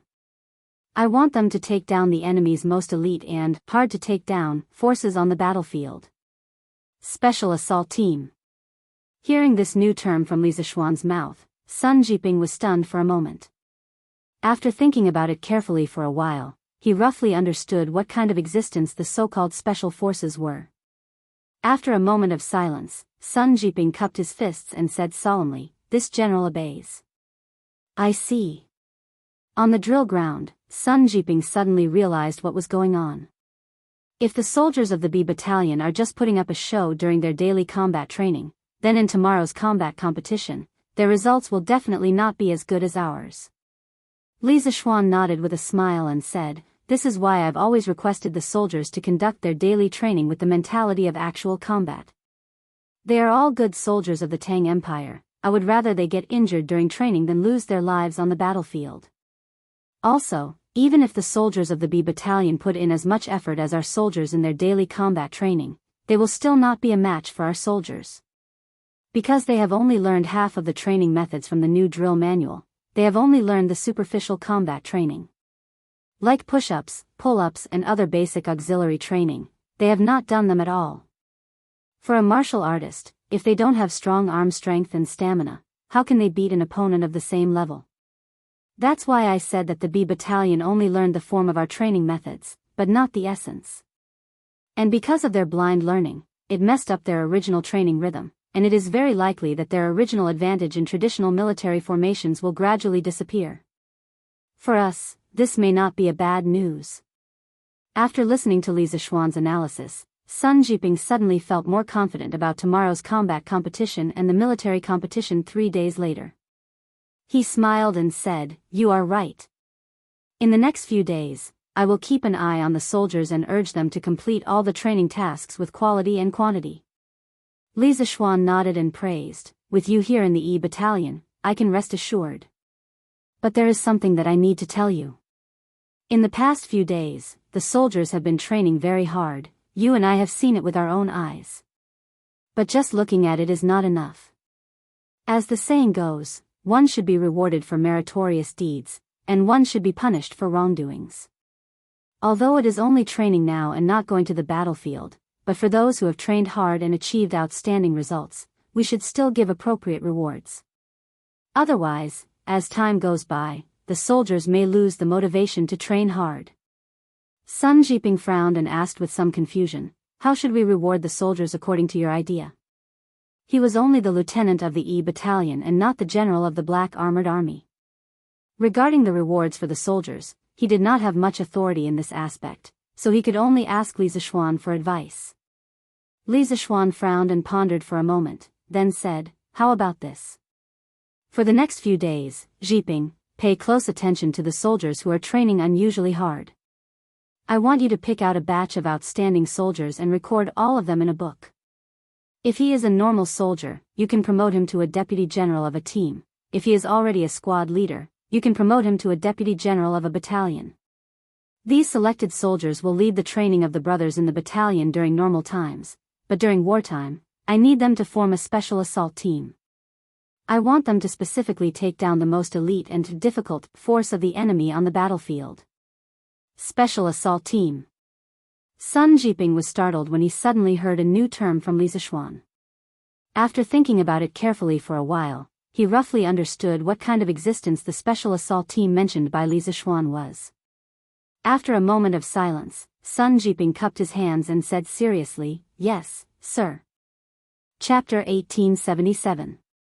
Reporting to the provincial governor and Your Highness King of Wei, this subordinate followed Kang Chu all the way to Jianghu Square in the west of the city and didn't find anything strange about him.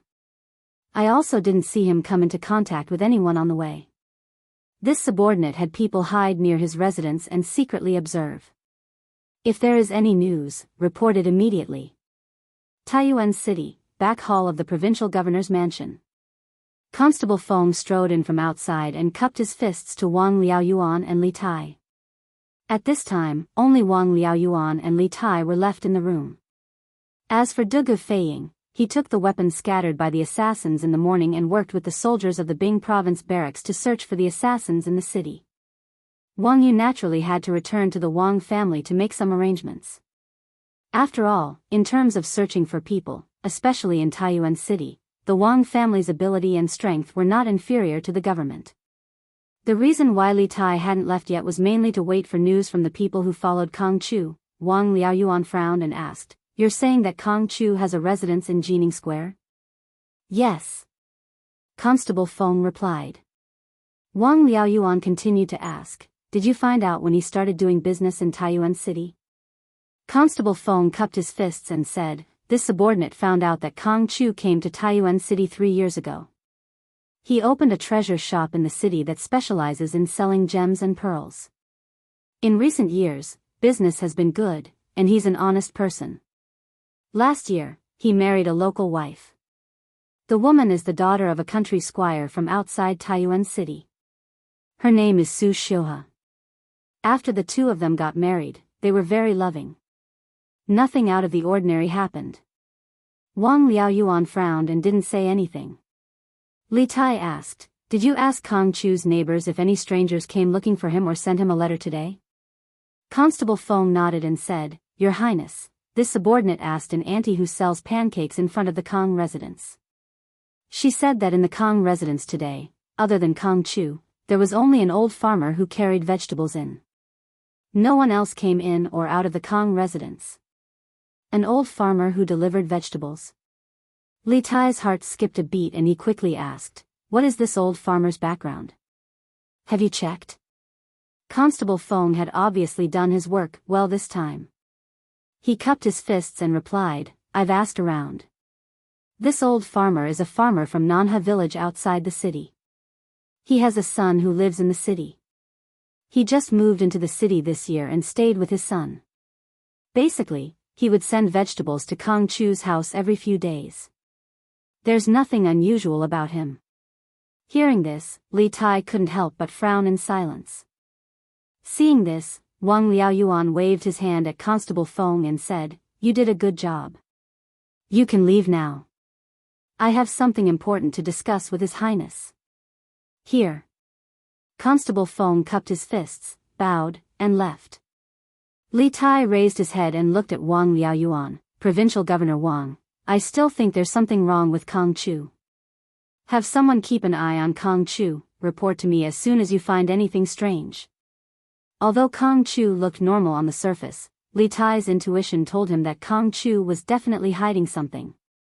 Wang Liaoyuan had been an official for so many years, so he was still alert.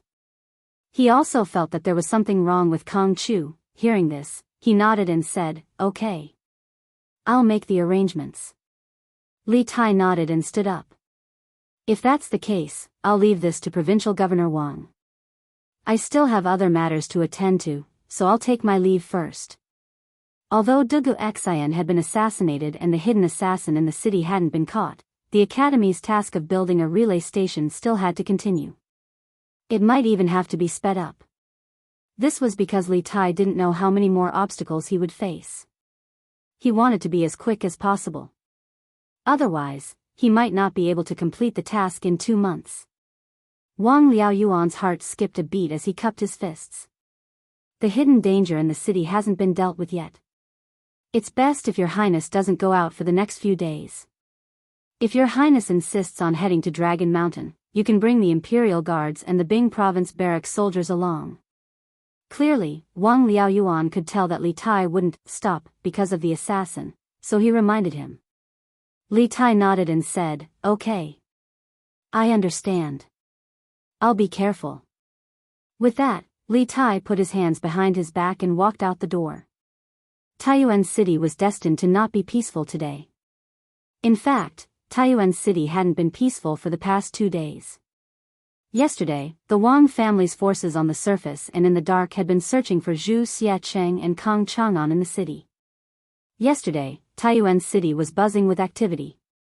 Today, the 10,000 soldiers of the Bing Province barracks were scattered in every corner of Taiyuan City, searching for something from house to house. After these soldiers entered the houses of the commoners, they didn't ask anything and directly searched the houses. The houses of the butchers and hunters were the main targets of the search. The sabers, arrows, and other weapons hidden in their houses were all found by the soldiers of the Bing Province barracks. Then, one of the soldiers took out a blueprint from his bosom. On the blueprint, there were drawings of various weapons. The weapons were also engraved with a special pattern. The soldier looked at the weapons found in the houses of the commoners while looking at the blueprint in his hand, as if he was comparing them. After the comparison was completed, if there were no abnormalities, the soldiers would withdraw without a word. If the weapon found was similar to the weapon pattern on the blueprint, the owner of the house would be arrested and sent directly to the provincial governor's manor. Taiyuan City had a total of 56 houses, with a population of more than 400,000 people. For 10,000 soldiers to search from house to house, this project was no small matter. This was the beginning of the Tang dynasty, and the military discipline of the Tang army was very strict. The Bing Province barracks was the most powerful barracks in the north of the Great Tang, so its military discipline was naturally very strict.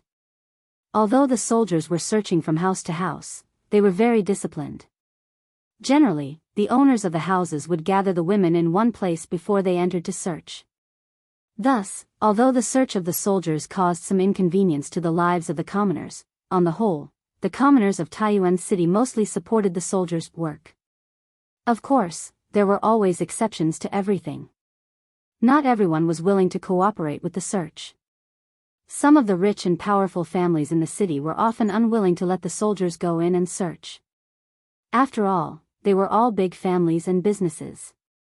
If the soldiers went in and damaged something during the search, the losses would be great. Moreover, the great clans had many secrets. If the soldiers discovered something shameful about the owners of the houses during the search, wouldn't they suffer a great loss? Thus, when the owners of the great clans heard that the soldiers were coming to search, they couldn't help but order their servants to stop them. However, the search warrant today was jointly issued by the Bing Province Provincial Governor Wang Liaoyuan and the Bing Province Barracks Commandant Fang Gongteng, the two highest-ranking military and political officials in Bing Province. The soldiers would carry out this search warrant unconditionally. The servants and guards of the great clans who wanted to stop the search were all knocked to the ground. If the owners of the houses still didn't know what was good for them, they would be arrested and sent to the provincial governor's manor along with those who had hidden suspicious weapons in their houses. Thus, for a moment, Taiyuan City could be said to be in chaos. At the same time, Longshan seemed to be completely unaffected by Taiyuan City. According to the division of tasks that Li Tai had assigned in the morning, the members of the 5th and 6th teams took out measuring tools and began to survey the buildings of the Longshan Boy Temple. The measuring tools they took were all from Yanhuang College. At the beginning of this year, the academy officially established the 2nd and 3rd Trump Card Project. The 2nd Trump Card Project was to improve the telegraph and increase the transmission distance of telegrams. The 3rd Trump Card Project was mainly to establish measurement standards and make standard measuring tools. After nearly half a year of hard work, the Academy had not only established its own Measurement Standards Committee to establish unit standards for some new physical quantities, but also worked together with the workshop of the Interesting Pavilion to produce a batch of precision measuring instruments. These instruments would provide a standard reference for all similar instruments in the future, and they would be calibrated as soon as they changed. The measuring instruments held by the students on Longshan included a ruler, a large triangular ruler, and even a tape measure. The units of these measuring instruments were not the inch, qi, or zhang, commonly used in the Tang Empire, but the new units proposed by the Measurement Standards Committee of the Academy according to Li Zishuan's idea: millimeter, centimeter, decimeter, and meter. Although 1 centimeter of these measuring instruments was not strictly equal to 1 centimeter of modern measuring instruments, it was not important. In ancient times, if one wanted to make precision production, the ancient measurement units had to be subdivided. At this time, the smallest unit of length was 1 inch, about 333 centimeters, which obviously could not meet the requirements of precision production. Thus, Li Zishuan not only proposed millimeters, but also smaller units such as microns. The Academy was currently making more precise measuring instruments such as vernier calipers. Mr. Amo, we have finished measuring the inside and outside of the boys' temple. We think that the height here can meet the requirements of the construction of the telegraph relay station. We can even directly build the telegraph relay station in the meditation room on the second floor of the boys' temple. In this way, we don't need to build an additional high platform for the telegraph relay station, and we can save a lot of time. Near noon, the 8 students of the 5th and 6th groups found Mo Chui. One of the students handed the drawing in his hand to Mo Chui and reported seriously. Mo Chui took the drawing and looked at it carefully. The students had drawn the structure of the boys' temple according to a certain scale when they were surveying the area. They had marked the dimensions of the key areas. Those who knew the new engineering drawing method invented by Li Zishuan would be able to understand it at a glance. Yes. Very good. Your judgment is right. Based on the height of the boys' temple and Dragon Mountain, it is completely feasible to build the telegraph relay station in the meditation room on the second floor. But where should we put the generator? Have you thought about Pangsheng? After glancing through the drawing, Mo Chui nodded with a look of approval. Then, he asked another question. The telegraph machine needed electricity, and the telegraph relay station naturally needed electricity as well. And they definitely couldn't use batteries. After all, batteries could only provide limited endurance, so they could only place their hopes on a small power station. The construction of a hydroelectric power station required a lot of time and effort, so they had brought a small thermal power station from the Academy. This was the first thermal power station in the history of the Tang Empire. Replying to Mr. Amo, regarding the thermal power station, it definitely can't be placed in a room, or else it will easily catch fire. We think that it should be placed in the backyard north of the boys' temple. The space there is spacious, and it is convenient for the Imperial Army to guard it. It is safer than placing it outside the boys' temple. The student named Pang Xing replied. Yes. You have considered it very thoroughly. Hearing this, Mo Chui nodded and praised, since that's the case, immediately informed the members of the 2nd, 3rd, and 4th groups to start preparing to build the thermal power station. When the time comes, remember to measure and adjust the voltage. Otherwise, if the voltage is too high, it will easily burn our machines. Yes. Pang Sheng and the others nodded and turned to leave. Mr. Mo Chui, how is the situation here? At this moment, Li Tai had also arrived at Dragon Mountain and walked up to Mo Chui's side to ask this question. After leaving the provincial governor's residence, he did not even return to the courier station. Instead, he rushed straight to Dragon Mountain with a dozen Imperial Army guards. At present, Taiyuan City was filled with soldiers from the Bing Province barracks. Li Tai was not worried that they would jump out to assassinate him at this time. If that really happened, he would be relieved. This was because although the Imperial Army around him was few in number, they were all highly skilled in martial arts. Even if they could not immediately defeat him, they could temporarily delay him. As long as they could delay him for a while, the soldiers in the city would definitely rush over to arrest him. Hearing the familiar voice behind him, Mo Chui was startled and quickly turned around. When he saw that it was Li Tai, he sighed in relief and said, Pang Sheng and the others have completed the survey. We all think that we can directly build the telegraph relay station in the meditation room on the second floor of the Boy Temple. At this moment, I have Jia Jiayin and Li Yan lead people to build a thermal power station in the backyard of the boy temple. Hearing this, Li Tai's expression was faintly excited. Good. It would be best if we can directly build the telegraph relay station in the meditation room on the second floor of the boy temple. This way, we can save a lot of work and a lot of time. However, this thermal power station was only a preliminary success in the workshop. Now that we want to put it into practical use, I'm afraid there will be some problems in the process. For the next 2 days, let's focus on making the thermal power station run smoothly. Qingke, your worries are not without reason. We'll do as you say. After we switch the thermal power generator this time, it will save us a lot of trouble next time. Mo Chui nodded. Then he frowned and asked with a worried expression, by the way, Qingke, how is General Dugu's situation now? In the morning, when he, Li Tai, Dugu Feiying, and the others went to Dragon Mountain, they were chased back by the Imperial Army. Therefore, Mo Chui knew about the assassination of Dugu Xian. However, to avoid causing panic, he did not tell the rest of the students. Chapter 1878. General Dugu has been poisoned. Fortunately, there is a doctor in Source Peak City with excellent medical skills.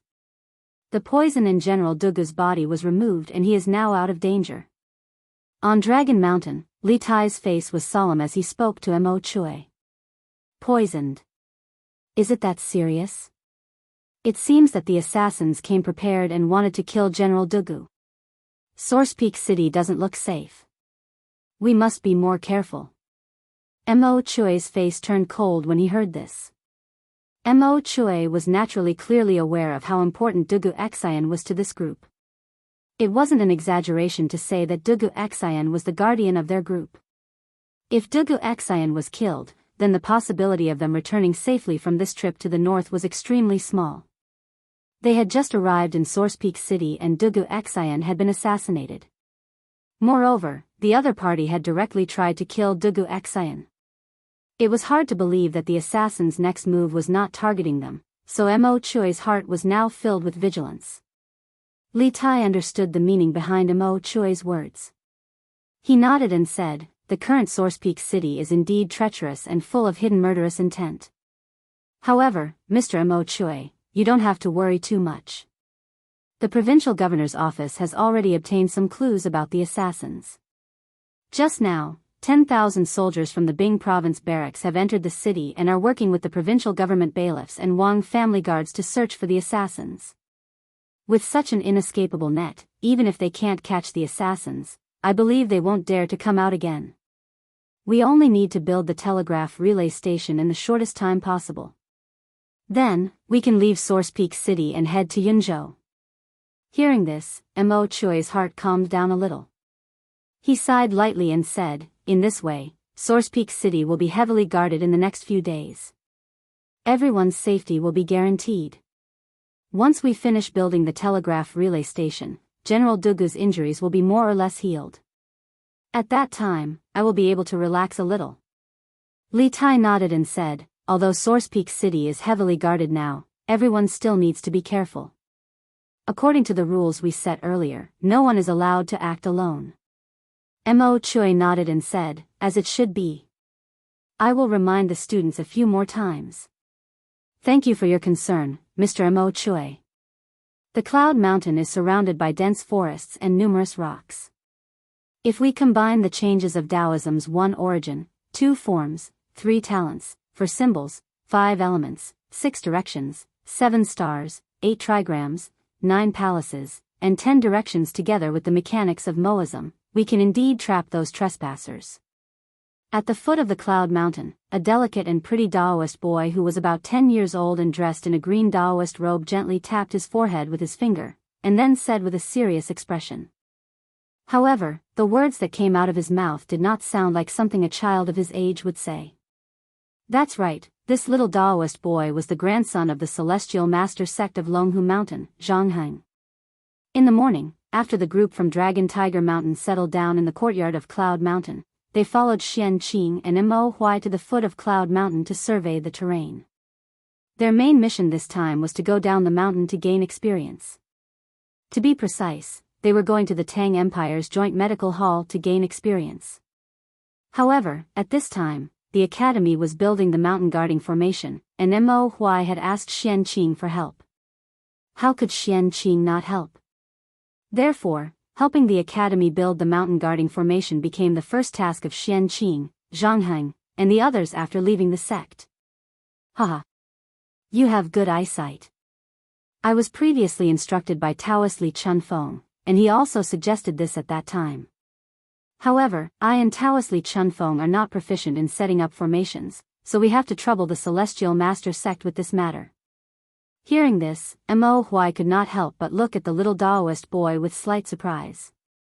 He probably did not expect a little Daoist boy from the Celestial Master sect to have such profound attainments in formations. Thinking of this, he could not help but feel more confident in the construction of the mountain guarding formation of the academy. Xianqing looked at Zhangheng lightly and did not say anything. Young people were somewhat arrogant and vain. Zhangheng could read the Taoist canon at such a young age, so naturally, he wanted to show his talent in front of others. Xianqing did not say anything to stop him, because who had not been young and frivolous? Chapter 1879. Lord Guard, the soldiers of the Bing province barracks have already entered the city.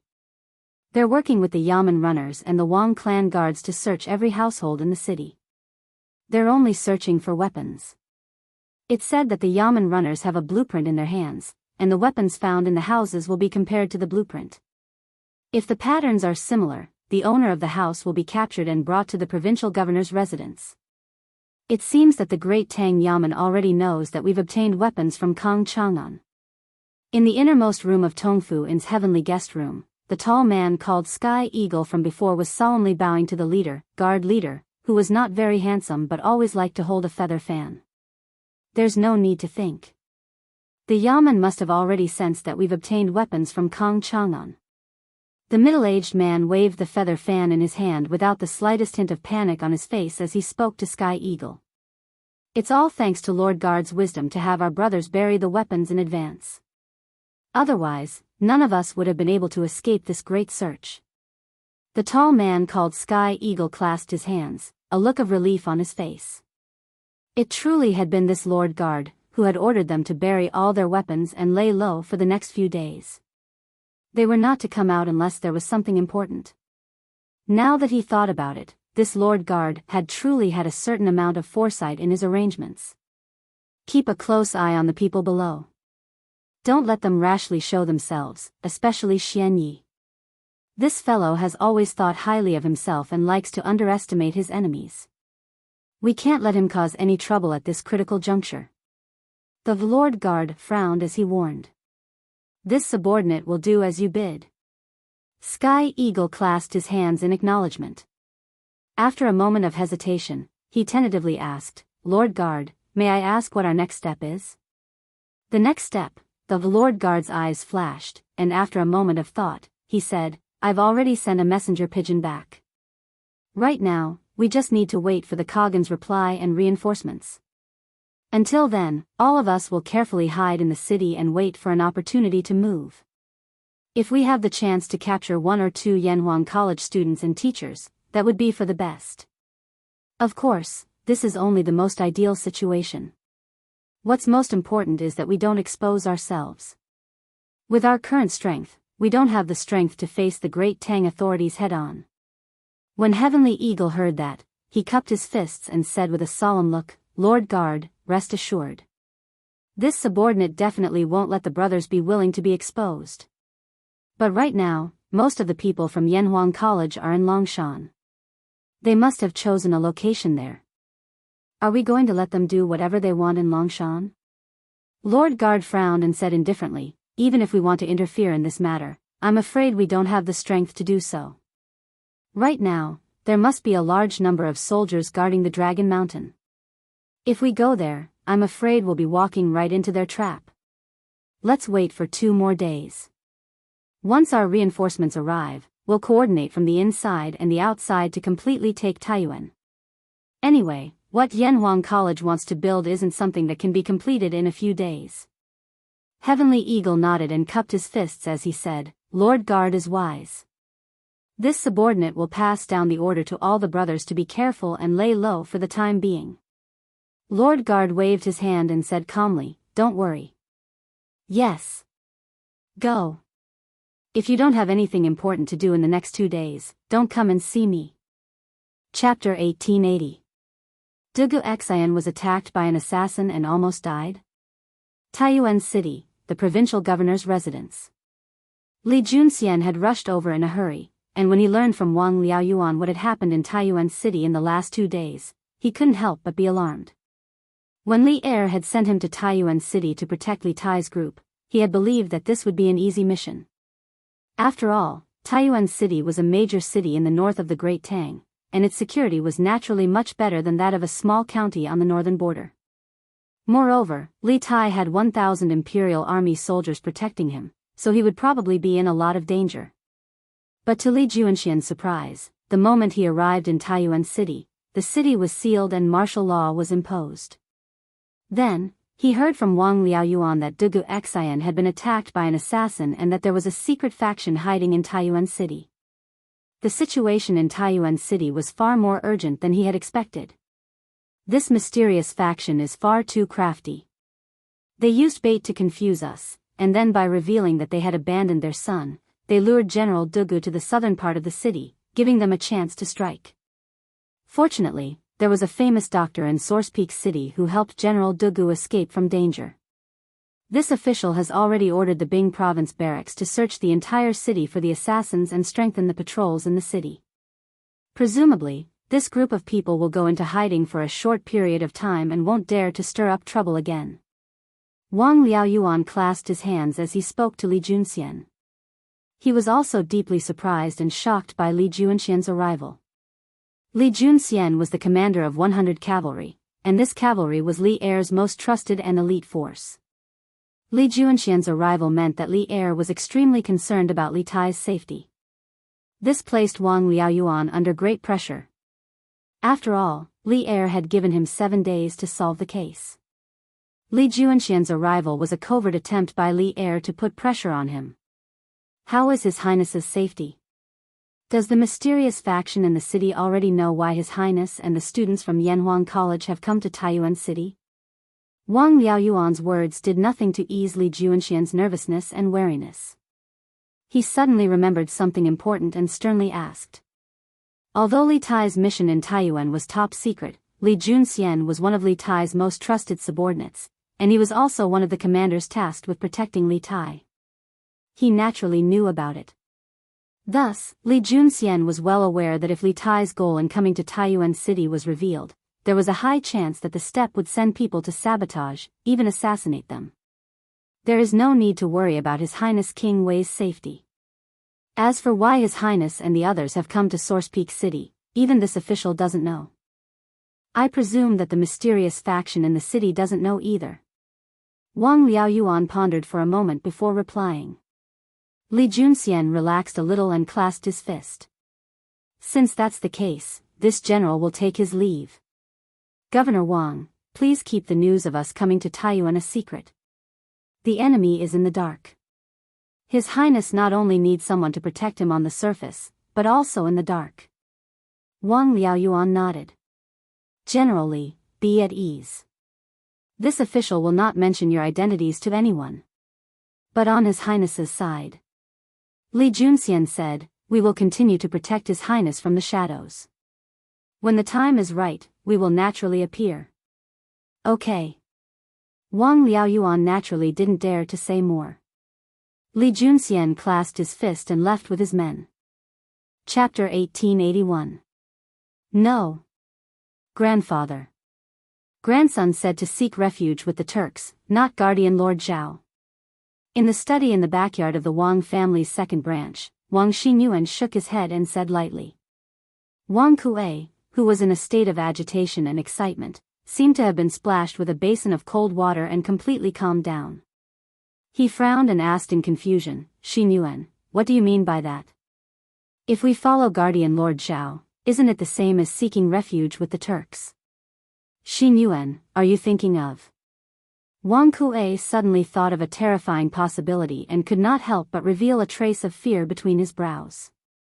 Under his gaze, Wang Xinyuan slowly nodded and said, "Grandfather, 2 years ago, that person surnamed Zhao was just a small official in a small county in Sangzhou.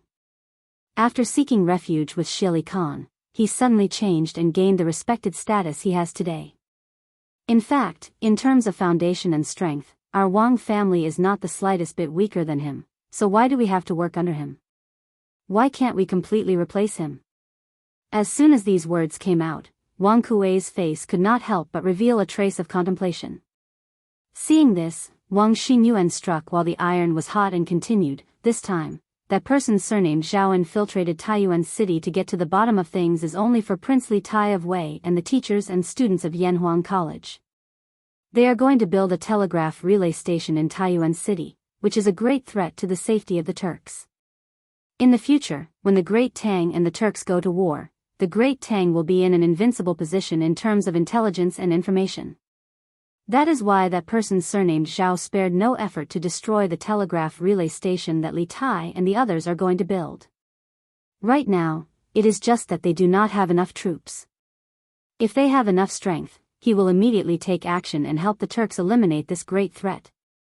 Grandfather, think about it. If we destroy the telegraph relay station that Li Tai and the others are going to build without the help of the grassland headquarters, and even secretly leave behind the key machines and key people to build the telegraph relay station and then give them to the Turks, once the Turks learn of it, the Turks will definitely have a whole new level of respect for us and even put us in an important position. At that time, we will not have to work under that person surnamed Zhao, but directly under the Turks. Isn't the day of meteoric success just around the corner? It was said that every man for himself, and the heavens and earth would destroy him. Wang Xinyuan, on the other hand, would feel uneasy as long as he did not rebel. Not only did he want to rebel against the Great Tang, he also wanted to rebel against one of their leaders before even joining the opposing faction. He was truly a traitor who treated rebellion as a common occurrence. Wang Kuei's eyes brightened, but a moment later, he frowned and said, "Xinyuan, your idea is certainly good, but with our strength alone, how are we going to destroy the telegraph relay station that Li Tai and the others are going to build? What's more, we are going to secretly hand over the key machines and key personnel to the Turks." Wang Xinyuan smiled and said confidently, "There's no need for grandfather to worry about that. Grandson has his own plan. Right now, no one knows that we have already learned of Li Tai's plan to come to Taiyuan. Therefore, they will not be on guard against us. I have already received the news that Li Tai and the others are going to build the telegraph relay station at Longshan. This morning, many teachers and students of Yanhuang College went to Longshan. As far as I know, they came to Taiyuan this time with many important machines developed by the college. As long as we steal or destroy one or two of the key machines, the telegraph relay station will definitely not be built." Chapter 1882. This child is intelligent, ambitious, and scheming. Wang Yu has misjudged him. Wang Kuei couldn't help but sigh as he watched Wang Xinyuan leave. It's just that, he's a little too smart. If he really was a child of the second branch, that would be great. In the end, Wang Kuei shook his head and said this without any reason. Wang Xinyuan's plan to rebel against Guardian Zhao was for his own good, but this act of rebelling against the Great Tang and then against Guardian Zhao left Wang Kuei a little uneasy. He was worried that Wang Xinyuan would one day break free from his control, and even more worried that Wang Xinyuan would one day betray him. "Wang Li, come in." After some time, Wang Kuei's complexion returned to normal, and he raised his head and called out to the door. "Second elder." Wang Li, dressed in plain clothes, pushed open the door and entered. After closing the door, he cupped his fists and greeted Wang Kuei. "You should have heard what this old man said to Xinyuan just now, right?" Wang Kuei looked at Wang Li and indifferently asked. Yes, this subordinate heard it all. While Wang Xinyuan and Wang Kuei were talking in the study, Wang Li had been standing under the great banyan tree not far from the study. On the one hand, he had been keeping watch for the two in the room to prevent anyone from sneaking in and eavesdropping. On the other hand, this could be considered Wang Kuei's arrangement. Wang Kuei knew that as a Grandmaster realm expert, Wang Li's hearing was sharper than ordinary people's. Even at such a distance, he would definitely be able to hear what was going on in the room. Since you've heard it all, this old man won't repeat it. Starting today, you and your subordinates must all obey Xi Yuan's orders. Xi Yuan's words are equivalent to this old man's words. All of you must strictly obey them, understand? Wang Kuei sternly said. Wang Li's expression turned solemn as he bowed and cupped his fists. Second elder, be at ease. This subordinate will do our best to assist young master. This child is intelligent and ambitious. Wang Yu has misjudged him. Wang Kuei couldn't help but sigh as he watched Wang Xinyuan leave. It's just that, he's a little too smart. If only he were really a child of the second branch. In the end, Wang Kuei shook his head and said this without any reason. Wang Xinyuan's plan to betray Guardian Zhao was for his own good, but this betrayal of the Tang Empire and then of Guardian Zhao made Wang Kuei feel a little uneasy. He was worried that Wang Xinyuan would break away from his control one day, and even more worried that Wang Xinyuan would betray him one day. Wang Li, come in. After an unknown period of time, Wang Kuei's complexion returned to normal. He raised his head and shouted towards the outside. Second elder. Wang Li, who was dressed in plain clothes, pushed open the door and entered. After closing the door, he stepped forward and cupped his fists towards Wang Kuei. You should have heard what I said to Xinyuan just now, right? Wang Kuei looked at Wang Li and asked indifferently. Yes, this subordinate heard it all. While Wang Xinyuan and Wang Kuei were talking in the study, Wang Li was standing under the great banyan tree not far from the study. First, he was keeping watch for the two in the room to prevent anyone from quietly sneaking in to eavesdrop. Second, Wang Kuei had intentionally arranged this because he knew that as a Grandmaster expert, Wang Li's hearing was sharper than ordinary people's. Even if he was so far away, he would definitely be able to hear what was going on in the room. Chapter 1883. The most adorable person. When the country is in trouble, they will answer the call. Sacrificing their lives for the country, looking death in the eye. They are the most adorable people. In the eyes of countless people, merchants who only value profit over righteousness. Raising 428,500 strings of cash for the military. At the crucial moment, each and every one of them took the Saraira for righteousness and shared the country's burden. They are also the most adorable people, in the backyard of the Wang family's main branch. After lunch, Wang Yu ordered someone to bring in the latest edition of Datong Daily. He leaned back on the couch and began to read the newspaper. Immediately, his attention was drawn to the headline of the Datong Daily. Datong Daily's editorial department was in Lantian County. Every morning, the citizens of Chang'an and its surrounding areas would be able to enjoy the latest edition of the newspaper. However, due to the limitations of geographical space and information transmission methods, in cities like Taiyuan City, which was a certain distance away from Chang'an City, the citizens would often have to wait a few hours before they could read the latest edition of the newspaper. As for how late they were, it depended on how far they were from Lantian County. In Taiyuan City, the newspapers from Datong Daily's editorial department of Lantian County would usually only arrive around noon. Due to Taiyuan City's lockdown, the arrival of the newspapers was delayed quite a bit. As such, Wang Yu only received the latest edition of Datong Daily after lunch. A small fundraising event actually raised nearly 430,000 strings of cash. After reading the news, Wang Yu could not help but sigh softly. In the room, besides him, Wang Bing and Princess Tong were also present. Hearing this, Wang Bing raised an eyebrow and said in surprise, are you talking about the fundraising event held by the Yan Huang Chamber of Commerce in Lantian County yesterday? They raised nearly 430,000 strings of cash for the military. A few days ago, news of the Yan Huang Chamber of Commerce holding a fundraising event to raise funds for the country had spread like wildfire. Naturally, Taiyuan City had also spread the news. As the previous head of the Wang family, it was impossible for Wang Bing not to know of this news. That's right. Wang Yu nodded, then pointed to another piece of news below the headline and said, Dad, look, there's a list of donors at the bottom. It records the names of the businessmen who donated money at yesterday's fundraising event and how much they each donated. Wang Bing's heart skipped a beat, and he immediately became interested. He leaned forward and said, "Oh? Let this old man have a look." There were no other maids or servants in the room, so Wang Yu could only personally get up and pass the newspaper to Wang Bing. Wang Bing took it and looked at it carefully. The most adorable person, when the nation is in trouble, a call is made. Sacrificing their lives for the nation's calamity, looking death in the eye as though it were a return home. They are the most adorable people. In the eyes of countless people, merchants who value profit above righteousness. Raising military funds of 428,500 strings of cash.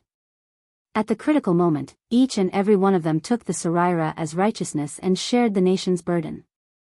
They are also the most adorable people, in the backyard of the Wang family's first branch. After lunch, Wang Yu ordered someone to bring him today's latest Datong Daily. He leaned against the couch and began to read the newspaper. He was immediately attracted by the headline of today's Datong Daily. The editorial office of Datong Daily was in Lantian County. Every morning, the people in and around Chang'an would naturally be the first to read the news. Chapter 1884. The reason why Wang Yu and Princess Tong didn't return to Suizhou directly from Qizhou and instead came to Taiyuan was because Wang Rinbiao had married a commoner and angered the elders. Wang Yu was worried that this matter would affect Wang Rinbiao's position as the heir of the Wang family, so he brought Princess Tong back to the ancestral home to mediate. At the time, Wang Yu had intended to persuade the elders with an important argument. Imperial power was at its peak, and Li Zishuan was also favored by the emperor. Since Li Jingchu was Li Zishuan's adopted sister, she could be considered a match for Wang Rinbiao. The Wang family couldn't offend Li Zishuan because of this matter. Moreover, when Lu Qingqing of the Lu family of Fanyang and Li Jingxian of the Li family of Zhao County found out that Wang Rinbiao had married Li Zishuan's adopted sister, they all left for Lantian County to participate in the fundraising event. In the beginning, the elders of the Wang family didn't believe that Li Jingxian and Lu Qingqing would participate in the fundraising event. To be precise, they didn't think that the arrogant 5 families and 7 hopes would bow to a small marquis. In addition, Wang Yu only speculated that Li Jingxian and Lu Qingqing would go to Lantian County to participate in the fundraising event. There was no direct evidence, so Wang Yu didn't argue with Wang Kuei and the others on this point. But now, the donation list published by Datong Daily was a solid slap to the faces of Wang Kuei and the others. Didn't you say that it was impossible for Li Jingxian and Lu Qingqing to participate in the fundraising event? Then why were their names on the list? And the 2 of them donated 30,000 strings of cash each? This old man heard that the sudden martial law in the city has something to do with Prince Wei and the group from Yanhuang College? In the backyard of the Wang family's main house. Wang Bing suddenly thought of something and asked after seeing Wang Yu leave and instruct the servants to deliver the newspapers to the other elders. Replying to father, it was the commander of the imperial army, Dugu Xian, who came to Taiyuan with Prince Wei.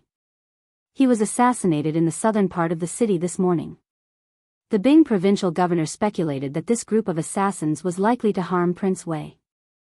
In addition, after His Majesty learned of the situation in Taiyuan through the telegraph, he issued an edict to the provincial governor's office to enter the city to capture the assassins.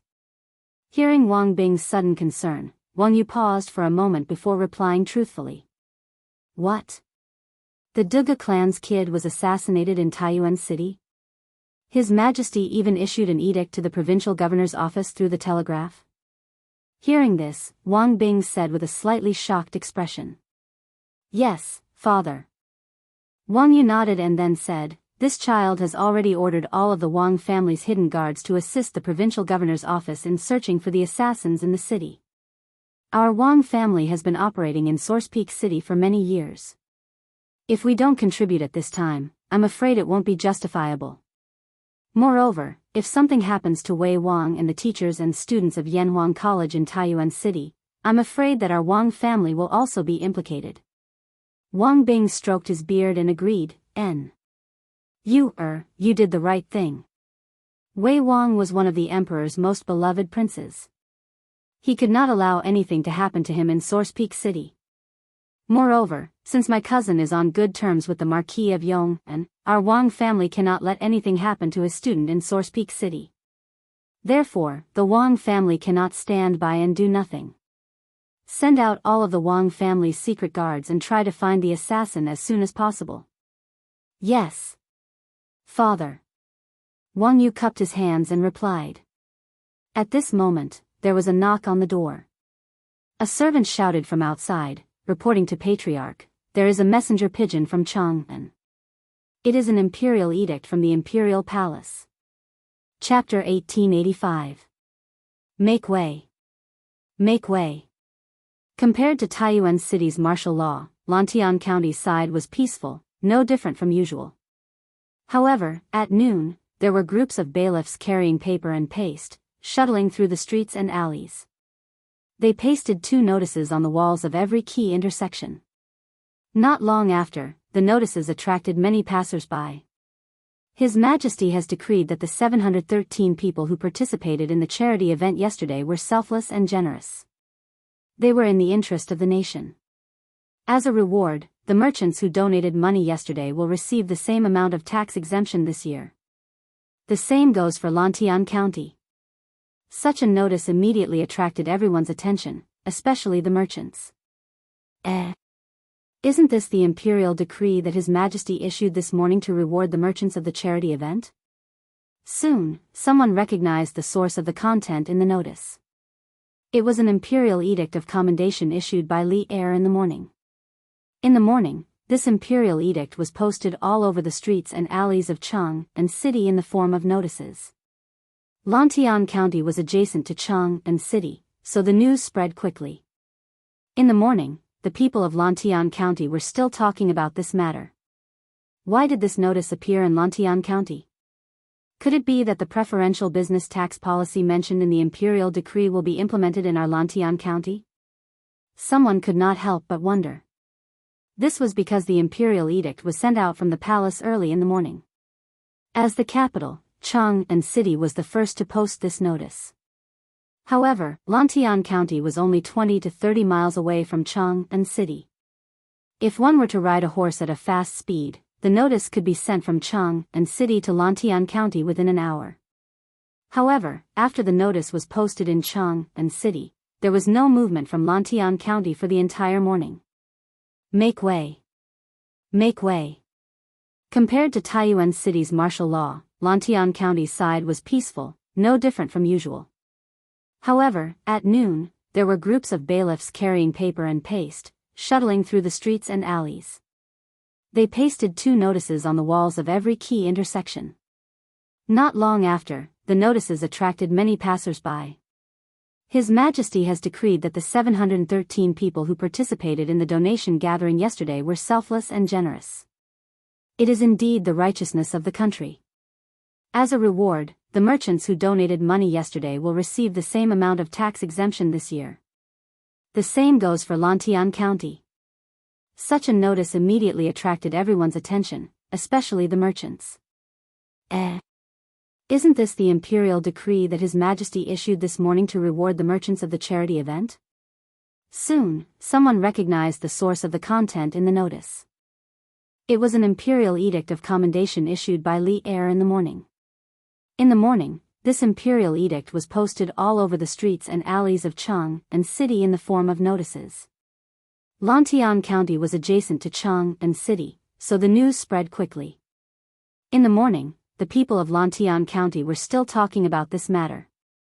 Why did this notice appear in Lantian County? Could it be that the preferential business tax policy mentioned in the imperial decree will be implemented in our Lantian County? Someone could not help but wonder. This was because the imperial edict was sent out from the palace early in the morning. As the capital, Chang'an City was the first to post this notice. However, Lantian County was only 20 to 30 miles away from Chang'an City. If one rode a horse at a fast speed, the notice could be sent from Chang'an City to Lantian County in an hour. However, after the notice was posted in Chang'an City, there was no movement from Lantian County for the entire morning. Chapter 1886. Have all of you heard? It is said that the old Khan told the young Khan in a dream that the great Khan had lost his virtue, usurped the throne and persecuted his nephew. Longevity Heaven is furious and will send frost at the end of the 7th month. What? There's such a thing? Could it be that the young Khan made up a lie to get out of trouble? That's right. It's summer now, how can there be frost on the grassland? Isn't this a fool's dream? What nonsense are you talking about? Even if the young Khan wanted to make up a lie, why would he dare to make it in the name of Longevity Heaven? That's true. But such a strange thing as frost in summer has never happened in thousands of years. How can it happen this year? And it's only a few days to the 8th month. Oh. It's the 8th month in 3 days. Sigh. Whether the rumor is true or not, it seems that the great Khan wants to kill the young Khan.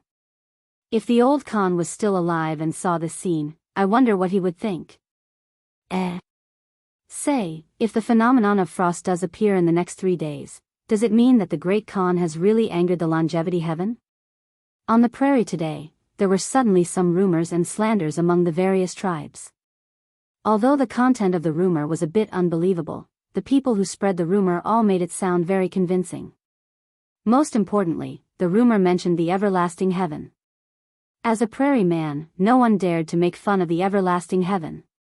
In this way, this seemingly absurd rumor gained much more credibility, allowing it to quickly spread among the Turkic common people and soldiers. This was a public opinion attack from the bottom up. When it was close to noon, many tribe leaders began to notice this rumor. Some of them scoffed and did not believe it at all. Some of them were thoughtful and thought that there was no smoke without fire. Some of them urgently gathered their trusted subordinates to discuss the hidden meaning behind this rumor. Have you all heard? It is said that the old Khan told the young Khan in a dream that the great Khan had lost his virtue, usurped the throne and persecuted his nephew. Longevity Heaven is furious and will send frost at the end of the 7th month. What? There's such a thing? Could it be that the young Khan made up a lie to get out of trouble? That's right. It's summer now, how can there be frost on the grassland? Isn't that just a pipe dream? What nonsense are you talking about? Even if little Khan wanted to fabricate lies, how could he dare to fabricate lies in the name of Longevity Heaven? That's true. However, something as miraculous as a frost in summer had never happened in thousands of years. How could it happen this year? And August is only a few days away. Oh. It will be August in 3 days. Sigh. Regardless of whether the rumors were true or not, it seems that the great Khan wants the little Khan dead. If the old Khan was still alive, I wonder what he would think if he saw this scene. Say, if the phenomenon of frost does appear in the next 3 days, does it mean that the great Khan has really angered the Longevity Heaven? On the prairie today, there were suddenly some rumors and slanders among the various tribes. Although the content of the rumors was a little unbelievable, the people who spread the rumors all said it in a methodical manner. Most importantly, the Longevity Heaven was involved in the rumors. As a prairie man, no one dared to joke about the Longevity Heaven. In this way, this seemingly absurd rumor gained much more credibility, allowing it to quickly spread among the Turkic common people and soldiers. This was a public opinion attack from the bottom up. When it was close to noon, many tribe leaders began to notice this rumor. Some of them scoffed and did not believe it at all. Some of them were thoughtful and thought that there was no smoke without fire. There were also some who urgently gathered their trusted subordinates to discuss the hidden meaning behind this rumor. Chapter 1887. Retreat? Big brother, what do you mean? In the tent of the Qigong clan, Qigong shaman opened his eyes widely and looked at Qigong Heli with a confused face. Qiji Heli narrowed his eyes and said lightly, since the Great Khan's army arrived at Chang and City 2 years ago, the grassland has fallen into endless wars and civil strife. Now that the Great Khan and the Little Khan are fighting, although the Great Khan seems to be strong and has the upper hand, the Little Khan has a group of tribes that are extremely loyal to him. That is the foundation left by the old Khan. Although the Great Khan has the ability to destroy the Little Khan's tent, but after a battle, the Great Khan's tribes will be greatly weakened. And in the past 2 years, the Great Khan appointed Han people as officials, especially that Zhao. The Great Khan is trying to implement the Central Plains system in the grassland and control all the tribes in the grassland in his hands. Now, even if the tribes were obedient to the Great Khan on the surface, they were already disloyal behind his back. The Great Khan has always been on guard against our Kiji tribe, Xianxia, Hueha, Duban and other Tiela tribes, and even intends to weaken our strength. This time, in the attack on the Little Khan's palace, the Great Khan deliberately let our warriors charge in front. His ambition is obvious. In the face of absolute strength, even if we are dissatisfied with him, what can we do? I can only watch as the warriors of my tribe die at the hands of my fellow tribesmen. But now, the situation seems to be different from before. The Little Khan spread this rumor. He must have a plan behind it. As long as he has a plan to escape and defect to the Tang Empire, our Kiji tribe can follow suit and surrender to the Tang Empire together with the Little Khan. The Kiji tribe and Xianxia tribe were both part of the Gaoche tribe.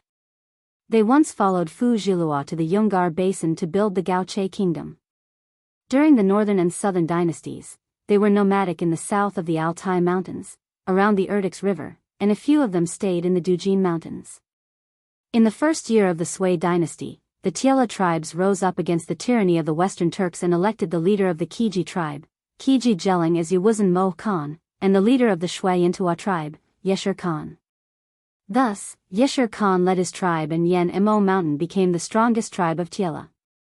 In the 7th year of the Sui dynasty, the Western Turk Shikue Khan was established, and Kiji Jelang and Yeshur Khan automatically cancelled their titles. Thus, Xianxia and the other tribes were ruled by the Turks. Retreat? Big brother, what do you mean? Inside the tent of the Qigong clan, Qigong shaman popped out his eyes and looked at Qigong Heli in confusion. Qigai Heli narrowed his eyes and said lightly, since the Great Khan's army arrived at Chang, and 2 years ago, the grassland has been plunged into endless wars and civil strife. Now the Great Khan and the Little Khan are fighting. Although the Great Khan seems to be strong and has the upper hand, the Little Khan has a group of tribes that are infinitely loyal to him.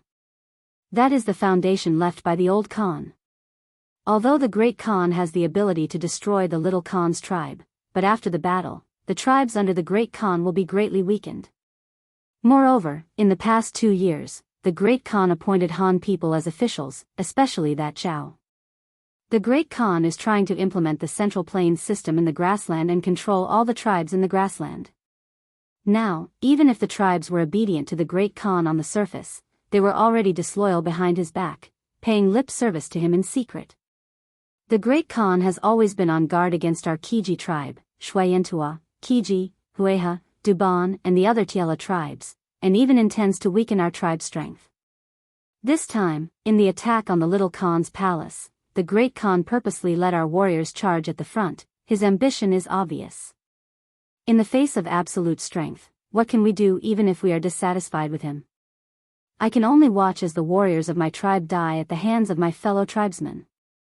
But now, the situation seems to be different from before. The Little Khan has spread this rumor. He must have a plan behind it.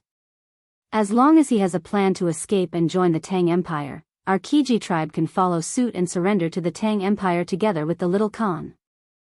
Chapter 1888. Mr. Mo Chui, in the morning, the preliminary survey at Longshan has been completed, and the machinery related to the thermal generator has almost been assembled at the post house. I intend to have General Feiying personally lead the Imperial Army to escort this batch of machinery to Longshan after lunch. In these 2 days, we have to first clean and repair the boys' temple, and second, we have to adjust and install the thermal generator. As for the coal needed for the thermal generator, I'll leave it to you and the other gentlemen to purchase it quickly in Taiyuan City. Li Tai, who had just finished lunch, found Mo Chui and spoke softly. In the morning, Li Tai and the others had carried out various surveys on Dragon Mountain and determined the location of the telegraph relay station. However, the boys' temple on Dragon Mountain had been abandoned for a long time, and the amount of work needed to clean and repair it was not to be underestimated. It was not something that could be done in a day or two. Furthermore, there was no way to cook on Dragon Mountain, so they could only go down the mountain and return to the post for lunch. Qingke, your allocation is very reasonable. To build the telegraph relay station, we have to adjust the thermal generator on Dragon Mountain first. You don't have to worry about the purchase of coal. Before dark today, I will have enough coal sent to Dragon Mountain. As for the cleaning and repair of the boys' temple, in order to save time, I suggest that we ask the bailiffs from the provincial governor's office to help. At the same time, we can also ask the provincial governor's office to help find a few craftsmen who can repair houses.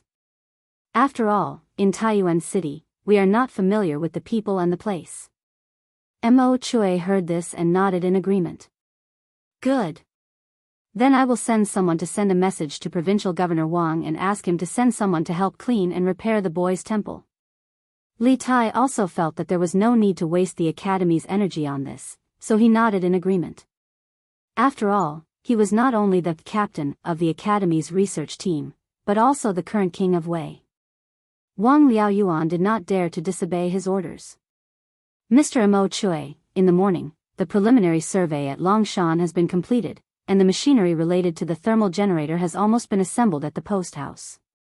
I intend to have General Feiying personally lead the Imperial Army to escort this batch of machinery to Longshan after lunch.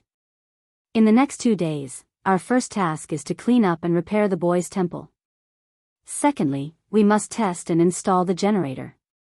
As for the coal needed for the fire-powered generator, I'll leave it to you and the other gentlemen to purchase it in Taiyuan City. In the post house, Li Tai, who had just finished lunch, found Mo Chui and spoke softly. In the morning, Li Tai and the others carried out various surveys on Longshan and decided on the location of the telegraph relay station. However, the boys' temple on Longshan had been abandoned for a long time, and the amount of work needed to clean and repair it was not to be underestimated. It was not something that could be completed in a day or two. Furthermore, there was no way to start a fire to cook on Dragon Mountain, so they could only go down the mountain and return to the hostel for lunch. Yes. Qingke, your allocation is very reasonable. If he wanted to build a telegraph relay station, he would first have to adjust the thermal power generator on Longshan. You don't have to worry about the purchase of coal. Before dark today, I will definitely have someone send enough coal to Longshan. As for the cleaning and repair of the boys' temple, in order to save time, I suggest that we ask the bailiffs from the provincial governor's mansion to help. At the same time, we can also ask the provincial governor's mansion to help find a few craftsmen who can repair houses. After all, we are not familiar with Taiyuan City. Mo Chui heard this and nodded in agreement. Good. Then I will send someone to send a message to Provincial Governor Wang and ask him to send someone to help clean and repair the boys' temple. Li Tai also felt that there was no need to waste the Academy's energy on this, so he nodded in agreement. After all, he was not only the captain of the Academy's research team, but also the current king of Wei. Wang Liaoyuan did not dare to disobey his orders. Chapter 1889. Firepower Generator. Telegraph. Telegraph. From what you said, this batch of machines should be very important to them.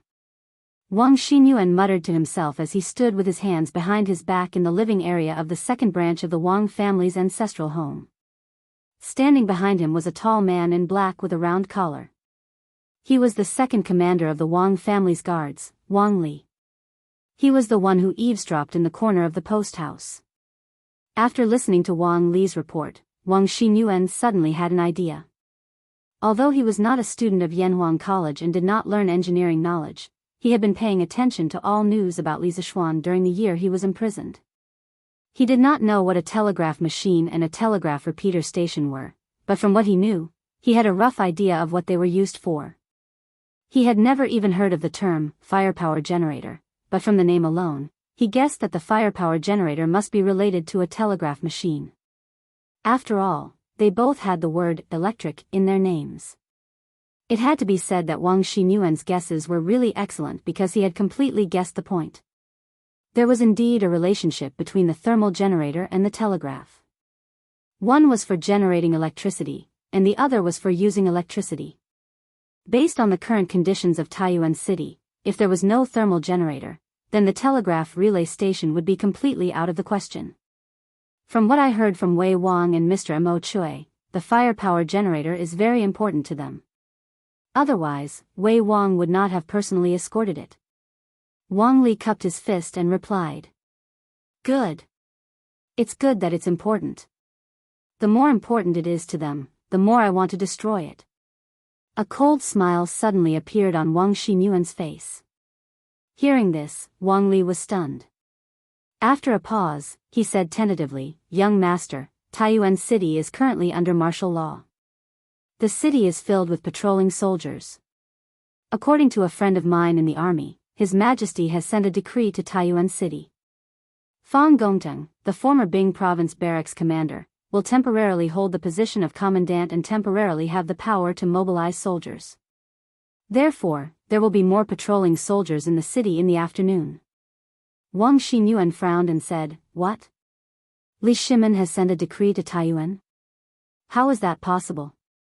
Chang'an is hundreds of miles away from Taiyuan. Could it be that Li Shimin sent a decree from Chang'an yesterday? Firepower generator? Telegraph. Telegraph. From what you said, this batch of machines should be very important to them. In the Wang family's ancestral home, in the living area of the second branch, Wang Xinyuan stood with his hands behind his back and muttered to himself. Standing behind him was a tall man dressed in black with a round collar. He was the second commander of the Wang family guards, Wang Li. The person who was eavesdropping in the corner of the post house was also him. After listening to Wang Li's report, Wang Xinyuan suddenly had an idea. Although he wasn't a student of Yanhuang College and hadn't learned any engineering knowledge, he had been paying attention to all news about Li Zishuan during his imprisonment for more than a year. He didn't know what a telegraph and a telegraph relay station were, but from some of the known information, he had a general idea of what these two things were used for. He had never even heard of the term firepower generator, but just by hearing the name, he could guess that the firepower generator must be related to the telegraph. After all, they both had the word electricity in them. It had to be said that Wang Xinyuan's guesses were excellent because he had completely guessed the point. The firepower generator and the telegraph were indeed related. One was to generate electricity, and the other was to use electricity.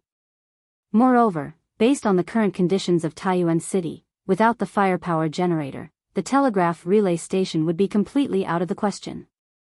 From what this subordinate heard from Wei Wang and Mr. Mo Chui, this firepower generator is very important to them. Otherwise, Wei Wang wouldn't have personally escorted it. Wang Li cupped his fist and replied. Good. As long as it's important. The more important it is to them, the more I want to destroy it. A cold smile suddenly appeared on Wang Xinyuan's face. Hearing this, Wang Li was stunned. After a pause, he said tentatively, Young master, Taiyuan City is currently under martial law. The city is full of patrolling soldiers. According to a subordinate's friend in the army, His Majesty has already sent a decree to Taiyuan. Fang Gongteng, the former Bing Province barracks commander, will temporarily hold the position of commandant and temporarily have the power to mobilize soldiers. Therefore, there will be more patrolling soldiers in the city in the afternoon. Wang Xinyuan frowned and said, What? Li Shimin has already sent a decree to Taiyuan? How is that possible? Chang'an is several hundred li away from Taiyuan. Could it be that Li Shimin sent a decree from Chang'an yesterday? Firepower generator? Telegraph. Telegraph. From what you've said, this batch of machines should be very important to them. In the Wang family's ancestral home, in the living area of the second branch, Wang Xinyuan stood with his hands behind his back and muttered to himself. Standing behind him was a tall man dressed in black with a round collar. It was the second commander of the Wang family's guards, Wang Li. The person who was eavesdropping in the corner of the post house was also him. After listening to Wang Li's report, Wang Xinyuan suddenly had an idea. Although he was not a student of Yanhuang College and did not learn engineering knowledge, he had been paying attention to all news related to Li Zishuan during his imprisonment for more than a year. He did not know what a telegraph machine and a telegraph repeater station were, but from what he knew, he had a rough idea of what they were used for. He had never even heard of the term firepower generator, but from the name alone, he guessed that the firepower generator must be related to a telegraph machine. After all, they both had the word electric in their names. It had to be said that Wang Xinyuan's guesses were excellent because he had completely guessed the point. The firepower generator and the telegraph were indeed related. One was to generate electricity, and the other was to use electricity. Moreover, based on the current conditions of Taiyuan City, without the firepower generator, the telegraph relay station would be completely out of the question. From what this subordinate heard from Wei Wang and Mr. Mo Chui, the firepower generator is very important to them. Otherwise, Wei Wang would not have personally escorted it. Wang Li cupped his fist and replied. Good. As long as it's important. The more important it is to them, the more I want to destroy it. A cold smile suddenly appeared on Wang Xinyuan's face. Hearing this, Wang Li was stunned. After a pause, he said tentatively, Young master, Taiyuan City is currently under martial law, and there are patrolling soldiers everywhere. According to a friend of mine in the army, His Majesty has sent a decree to Taiyuan. Fang Gongteng, the former Bing province barracks commander, will temporarily hold the position of commandant and temporarily have the power to mobilize soldiers. Therefore, there will be more patrolling soldiers in the city in the afternoon. Wang Xinyuan frowned and said, What? Li Shimin has already sent a decree to Taiyuan? How is that possible? Chang'an is several hundred li away from Taiyuan. Could it be that Li Shimin sent a decree from Chang'an yesterday? Firepower generator? Telegraph. Telegraph. From what you said, this batch of machines should be very important to them. In the Wang family ancestral residence, in the living area of the second branch, Wang Xinyuan stood with his hands behind his back and muttered to himself. Standing behind him was a tall man dressed in black with a round collar. He was the second commander of the Wang family guards, Wang Li. The person who was eavesdropping in the corner of the post house was also him. After listening to Wang Li's report, Wang Xinyuan suddenly had an idea. Although he was not a student of Yanhuang College and did not learn engineering knowledge, he had been paying attention to all the news about Li Zishuan during his imprisonment for more than a year.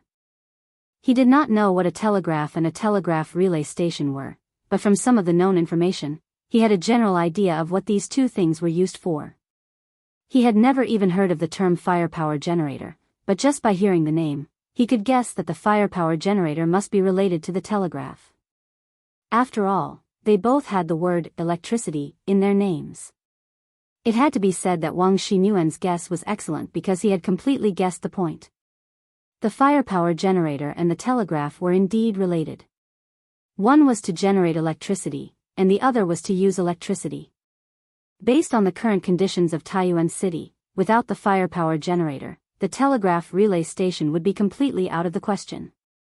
This subordinate heard the meaning of the conversation between Wei Wang and Mr. Mo Chui. This firepower generator is very important to them. Otherwise, Wei Wang would not have personally escorted it. Wang Li cupped his fists and replied. Good. It's good that it's important. The more important it is to them, the more I want to destroy it. A cold smile suddenly appeared on Wang Xinyuan's face. Wang Li was stunned when he heard this. He paused and said tentatively, Young master, Taiyuan City is currently under martial law. The city is full of patrolling soldiers. According to a subordinate's friend in the army, His Majesty has already sent a decree to Taiyuan. Fang Gongteng, the former Bing province barracks commander, will temporarily hold the position of commandant and temporarily have the power to mobilize soldiers. Therefore, there will be more patrolling soldiers in the city in the afternoon. Wang Xinyuan frowned and said, What? Li Shimin has already sent a decree to Taiyuan? How is that possible? Chang'an is several hundred li away from Taiyuan. Could it be that Li Shimin sent a decree from Chang'an yesterday? Firepower generator? Telegraph. Telegraph. From what you've said, this batch of machines should be very important to them. In the Wang clan's ancestral home, in the living area of the second branch, Wang Xinyuan stood with his hands behind his back and muttered to himself. Standing behind him was a tall man in black with a round collar. It was the second commander of the Wang clan's guards, Wang Li. The person who was eavesdropping in the corner of the post house was also him. After listening to Wang Li's report, Wang Xinyuan suddenly had an idea. Although he was not a student of Yanhuang College and did not learn engineering knowledge, he had been paying attention to all news related to Li Zishuan in the past year or so of being imprisoned. He did not know what a telegraph and a telegraph relay station were, but from some of the known information, he could roughly guess what these two things were used for. He had never even heard of the term firepower generator, but just by hearing the name, he could guess that the firepower generator must be related to the telegraph. After all, they both had the word electricity in their names. It had to be said that Wang Xinyuan's guesses were excellent because he had completely guessed the point. The firepower generator and the telegraph were indeed related. One was to generate electricity, and the other was to use electricity. Based on the current conditions of Taiyuan City, without the firepower generator, the telegraph relay station would be completely out of the question. This subordinate heard the meaning of the conversation between Wei Wang and Mr. Mo Chui. This firepower generator is very important to them. Otherwise, Wei Wang would not have personally escorted it. Wang Li cupped his fist and replied. Good. It's good that it's important. The more important it is to them, the more I want to destroy it. A cold smile suddenly appeared on Wang Xinyuan's face. Hearing this, Wang Li was stunned. After a pause, he said tentatively, "Young master, Taiyuan City is currently under martial law. The city is full of patrolling soldiers. According to a subordinate's friend in the army, His Majesty has already sent a decree to Taiyuan. Fang Gongteng, the former Bing province barracks commander, will temporarily hold the position of commandant and temporarily have the power to mobilize soldiers. Therefore, there will be more patrolling soldiers in the city in the afternoon." Wang Xinyuan frowned and said, "What? Li Shimin has already sent a decree to Taiyuan? How is that possible? Chang'an is several hundred li away from Taiyuan. Could it be that Li Shimin sent a decree from Chang'an yesterday? Firepower generator? Telegraph. Telegraph. From what you've said, this batch of machines should be very important to them."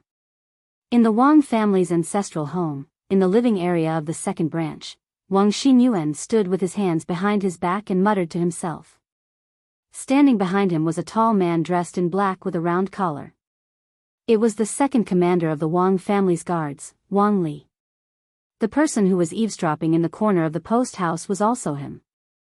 After listening to Wang Li's report, Wang Xinyuan suddenly had an idea. Although he was not a student of Yanhuang College and did not learn engineering knowledge, he had been paying attention to all news related to Li Zishuan during his imprisonment for more than a year. He did not know what a telegraph machine and a telegraph repeater station were, but from what he knew, he had a rough idea of what they were used for.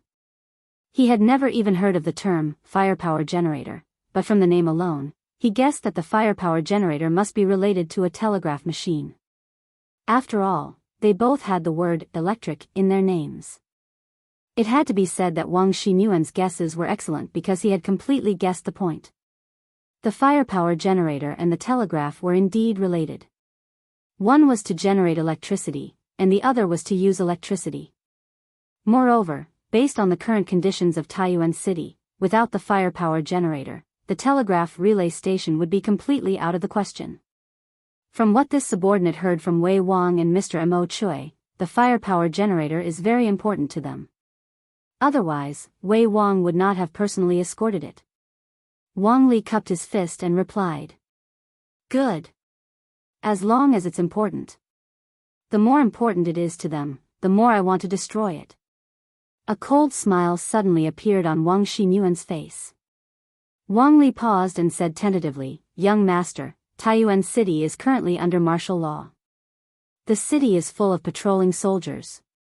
According to a subordinate's friend in the army, His Majesty has already sent an edict to Taiyuan.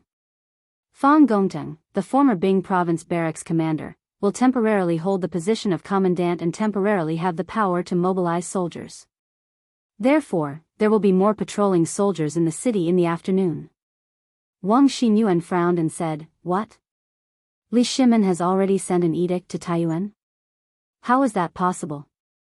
Chang'an is hundreds of miles away from Taiyuan. Could it be that Li Shimin sent an edict from Chang and yesterday? Chapter 1890. Humph. Barbarian man, you are playing dumb in front of this Khan. Inside the palace, Shili couldn't stand Barbarian man's sloppy attitude. He snorted coldly with an angry look on his face. Then, he didn't beat around the bush with the crowd and said bluntly, everyone here knows who benefits the most from this rumor. Now that Tuli is surrounded by this Khan's army of 300,000, seeing that there is no hope of breaking out, he sent people to spread this rumor in an attempt to make this Khan lose heart and morals on the prairie. His intentions are truly worthy of death. Great Khan is wise. Barbarian man also thinks that this rumor is related to Tuli. Seeing Shili angry, Barbarian man's expression became more or less serious. After all, he also didn't want to provoke Shili. He put away his mischievous smile and cupped his fist towards Shili. Of course, Barbarian man was sitting down when he spoke. This guy didn't even move his butt, let alone stand up. Humph. The current situation has something to do with all of you. Shili slapped the table in front of him and pointed at the leaders of the various tribes sitting below him. He said coldly, 10 days ago, this Khan transferred 300,000 elite troops from your tribes and already surrounded Tuli's court. Tuli's remaining troops only have a little more than 100,000 troops. Your 300,000 troops actually couldn't break through Tuli's court within 10 days. Is it because your troops are too incompetent, or are you deliberately passively accepting the battle to buy time for Tuli? As soon as these words came out, the hall, which was still relatively peaceful just now, suddenly became cold and austere. If Shili really put the hat of passively accepting the battle on any one of them, they wouldn't be able to bear it.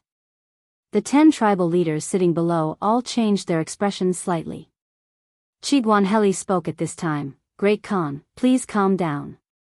Great Khan, please judge clearly. It's not that our warriors are weak in battle. Although Tuli only has a little more than 100,000 remnant troops, these troops are all elite troops and strong generals. Presently Tuli's troops are besieged by us. People of the Central Plains have a saying, cut off the cauldrons and sink the boats, like a cornered beast will still fight. Under this kind of desperate situation, the troops and horses under Tuli's command are fighting valiantly without fear of death. In the previous several battles, our Chiguan tribe has lost more than 1,000 warriors, our losses are disastrous. Therefore, Tuli has been attacking for a long time. It is definitely not because we are passively fighting back. Facing Shili's post-battle accountability, Chiguanheli must stand up for his own tribe, and at the same time, speak up for the warriors of the other tribes who participated in the battle. After all, who asked him and the barbarian man to be the big brothers of the various tribes of Tiela? As the big brother, it was time for him to step up and share the firepower for his little brothers. Brother Healy is right. Tuli's troops have been attacking for a long time without success because they want to fight to the death in a desperate situation. It's not that we are passively accepting the challenge. Great Khan, please judge clearly. My Shui Yintua tribe has already lost more than 3,000 warriors. None of my warriors retreated a single step when we were fighting against Tuli's tribe. I beg the Great Khan for your judgment. My Ba Yegu tribe has already lost more than 2,000 warriors and killed more than 3,000 people of Tuli's tribe.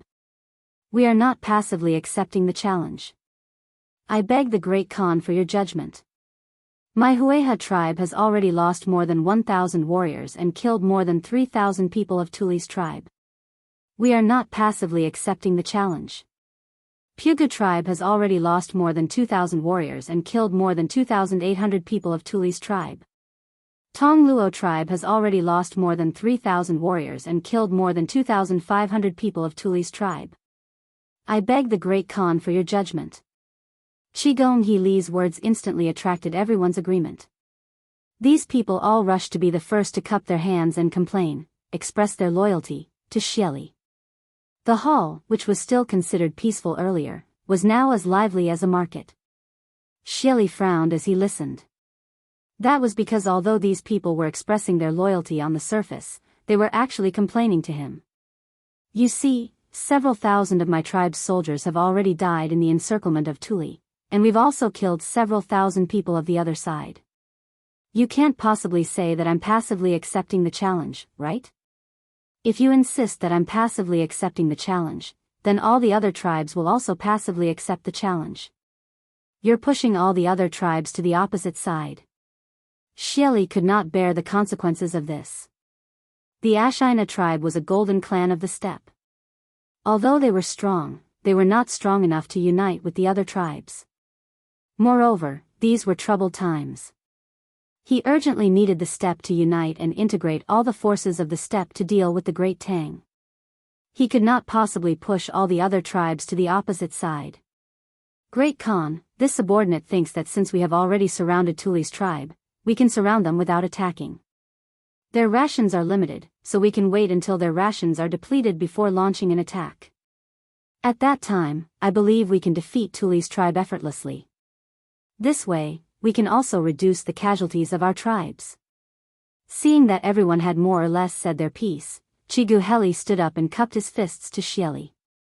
Xieli's face darkened. To be able to say such words, Jianghu was either pretending to be stupid or really bad. Who would not have thought of this idea of surrounding them without attacking? But the key point was that Tuli had deliberately let people spread rumors. It was obvious that he was secretly relying on something. If they continued to use the tactic of surrounding them without attacking, wouldn't they be buying time for Tuli and creating additional variables in this encirclement that had already decided the outcome of the battle? That's right, that's right. Brother Heli is right. Since Tuli's tribe is not afraid of death and is resisting with all their might, there's no need for us to meet them head-on. We can just surround them without attacking. Once their rations are exhausted, won't it be easy to take them down? Xieli was about to speak when the barbarian man jumped out to support Jianghu. That's right. We should surround them without attacking. That's right. With these two people echoing each other in the main hall, how could the leaders of the other tribes not agree? After all, this strategy of surrounding them without attacking was in line with the interests of all their tribes. They had no reason to not support it. After waiting for a while, when the main hall quieted down again, Xieli said with a dark face, "Surround them without attacking?" Humph. What a good strategy of surrounding them without attacking. It sounds nice, but in this Khan's opinion, you are just greedy for life and afraid of death.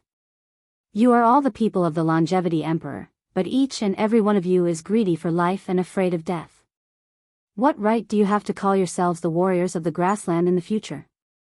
After a pause, Xieli slammed the table and said loudly, "This Khan doesn't care what method you use, but you must annihilate Tuli's tribe and trample Tuli's imperial court within 2 days. After the warriors of each tribe have been killed, this Khan will compensate them with a large sum of money. In addition, this time, this Khan will let Sher Tofi lead 10,000 wolf riders to join the battle with your tribes. If you still can't take down Tuli in 2 days, this Khan will investigate carefully which tribe is the one that is passively accepting the battle." Xieli changed his previous polite attitude and directly suppressed the voices of opposition from these tribal leaders with a forceful method. According to him, this time his subordinate Xianxia Sher would lead 10,000 wolf riders to join the battle. This was to put pressure on the leaders of the other tribes.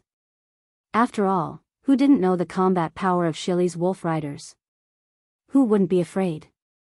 At this time, even if they didn't agree in their hearts, they didn't dare to disagree verbally. Unless they wanted to rebel openly. The facts proved that the few people present still didn't have the guts to do so. The barbarian man and Jianghu looked at each other and secretly shook their heads at each other. Then, the two of them cupped their fists at Xieli and said, "This subordinate obeys." Seeing that the two of them had agreed, how could the leaders of the other 8 tribes dare to raise a different opinion? Everyone stood up and cupped their fists, saying, "This subordinate obeys."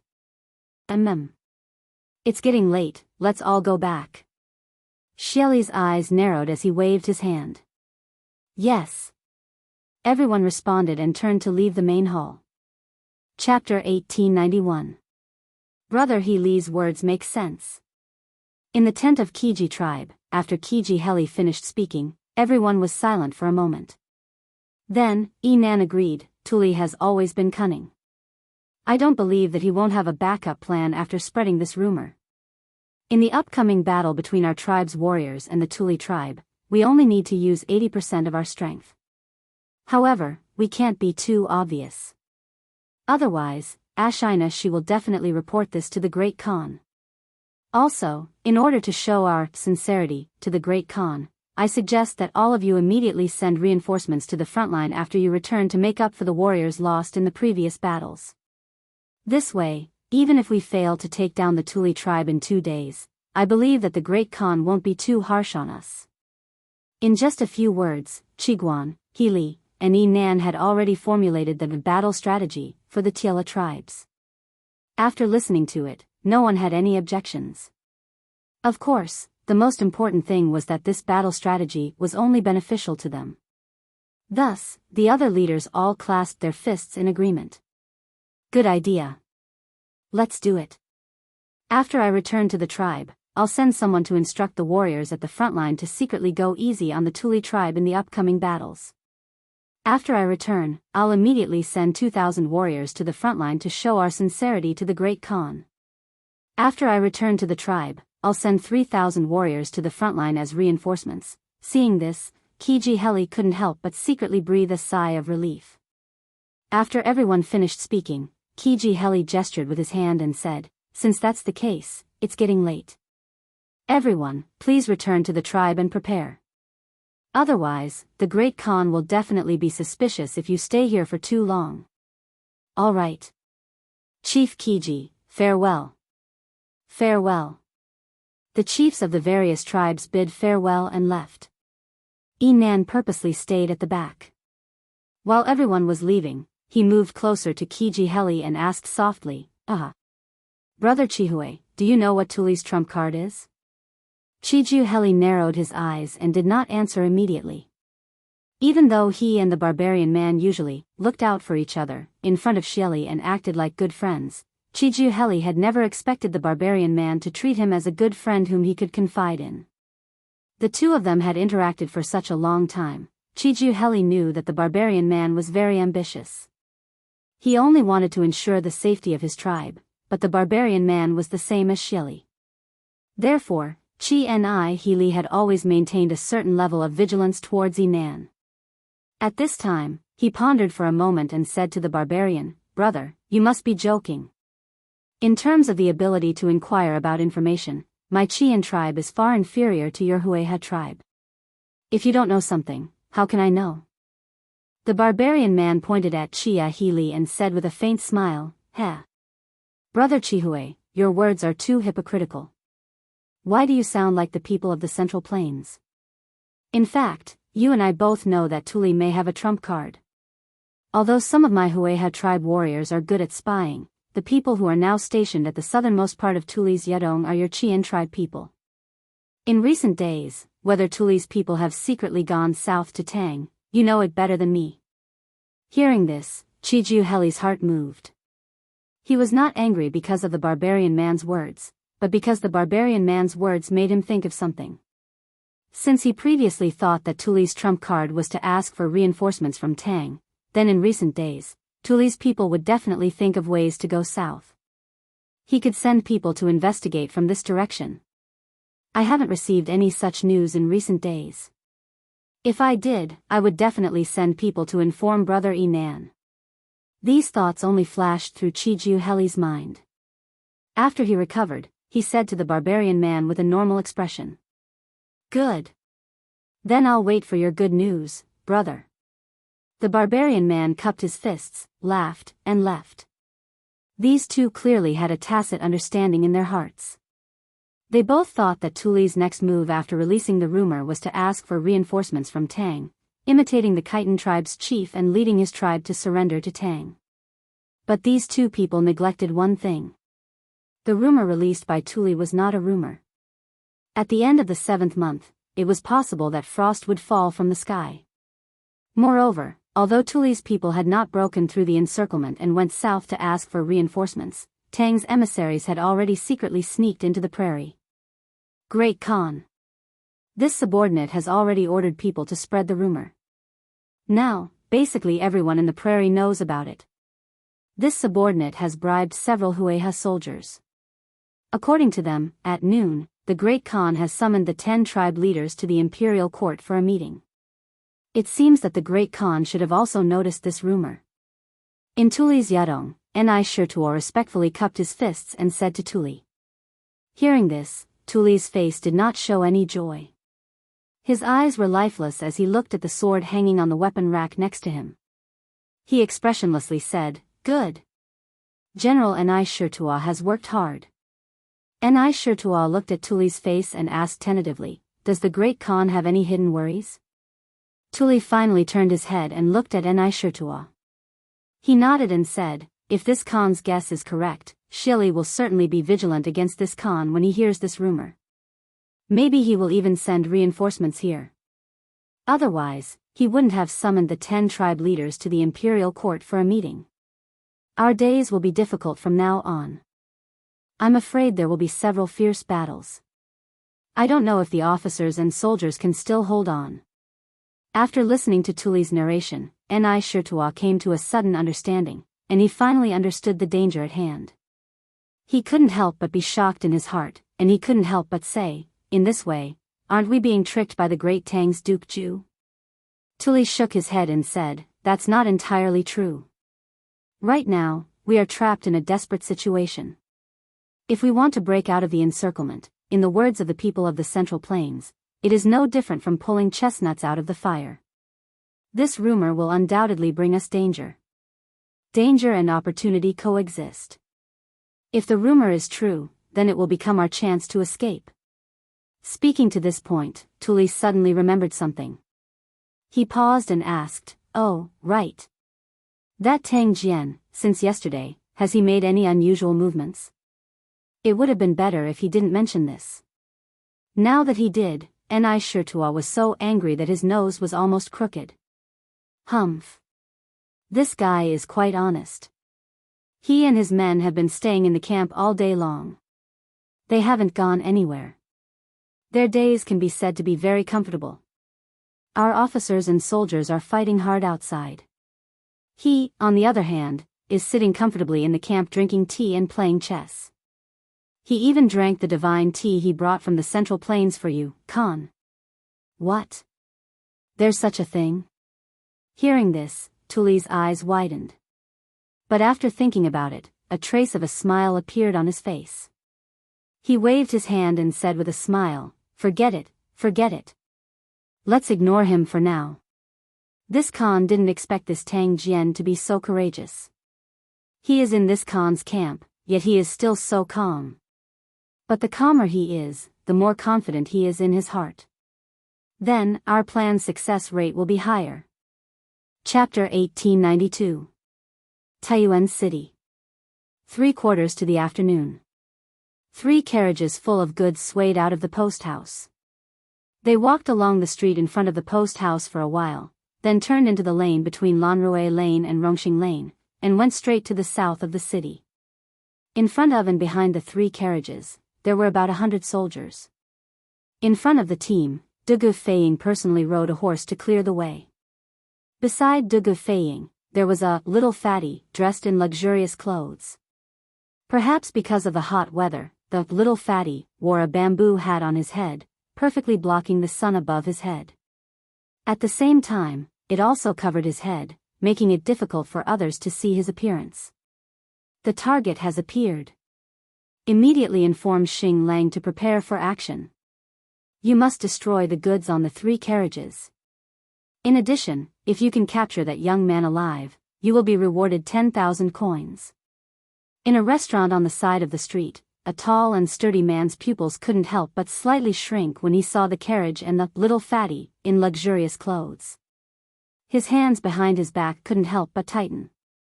After pausing for a moment, he ordered a young manservant beside him. This burly man was naturally Wang Li, who was now under Wang Xinyuan. Previously, this guy was eavesdropping in the corner of the post house. Through the cracks of the window, he had seen Li Tai's appearance, body shape, and clothes. Although the little fatty on the street was wearing a bamboo hat, his body shape and clothes were exactly the same as the Li Tai he saw in the afternoon. In addition to the 3 carriages of goods behind the little fatty, Wang Li naturally thought that Li Tai was following the plan that he had told Mo Chui before. He was leading his men to transport the firepower generator to Longshan. At this moment, Wang Li's heart was a little nervous. Of course, he was more excited. After all, in his opinion, they were going to fight a battle that they were prepared for. They had anticipated the opportunity and carried out an ambush in advance. As for Li Tai and his men, under the circumstances where they were unprepared, they were bound to lose. Soon, he would be able to help Wang Xinyuan make a great contribution. Moreover, after the matter was completed, Wang Xinyuan would definitely give him many benefits. How could he not be excited? Yes. Commander. Hearing this, the manservant cupped his fists and left to carry out the order. The general direction of Dugu Feiying's group was heading southwest.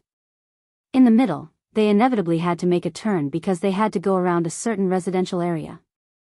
Today, the entire Taiyuan city was under martial law. There were very few merchants and commoners coming and going on the streets. Most of them were Bing Province barracks soldiers patrolling the city. This group of people quickly came to the street between Gu Renfang and Wenyuanfang. This street was about 1,000 feet long, from east to west. The westernmost end was a dead end. If one wanted to get out of this road, they could only go back the way they came, or turn north at the end of the road. Dugu Feiying naturally chose the latter, because he couldn't back down. He had important matters to attend to. Source Peak City. It was 2:45 in the afternoon. 3 carriages full of goods came out of the post house shakily. They walked along the street in front of the post house for a while, then turned into the lane between Lanrui Fang and Rongxing Fang, and went straight to the south of the city. The 3 carriages full of goods came out of the post house shakily. They walked along the street in front of the post house for a while, then turned into the lane between Lanrui Fang and Rongxing Fang, and went straight to the south of the city. Chapter 1893. You're not Li Tai. On the long street, the black-clothed man used the force of the dagger to dodge backwards. At the same time, he struck the young man's shoulder with his palm. The two of them separated in the air and fell in opposite directions. After landing, the black-clothed man covered his chest and looked at the little fatty, who had sneakily attacked him in front of him, and said angrily. Little fatty was no longer a little fatty at this time. The youth's body was not fat at all. That pair of eyes that were as sharp as an eagle's made him look very spirited. Previously, he had used the dagger in his sleeve to launch a sudden attack on the black-clothed man.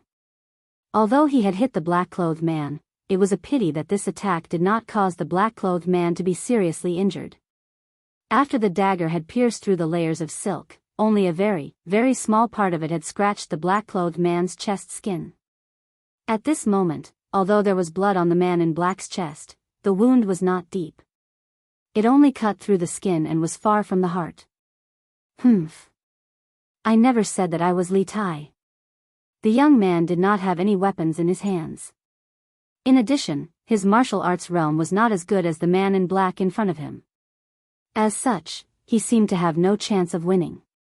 But now was not the time for him to fight to the death with the man in black.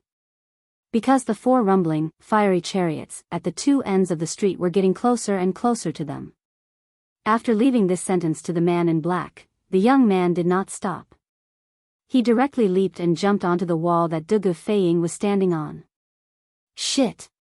We've been tricked. In the pavilion far away, Wang Li realized that something was wrong the moment the young man took off his bloated coat. He cursed angrily and then hurriedly turned and left with a group of men. At this moment, he could no longer care about the mission that Wang Xinyuan had given him. Since Dugu Feiying and the rest were prepared, it meant that their plan had been exposed. Now, the most important thing for him was to escape and not to complete the mission. You're not Li Tai. On the long street, the black-clothed man used the force of the dagger to dodge backwards. At the same time, he struck the young man's shoulder with his palm. The two of them separated in the air and fell in opposite directions. After landing, the black-clothed man covered his chest and looked at the little fatty, who had sneakily attacked him in front of him, and said angrily. Little Fatty was no longer a little fatty at this time. The youth's body was not fat at all. That pair of eyes that were as sharp as an eagle's made him look very spirited. Previously, he had used the dagger in his sleeve to launch a sudden attack on the black-clothed man. Although he had hit the black-clothed man, it was a pity that this attack did not cause the black-clothed man to be seriously injured. After the dagger had pierced through the layers of silk, only a very, very small part of it had scratched the black-clothed man's chest skin. At this moment, although there was blood on the black-clothed man's chest, the wound was not deep. It was only a scratch on the surface of his skin. It was still far from his heart. Humph. I've never said that I'm Li Tai. The young man did not have a weapon in his hand. In addition, his martial arts realm was not as good as the man in black in front of him. As such, he seemed to have no chance of winning. But now was not the time for him to fight to the death with the man in black. Because the 4 fiery chariots rumbling from the 2 ends of the street were getting closer and closer to them. After leaving this sentence to the man in black, the young man did not stop. With a leap, he jumped onto the wall that Dugu Feiying was standing on. Shit! We've been tricked. In the pavilion far away, Wang Li realized that something was wrong the moment the young man took off his bloated coat. He cursed angrily and then hurriedly turned and left with a group of men. Chapter 1894. Swish, swish, swish, swish. On the long street of Source Peak City, from mystic leaf flying daggers flew towards the 4 limbs of the black-clothed man who was desperately trying to escape. At this moment, the black-clothed man's feet had already landed on the ground. Compared to when he was in the air, it was easier for him to dodge the flying daggers. His body tilted slightly to the right, and Dugu Feiying's 4 mystic leaf flying daggers all missed. However, the man in black's fleeing rhythm was interrupted by Dugu Feiying's 4 flying daggers. When he stopped and dodged the flying daggers, more than 100 Imperial guards on the long street had already surrounded the man in black. The man in black stomped on the ground and tried to use his qinggong to escape the encirclement of the Imperial guards. But how could Dugu Feiying let him do as he wished? Another 4 flying daggers flew out of his sleeves and headed for the man in black's vital parts. He only wanted to injure the man in black, not take his life. At the same time, Dugu Feiying stomped on the wall and dashed toward the man in black. Feeling the strong wind behind him and hearing the chaotic footsteps of the Imperial army around him, the black-clothed man knew that he wouldn't be able to escape today. As Dugu Feiying was harassing him from afar, he could not escape with all his might. Under such circumstances, it was only a matter of time before the Imperial guards caught up with him and surrounded him. As for the Wang family's rescue, from the moment he found out that the little fatty wasn't Li Tai, he knew that their plan had been exposed. Not only would the Wang family not save him, they would also do everything in their power to disassociate themselves from him. Since that was the case, there was no reason for him to escape. At that thought, the man in black made up his mind. He turned around and dashed toward the 4 flying daggers that Dugu Feiying threw out. Dugu Feiying's 4 flying daggers had originally avoided the black-clothed man's vital points, but the black-clothed man's sudden and abnormal actions had directly exposed his vital points to the flying daggers. As such, it was very likely that he would be pierced through by 2 of the flying daggers. General Feiying. Stop him. He wants to kill himself. Whoosh. Whoosh. Whoosh. On the long street of Source Peak City, from mystic leaf flying daggers flew towards the 4 limbs of the black-clothed man who was desperately trying to escape. At this moment, the black-clothed man's feet had already landed on the ground. Compared to when he was in the air, it was easier for him to dodge the flying daggers. His body tilted slightly to the right, and Dugu Feiying's 4 mystic leaf flying daggers all missed. However, the man in black's fleeing rhythm was interrupted by Dugu Feiying's 4 flying daggers. When he stopped and dodged the flying daggers, more than 100 Imperial guards on the street had already surrounded the man in black. The man in black stomped on the ground and prepared to use his qinggong to escape the encirclement of the Imperial army. However, how could Dugu Feiying let him do as he wished? Another 4 mystic leaf flying daggers flew out from his sleeves, flying towards some of the more vulnerable parts of the black-clothed man's body. He only wanted to injure the opponent, not take the black-clothed man's life. At the same time, Dugu Feiying stomped on the wall and flew towards the black-robed man. Feeling the strong wind behind him and hearing the chaotic footsteps of the imperial army around him, the black-clothed man knew very well that he would not be able to escape today. As Dugu Feiying was constantly harassing him from afar, he could not use his full strength to escape. Under such circumstances, it was only a matter of time before the imperial army caught up and surrounded him. As for the Wang family's rescue, the moment he realized that the little fatty was not Li Tai, he knew that their plan had been exposed. Not only would the Wang family not save him, they would also do everything in their power to cut ties with him. Since that was the case, there was no reason for him to escape. At this thought, the black-clothed man made up his mind. He simply turned around and threw himself at the 4 mystic leaf flying daggers that Dugu Feiying had thrown out. Dugu Feiying's 4 flying daggers had originally avoided the black-clothed man's vital parts. However, the black-clothed man's sudden and unusual action had directly exposed his vital parts to the flying daggers. As such, he could very well be pierced through by the 2 flying daggers above him. Chapter 1895. Quick! Quick! Tat tat tat tat. As soon as Iron Egg and his men led the masked man out of the long street, a series of hurried footsteps came from another street next to them. Looking in the direction of the sound, they saw a young general leading a group of soldiers running towards them quickly. What happened in front? Are you all okay? As the 2 sides gathered, the leading general hurriedly looked at Iron Egg and asked, "May I ask who this general is?" Iron Egg didn't answer immediately. Instead, he looked at the general and asked instead, "Oh. I'm Fang Gongteng, the Bing Province adjutant. I've been ordered to temporarily take up the post of Bing Province Commandant to maintain the law and order of Taiyuan. Just now, someone saw flames rising into the sky on this street, and there were sounds of fighting. I happened to be patrolling in the south of the city, so I brought people to check it out." The leading general was Fang Gongteng, the Bing Province adjutant. Seeing that Iron Egg and his men weren't injured, he couldn't help but feel relieved. Then, he cupped his fist and said to Iron Egg, "So it's Adjutant Fang. I've heard my master mention you before." Hearing this, Iron Egg was slightly surprised. He quickly cupped his fist and bowed to Fang Gongteng. During the Battle of Longmen Pass, Iron Egg, Li Zishuan, and the others weren't with Li Zishuan. Instead, they were treating the locust plague in the north, so he hadn't seen Fang Gongteng before. After bowing politely, Iron Egg replied, "My name is Iron Egg. I'm a student of Yanhuang College. Earlier, General Feiying and I, quick! Quick! Tat tat tat." As soon as Iron Egg and his men led the masked man out of the long street, a series of hurried footsteps came from another street next to them. Looking in the direction of the sound, they saw a young general leading a group of soldiers running towards them quickly. What happened in front? Are you all okay? As the 2 sides gathered, the leading general hurriedly looked at Iron Egg and asked, "May I ask who this general is?"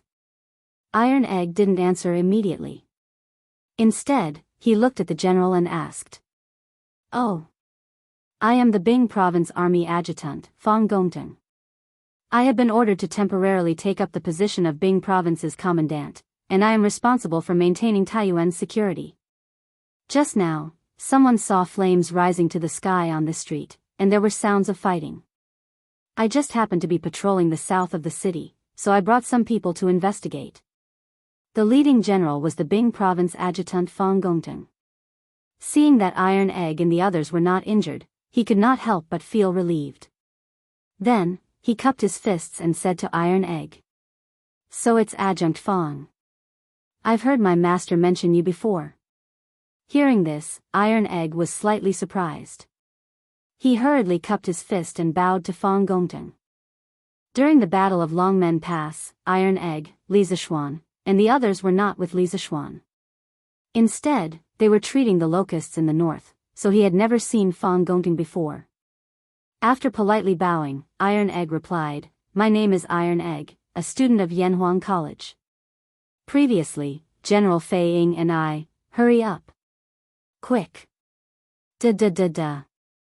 As soon as Iron Egg and the others led the masked man out of this long street, there was a burst of hurried footsteps from another street next to them. Looking in the direction of the sound, they saw a young general leading a group of soldiers running towards them quickly. What happened in front? Are you all okay? The two sides gathered together, and the leading general hurriedly looked at Iron Egg and asked. May I ask who this general is? Iron Egg did not answer immediately. Instead, he looked at the general and asked in return. Oh.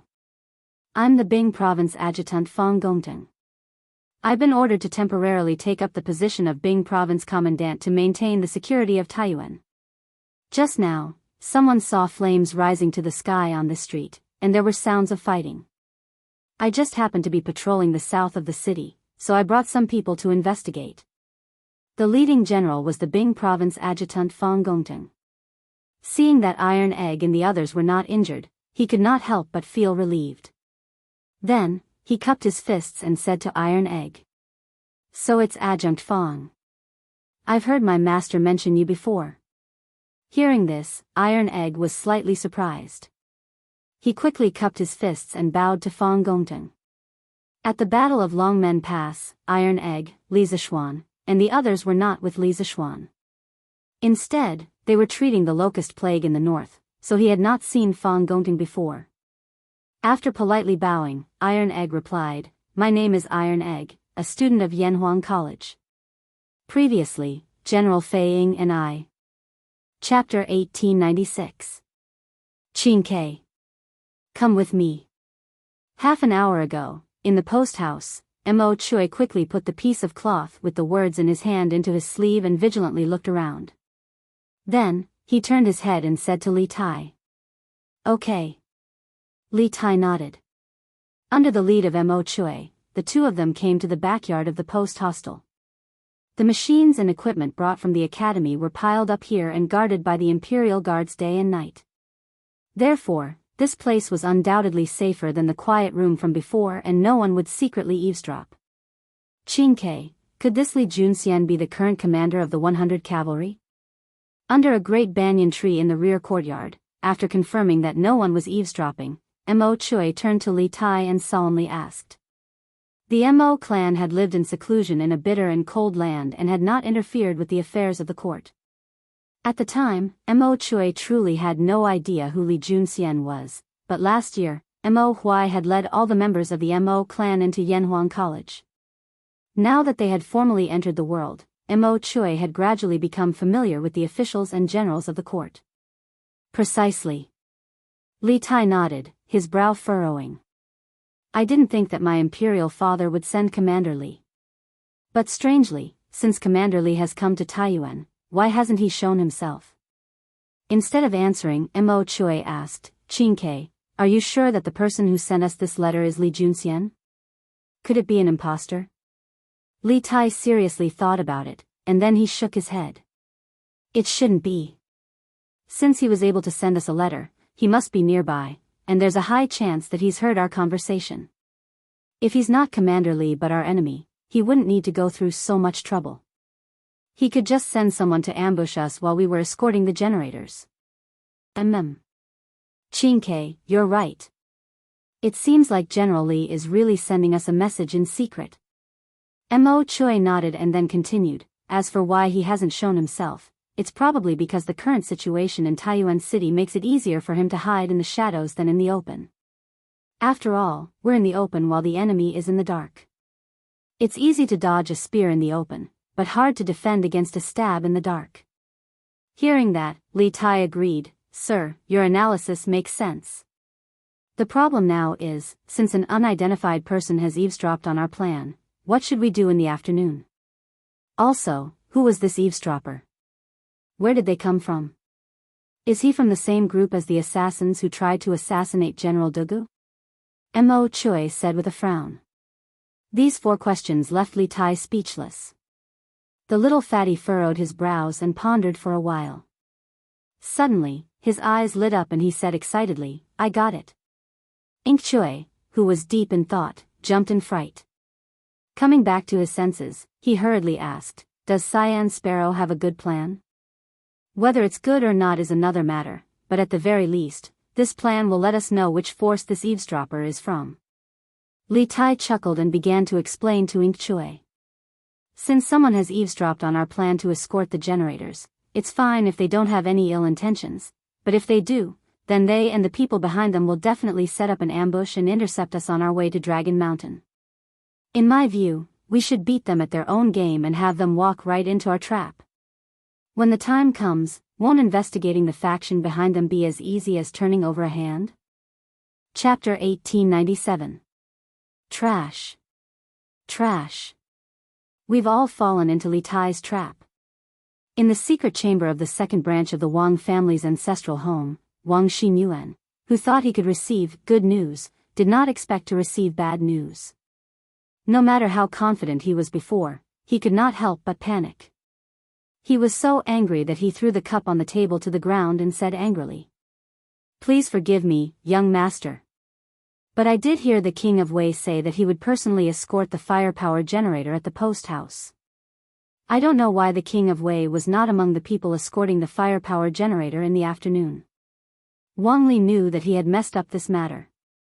Facing Wang Xinyuan's questioning, he asked for forgiveness in fear and trepidation. But at the end of the day, he still didn't know what went wrong. They had the upper hand in this matter, but why did they lose so badly in the end? I don't know why. You still don't know why we lost? You've been tricked by Li Tai. The news you overheard at the post house must have been fake news deliberately revealed to you by Li Tai. You and I have been tricked by this kid. Wang Xinyuan angrily slammed his fist on the table and said with a ferocious face. Hearing this, Wang Li's eyes widened. He subconsciously shook his head and said, "Young master, this is impossible. The King of Wei and the teacher from the academy do not know martial arts. They couldn't have found out that I was eavesdropping outside. I have absolute confidence in this." Absolute confidence? Then how do you explain this result to me? Wang Xinyuan glared at Wang Li and said angrily, "You thought that your martial arts were much better than the other party, so you underestimated your opponent. In the end, you were played like a fool and almost put my grandfather and me in danger. You have high standards but little ability." At this moment, Wang Xinyuan was a little disappointed. He wanted to train Wang Li to be his confidant, but in the end, this guy was just a simple-minded person with well-developed limbs. This made him very disappointed. Hearing the anger in Wang Xinyuan's words, Wang Li did not dare to refute. He lowered his head and did not say anything. Wang Xinyuan paused for a moment, then asked, "How are those people?" His tone was no longer as aggressive as before. After all, he also understood that if he wanted to complete his plan, he would have to rely on Wang Li in the future. He could not make their relationship too stiff now. Wang Li naturally understood the meaning of Wang Xinyuan's words. He thought for a moment and cupped his fists. Those 4 men of sacrifice have already died in the Sea of Fire, and there is nothing on them that can reveal their identities. As for Xing Lang, he was mainly responsible for capturing King Wei alive. However, when I found out that King Wei wasn't escorting the goods, I realized that something was wrong and immediately gave the order to retreat. However, Xing Lang was already surrounded by the Imperial Army. Just now, I received news that Xing Lang was sent to the relay station by the Imperial Army. Wang Xinyuan frowned and said, "Star Wolf? Who was he?